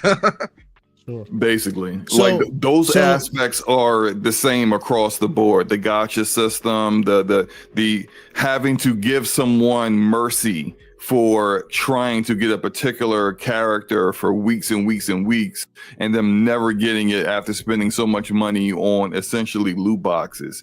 Like it's the same concept in game design, just wrapped around a different kind of game. So if you are someone who loves turn-based RPGs, well, then you'll do the Star Rail. If you're someone that loves the action RPG, you'll do Genshin Impact. But you're still doing the same stuff. So Slow-Mo, since you have, and I saw your post about this, since you made Dispatch your #1 game of show, and we have Dispatch on the screen right now, tell us why you think it's the best game you saw. I thought it was the most unique that I really enjoyed. Dispatch is essentially about a guy who used to be a superhero, and he got like severely injured, and he's no longer able to be a superhero anymore. So he becomes a dispatcher, where he dispatches other superheroes into emergency situations around the city. And even though it's kind of hard to see it so far, but it seems like the core base of the combat, or the game design, the gameplay, is you making the right decisions to dispatch heroes into the right situations, and the tension that may come with potentially needing one hero for multiple situations, or not having enough heroes to take care of all the situations. And then you add in the character development, the stories. Like the people who are making this, they are former Telltale developers. These are guys that they said worked on the Walking Dead series, worked on A Wolf Among Us, worked on Tales from the Borderlands. Those are among the best Telltale games. It will have a level of you can be able to change the narrative. The choices that you make will affect the story. The choices that you make will affect how other characters treat you, and so on and so forth. And so it will have multiple endings. It'll have all that other stuff that we enjoyed from Telltale games in the past. So I think that uniqueness in the gameplay was something that kind of endeared me to it. And then when I heard about this brand new studio of ex-Telltale devs were, working on this, and that me enjoying their previous games, it just became something for me that I'm really, really looking forward to. Excellent. No, I agree as well. It had a very unique hook to it when I saw it. I thought, by the way, this small segment, I thought was really funny. Yeah, I did I'm a too. big fan. That was good. I'm a big fan of his. It was really good. It was really, really funny. It was really good. I appreciated his it. inner monologue. You know, His inner monologue. Yeah, that's right. Yeah. It was very, very cool. Very cool. But okay, we're almost at the end of this, so let me pause this for a moment and announce the member winners of our little contest. And before I even get further along with it, I will put a little bit of disclaimer in because I've had to make a little bit of make a change. Remember, I said that we would have 5 members. We would have 5 members and 5 folks from our chat, right? And one of the people that I had already announced had won was Torino Johnson. Now, Torino Johnson is a member of our channel, so that opens the door for one other non-member of our channel to actually get access to it. And the non-member who is a subscriber, I will give him that, shout out to the non-member who won, the prolific one who's in our chat, and I've seen him on ILP many times talking that PlayStation slander, Mr. Christopher Hart. Christopher Hart, congratulations, sir. You have won yourself a coin, whether that be the Call of Duty coin or the Indiana Jones coin. Hunt me down, find me in them DMs. If we are not following each other on Blue Sky, find me on X. Find me in them DMs. I think my DMs are open on X, but you have to be following me on Blue Sky before it allows that. So find me on X. Within 48 hours, send me that contact, and I will send you the information, and we will send you a coin, sir. So shout out to you. Thank you for being here. So those are our general winners. And then here come the member winners. Okay. And we have 5 member winners. You guys have already heard that one of those member winners was Torino Johnson, right? The second member winner is, ladies and gentlemen, Zach Riley. Salute to Zach Riley. Appreciate you for being here. You are also a winner of those coins. So reach out to me and I will facilitate you getting access to that coin. Another member winner is Soil Tech. Salute to Soil Tech for getting access to a coin as well. So thank you, Soil Tech. Reach out to me and I will get that to you. The great member in this community and also a member of this channel, the great Fuzzy Belvedere. Salute to you, sir. Thank you for being here. And you win a coin as a member of our channel. Send me your details. Of course, I will send out every piece of information and we'll get that to you. And finally, and it's almost apt, this is the great one. I love this one. He's always here. He's the troll of our chat. We love him. We love him being here. And he's also a member. Andrew Wilkins, sir, thank you for being here. You win a coin. I hope it's one with a really nice Xbox logo on the back, seeing how much you love that brand. But you win. So send me a DM and I will send you a coin. You could choose between the Call of Duty coin or the Indiana Jones coin. I will recap all of our members, all of our winners in general. The general winners who are subscribers, remember, you have to be a subscriber, and I think you are, but I will double check before I send you that information. So if you are not, and I say you are, you better correct that before I check, and that will be after the show. That is Darth Kermit, you win. Curry Cosmos, you win. Nicolia, you win. Christopher Hart, you win. And Jax82, you guys all get to choose a coin from our collection. And in the members, we have Zach Riley, we have Soil Tech, we have Andrew Wilkins, we have Fuzzy Belvedere, and Torino Johnson. So thank you guys so much for partaking, for playing along. Send me a message as soon as you can, and I will send you what you need to fill out in order to get that to you free of charge. You get yourself one of these really cool coins. I won't show it, but it will look somewhat like this. Right? It will look somewhat like this, but it's really cool. You can choose between the Call of Duty variant or the Indiana Jones variant. Thank you. Thank you once again. All of these winners, and me and your name didn't get mentioned once. I mean, wow. Well, it's an evil world out there. Very. It is what it is. It is what it is. Now let's finish strong. Let's talk about the last bit.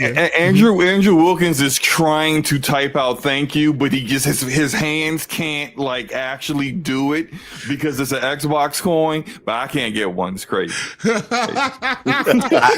I actually think Andrew Wilkins left after he realized Sonic outsold his baby Astrobot. So maybe he'll catch this later when he wipes his tears. I'm expecting Andrew Wilkins to go, thank you, bitches. Okay, all right. Let's talk about Okami coming back. Yeah. Let's talk about Okami coming back. What do you think of that? What is it? Like that was an I do old have to run. school, you know. Yes, please. I just wanted to say, I had a good time with you guys. I do got to run. Excellent. I got to take these kids over to their grandmother's house and stuff. So, Absolutely. Great show as All right, usual. Slow-Mo. Enjoyed my time here with you guys. Thank you, Slow-Mo. Could you kind of put my icon on focus for just a quick second? I just want everyone to see that the Astrobot holding up the trophy and poor Sonic didn't win a single thing, didn't win anything at all. Actually, and yes, It wasn't. It wasn't called the Sonic Blizzing Sonic show. won It was the Astro nothing Blizzing show. in every Okay. Sonic won nothing in every award show. An award show that didn't make no people to know. sense. That gave an award for best ongoing game for a game that came out this year. Hey! Now we're wasn't it supposed the to hold Golden that Joystick award as well? show. Hey. I'm not gonna say nothing. Mhm. I'm just saying. Oh, he left? Oh no, he's back. He's here. What happened? Oh, Go ahead. He's back. I didn't leave. What happened?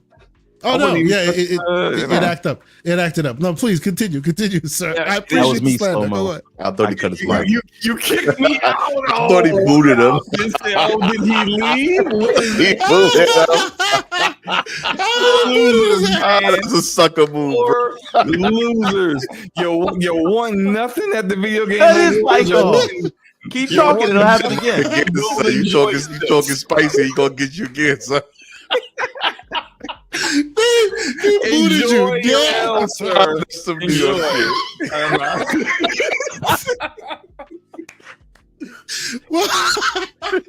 That was the greatest ever, man. He said, "Enjoy your L, sir." Oh my Anyway. god. So Everborn, you booted him. That was beyond the pale, sir. That was beyond the point. What He deserved it with that avatar. Jesus Christ. Oh my God. So this is your Pearl Abyss that you were talking about, Everborn. This is Pearl Abyss. Another Pearl game that Abyss really makes looks- this, but yeah. it's called Crimson Desert, right? If I'm correct. No, this is Oh, no, yeah. you're right. Pearl Abyss makes it, it's Crimson Desert. Yes. Pearl Abyss makes it, it's Crimson Desert. Yes, absolutely. But yes, so we're at the bottom of this. I will skip through because I don't want it to belabor the point any longer. I'm I very think excited about this game, although Mhm. the problem is I'm getting some real Dragon's Dogma vibes from the gameplay Okay. style, Okay. and where you're going to be fighting the camera more than the enemies. So I can tell you, as a person who's gotten a little bit of hands-on time with this game, it looks awesome. It plays just like looks, crap. and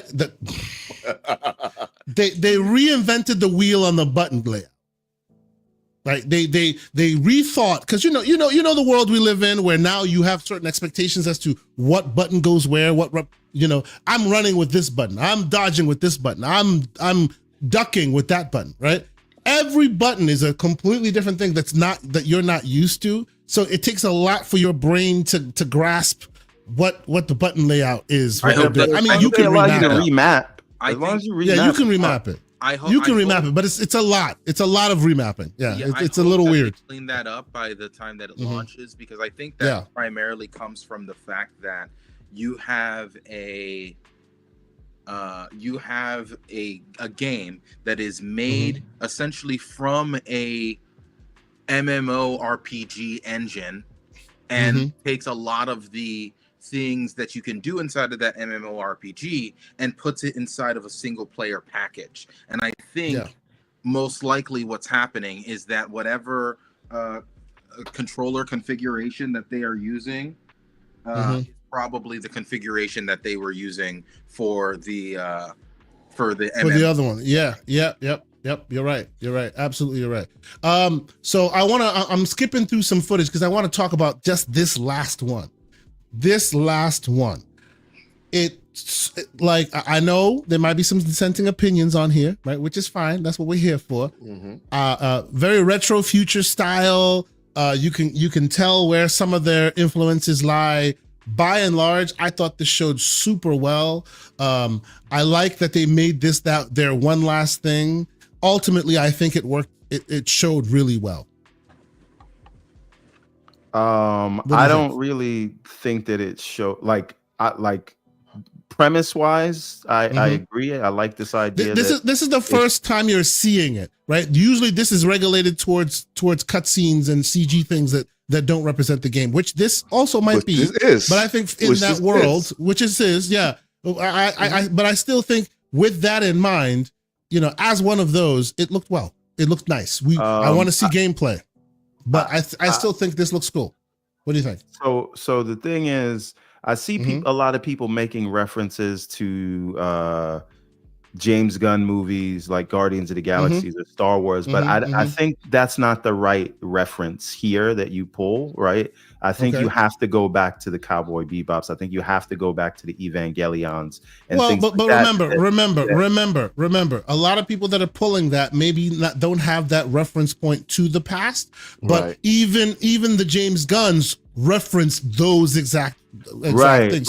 So it seems like the needle being thread here is that those who are specifically calling out James Gunn, remember, this game was first incubated in 2020 when James Gunn and Guardians of the Galaxy was at the height of its powers and everybody was watching it and loving it. So while I see the reference points to the James Gunnness, the DNA and the energy of it, it is also very much fair game to say he pulled his source from those sources you're referencing as well. And you can even see some of the like-for-like shots. So I think both parties are right when they say those references. I think only one party is right, and it's the party that I'm on. That I don't see the Guardians of the Galaxy of this. Like it is. By the way, that look that she's given is I'm taking that as a meme for any time I see the anti-woke people talk about this stuff. Yeah, I'm just gonna retweet them with that. All right, but anyway, the thing is, I'm seeing a lot of different reference points. There are many reference points, but I don't give James Gunn the monopoly on that kind of thing. And to me, it just is kind of like a limited a limited pool of information when you pull from that, because James Gunn stuff, as original as it is still derivative of or inspired by some of these other things that I see. Sure, exactly. Which is exactly what I said, right? Right. Like this is what listen. His red jacket wasn't whole cloth. His red jacket was Akira, right? But then he reused it. Exactly. Yes. So that's the thing I would say. Now, as a setting, I like it, because I saw like poor spaceship, I was there, and then she pulled out a sword, and then and I know Naughty Dog is going to do very good things visually. This seems more Uncharted in tone than Last of Us, which I think is a good thing. So it seems like it's going to be a little more action oriented, and a fun kind of thing. And if it's melee focused, even better for me. So all of this looks very cool to me as a mood piece. We'll see what the game turns out to be. Another thing that stood out to me, right, is, and that is nothing like a lightsaber. I don't want to hear anybody say lightsaber when they see that thing. It's like the dark, I see it. It's actually like the dark blade. It looks like the dark saber. Yeah, it looks like the dark blade. A pre-lightsaber, but go ahead. Say it. I hear you. Yeah, it looks very much like the dark saber, except for it's red. Except for it's red, and the dark saber's one is black, but it's the same thing. But a dark saber is not a lightsaber. But okay, it's a pre-lightsaber actually. Please, but go ahead. Please, you might want to chill out on that one, Playboy. But okay, they are very different things. They're That's all I'm saying. Very different things. But okay, all right. But anyway, the thing is, and real quick, for those who don't know what this quick debate is, I am one who says I'm sorry. I'm sick and tired of seeing derivatives, clones of what you should know, right? So we can't do lightsabers, so we have to do some kind of saber. We could have gone without a damn saber. It's not a lightsaber, and she's fighting General Grievous. But go ahead. Exactly. Listen, That's all I'm saying. Let me tell you something. Star Wars is just derivative. One more bar. And her boss is a female big boss. But go ahead. Again, Star Wars is derivative of Dune. We know. Sure. The hero's journey. So if we want to talk about derivative stuff, we could do that, right? But I don't think they have a monopoly on blades that have lasers on. Energy swords going through them. Absolutely. Energy swords. I don't think they have a monopoly on energy swords, and I don't think James Gunn has a monopoly on space travel with music. On space travel music and leather jackets and cool like product placement. Okay, cool. All right. He All right, doesn't. that's fine. What do you want me to No, tell he you? absolutely doesn't. You're right. No, I'm not saying he Before does. him. I'm not saying he does. I'm But just I think- saying I think the reference something's point points are was there. Is that it's a matter of how old you are, would determine Yes. what you would reference it from. Yes. Sure, You but I OG, see a lot bro. of people older than me referencing James Gunn. I and didn't. I'm like, where were you you? know, I'm not that deep Okay, on James okay. Gunn yet. I didn't see those references. I saw the more anime references, but it looked good. Exactly. It looked good. And that's Yeah. and again, I don't know what this game is going to be, and I'm not getting into the comes to the PC, but that's not the conversation we're having right now. Facts. All I'm Mhm, saying mhm. is the actress that is playing whoever the star is here Mhm, mhm. is a Thanks, Slow-mo. conventionally beautiful person, right? Yeah. Oh yeah. Absolutely. Absolutely. She is. and, Yeah. and the talk that I'm hearing around this, like somehow this is a Mary Jane's Chin situation, is wild to me. Mary Jane's Chin.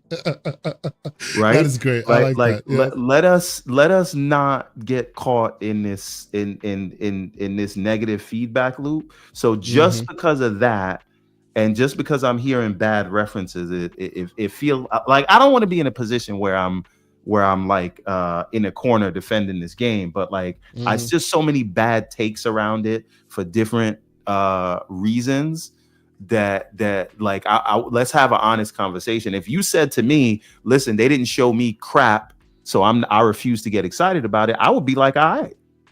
Mhm.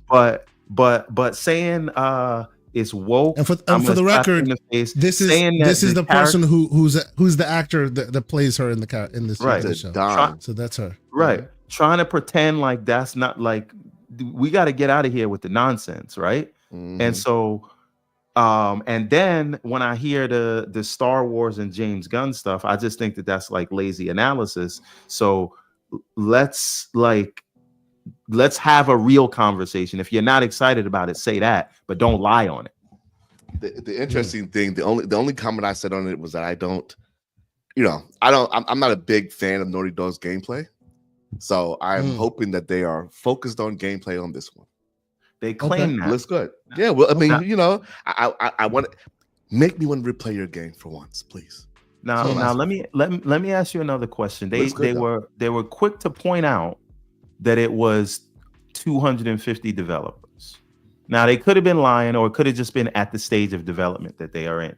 But Sure. to me, it seems like you mentioned the number of developers when you want to let people know what the size of this game is going to be. Do you think that they scale up and they go to that 1,000 developers like with Last of Us, or do you think that they say we're going to keep this with a smaller team and it'll be a more? I don't think that necessarily telegraphs any of that just yet. Mhm. We'll see more. We'll have to see more to see if that was premeditated or not. I just think it's a reference point for now, but I do see why you may be threading that needle. Wait a minute. I'm just going away from Can you highlight Aerodymous' last comment? Bravo. for that one. Aerodymous. Let's see. Where's Aerodymous? Aerodymous says No, this video. Well, It's like, okay. that was a good one too, though. I see this. Everborn wants to play Jada Pinkett Smith entitlement single simulator. Oh, that's not nice.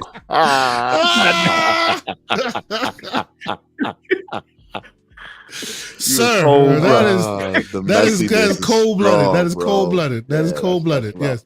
Yeah. And Dorian Gray, to be accurate about her lineage, she is both her mother and father are African Americans, but her mother is half Korean American. So she's So a they're she's a quarter she's a Asian quarter. at best. Yeah, she's Yeah, a quarter that Korean. makes her very Yes, much that's black. what she is. Yes, she's a quarter Korean because her mother is half black, half Korean, and her dad is all African American. Yeah. Hey, I go by she's the a one quarter drop Korean. rule. My son is a Puerto Rican. Yeah, so I get it. I go by the one drop rule as well because it is what it is. But there you go. Isn't yes, it weird what- from a societal standpoint how that used to be used as like a negative thing, and now it's used as a way to incorporate people into blackness? It's very interesting. Yep. Exactly. Yep. It's the world we live. That's where we are. But we are at the end of this. We already know that Game of the Somebody Year. says she's blacker was- than Kamala. That's not nice.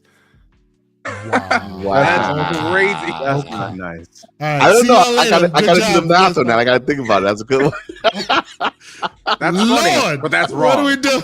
I gotta do the math, but you that might is be wild. Mercy. Very wild. Okay. Damn. All right.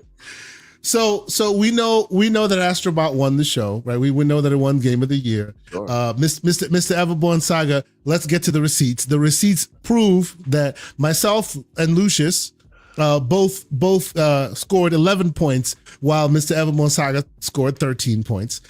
If those who were on the show, remember that there were certain instances where I and Everborn Saga's choices were identical, but I chose to choose a different thing to keep things interesting. Congratulations, Everborn Saga. You are a winner.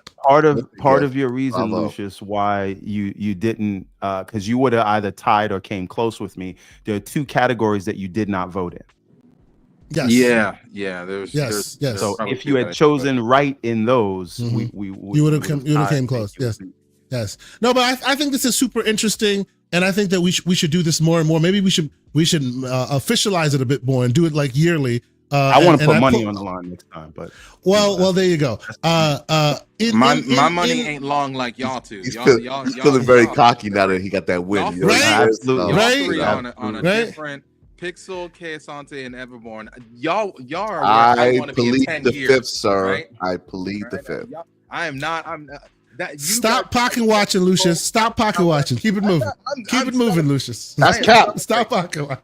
That's Listen, cap. Too much talking. all I'm saying is the winner should get the game of their choice. There you Too go. much talking. anybody There you could go. afford Yeah. A game Yeah, bet. yeah. That's nice. That's nice. Yeah, That's nice. That's nice. Yeah. And just so people know, we only put the spreadsheet with all the choices and options and stuff. We have an internal Discord that we use, and we also put one in the general Discord that anybody could have added to it. A Big Mad Mo felt the need to hear the assignment and take action. He actually filled in all of them. So whether he won or he didn't doesn't matter. He filled in all of them. So he's also getting a coin as Shout out to Big Mad one Mo. who did that. But next year we'll do this again, and hopefully we'll do a bigger pot. I mean, and maybe send me to a your coin point, for my birthday gift, sucker. But it's all right. hey, All right, I'm joking. It's all bro, good. bro. Now, I do I want Like to I have a said- coin from you guys. I think I got a coin from Hellblade. like I 2. said, the Gotta help VIP make list is the cool. VIP list, Yeah. which I have not announced, and I'm gonna leave that one alone. So don't worry about it, there, Pixel. You good? You good? Yeah. listen. only joking. The key. I would just like to say the key to my victory was understanding what the show was, which was the Sure. Astroglycine, and knowing that they were going to give Helldivers awards that it didn't deserve. They didn't deserve. Of course. Those were the Yes, things yes, that put people over the top. Yeah. Y'all were But by pretending and like large, you didn't know I who was think- running this show. I don't know But what come was wrong on. with y'all. By and large, can you agree that this was a good show? Can you agree? Again, I never think we looked could at agree I on that. think it was a 10 out of 10 show, but I don't care about who won Okay. the award. Yeah, it was a good show. Okay. Yeah. Okay. I think we can agree to that one. I think we can agree to that. It was a good show. I look forward to watching it next year and the year after that. The awards like we have part a of it, choice. not so much. Right. The awards part of it, not so much. It is what it is. Every year, I feel like they purposely add some trolling to make people talk. And of course, we fall for it, hook, line, and sinker every year. So this year will be no different. But by and large, I loved what I saw. I thought a lot of the games they showed was really epic. I'm looking forward to playing them when they come out next year.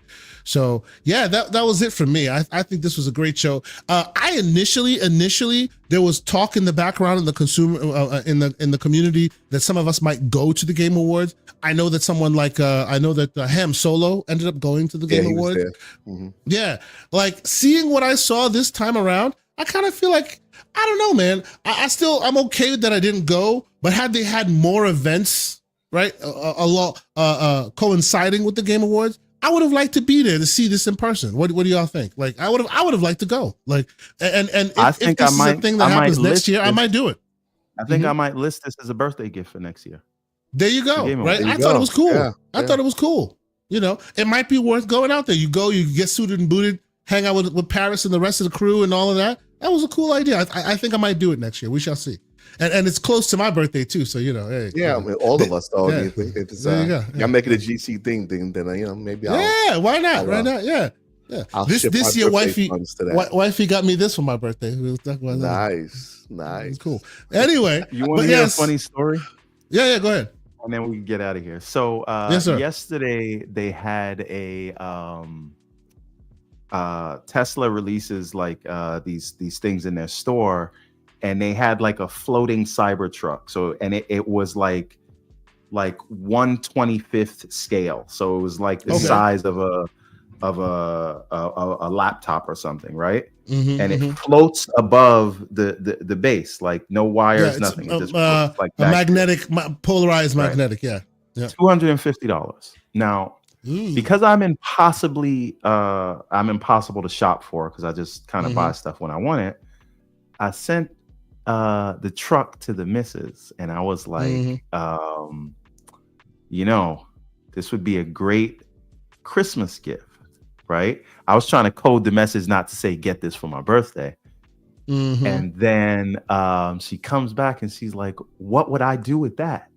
Yeah. And it was sold out. When I'm like, I don't have any place to put this. The level of concern for your birthday is 0. I was like, this is Father's Day all over again. Hey, listen, I understand the pain. I take everybody else out for my birthday, so I get it. Listen, I'm getting socks. Hey, there you go. Feet warm, bro. Evermore's birthday is this Monday, ladies and gentlemen. Monday. So there you go. Yeah. Yeah. Everborn's is on Monday, and mine's on Christmas Day. So we're all here getting shafted this year. Pause. Yep. Hey, yo. Hey man, we all did it. This is mine. This is mine. So there it is. Yeah. Oh, yours was 2 weeks ago. There you go. Absolutely. Absolutely. So, ladies and gentlemen, thank you for being here. This is the end of the second to last episode of the year for GCP. We've had an awesome year hanging out every Saturday, talking games, just hanging out with the community on a Saturday morning, just kind of chilling out, turning it into Saturday afternoon by and large at 4 hours and 30 minutes. You know what I'm saying? So I will first and foremost say thanks to the great Paris Lilly who lent his voice and jumped in here and was a little slanderous with us at the beginning of the show. Thanks to the great Slow Mo Backslap for also being here. Obviously, Paris has a great channel. I will put his stuff in the show notes. Slow Mo Backslap, also wonderful channel, wonderful podcast. Hope everybody checks out his stuff. His information will also be in the show notes. Mr. Lucius Augustus, I know you're looking at me with the kufi on and the glasses, and you're looking very, very, very much judgmental. You don't want me to find you, but still, thank you so much for being here, sir. Where can people keep up with your ongoings? Where can someone get one of those kufis if they so choose? And of course, so I am available in only one place, and that is the Gaming Circle Podcast Discord. That is the only place that you're going to find me. Do not look for me in other places. I will ignore you. Read fantastic the caption. That's what he's saying. Fantastic. Fantastic. That's right. Don't look for me. Also, one last thing. I sent you a picture on Twitter, Keasante. I need you to display that picture because that needs to be the actual last conversation. Oh boy. Okay. Well, while I seek that out, I will ask you, Pixelbit G, sir. It's always awesome to have you here. Always great to chat with you, to get your takes, to get your slanderous takes, to make sure you smack people over the head with the truth that they don't want to analyze for themselves, sir. Where can people find you and keep up with all your slanderous takes on these here internet streets? You'll find me in the GCP chat a lot more often now. I don't have as much time as I used to, so I'm not on Twitter as much blowing people's heads off. But every now and again, I do show up, and I always have the howitzer ready for you. So. But yeah, I mean, join the GCP chat. I mean, that's kind of where it's all at right now. It's been a good conversation occurring. So as always, man, it's a pleasure having some time to have some fun with you guys on here, man. So I appreciate it. Oh, it's always great to have you on, sir. Whenever possible, we always love having you on and talking slander, letting people know how it goes. Okay, Miss. All right, let's do this for just a quick moment. Lucius wants to have this on the screen so we can have a last take on this. So Lucius, here we go. He wants to I think we got to discuss save this just for a next week because this is a longer discussion. I want to know where Sarah Bond was, why she wasn't sitting with them, what's going on with Sarah and Phil doing separate Bloomberg interviews that seem to contradict each other. I don't know what's going on, but we can have that discussion in another week because it's going to require a much longer discussion that we are not going to do right now, sir. I agree, but it is definitely a conversation we should have. And remember, we are one episode.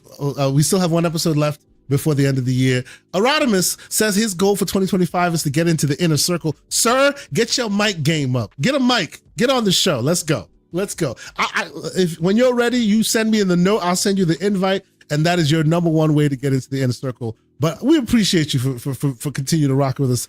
Either way, thank you, sir. Thank you so much for being here. And of course, Mr. Everborn Saga, brother, it has been awesome. You can't be in the inner circle until you showed up on the show at least once. At least once. Yes, that is one of the rules of the inner circle inductee process. So the second rule is don't talk about the inner circle. Exactly. yes. The second rule is don't speak on it. Don't. That also happens to be the third rule. And the fourth rule is look at the first two. Exactly. I'm about to just say that.